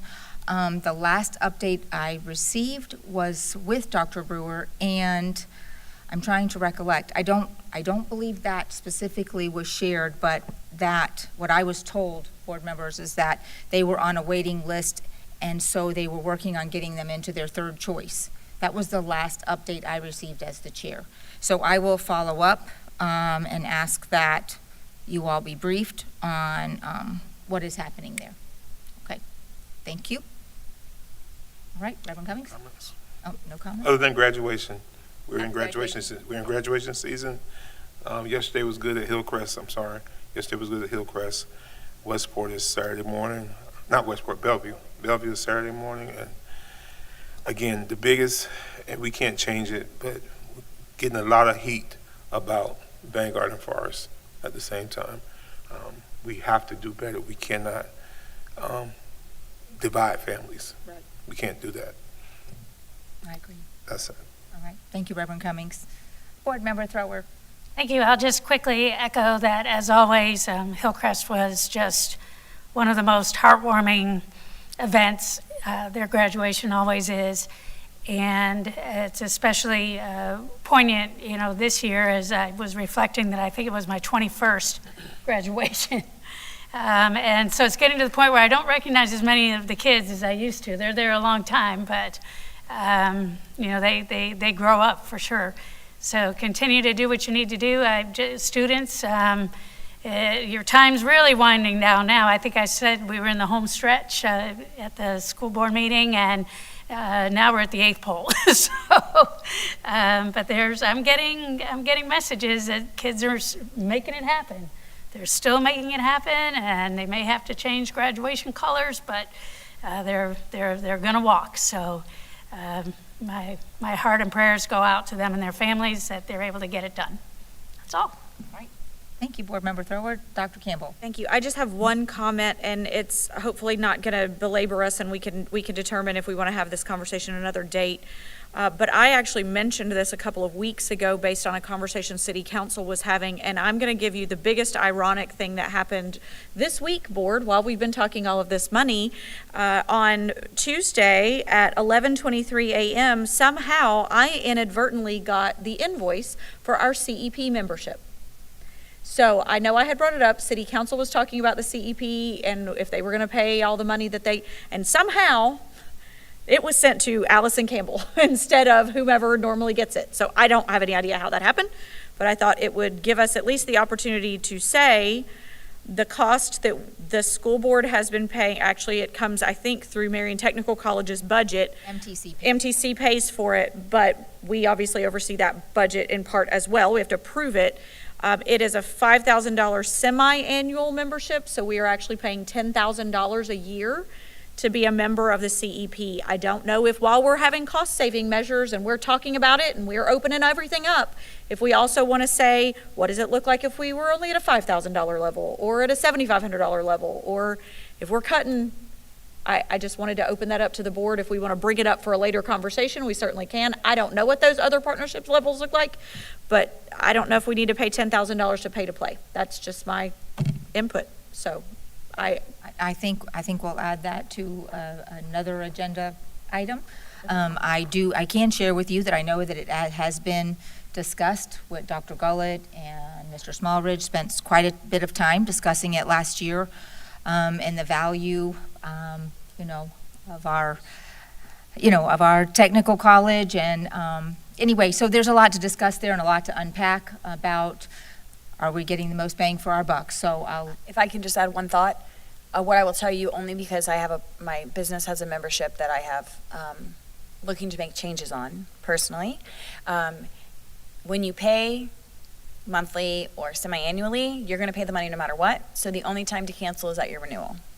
So if this is not the renewal invoice and it's the middle of the year invoice, there's nothing we're going to do about it right now. So this is the renewal. It says renewal partner semi-annually $5,000 total due June 1st. Okay, so it'd be interesting to know whether it's if the renewal means it's starting, our date is that or not. I'm just be interested to know, because that is something I learned. all right. Well, thank you very much. Thank you, Dr. Campbell, for bringing that forward. I will, I guess you'll forward that to who it needs to go to. I guess. I'm assuming. Get the information. Right. Yeah, I don't know who it. Maybe we can talk about it again on Tuesday night. I know I brought it up in board comments. Maybe I'll bring it up again in board comments if I learn more information, if that's okay with you all. Dr. Campbell, is that something that the attorney can send to all of us? I can certainly send it to Attorney Powers and ask him to do that. Thank you. I think that, isn't it Mr. Smallridge's site decision? I mean, it's his budget. It's his budget and it's his money. So I'm not sure that I think we can weigh in on our thought pattern on it, but I think it's Mr. Smallridge's decision, just like we empower other principals to make site-based decisions about what they spend their mentoring on or how they spend their title money. So I'm not against, I have feelings, but I think that it's ultimately Mr. Smallridge's decision. So, well, and it previously was discussed as a partnership. I know that Dr. Gullett and Mr. Smallridge, so we need to give Dr. Brewer the opportunity to visit with Mr. Smallridge and for them to weigh in on their thoughts also. There may be benefits that we're aware of. So anyway, with that, I will just wrap up with saying thank you to our staff. Good luck to our, what's that? I did do Ms. Thrower. Yep, Yes. okay. Thank you to our staff. Is that memorable? Good luck to all our students. Be safe as we do enter into this graduation season. We look forward to shaking your hands and celebrating with you as you step into this new part of your journey. And so with that, we will adjourn at 2:24. Thank you.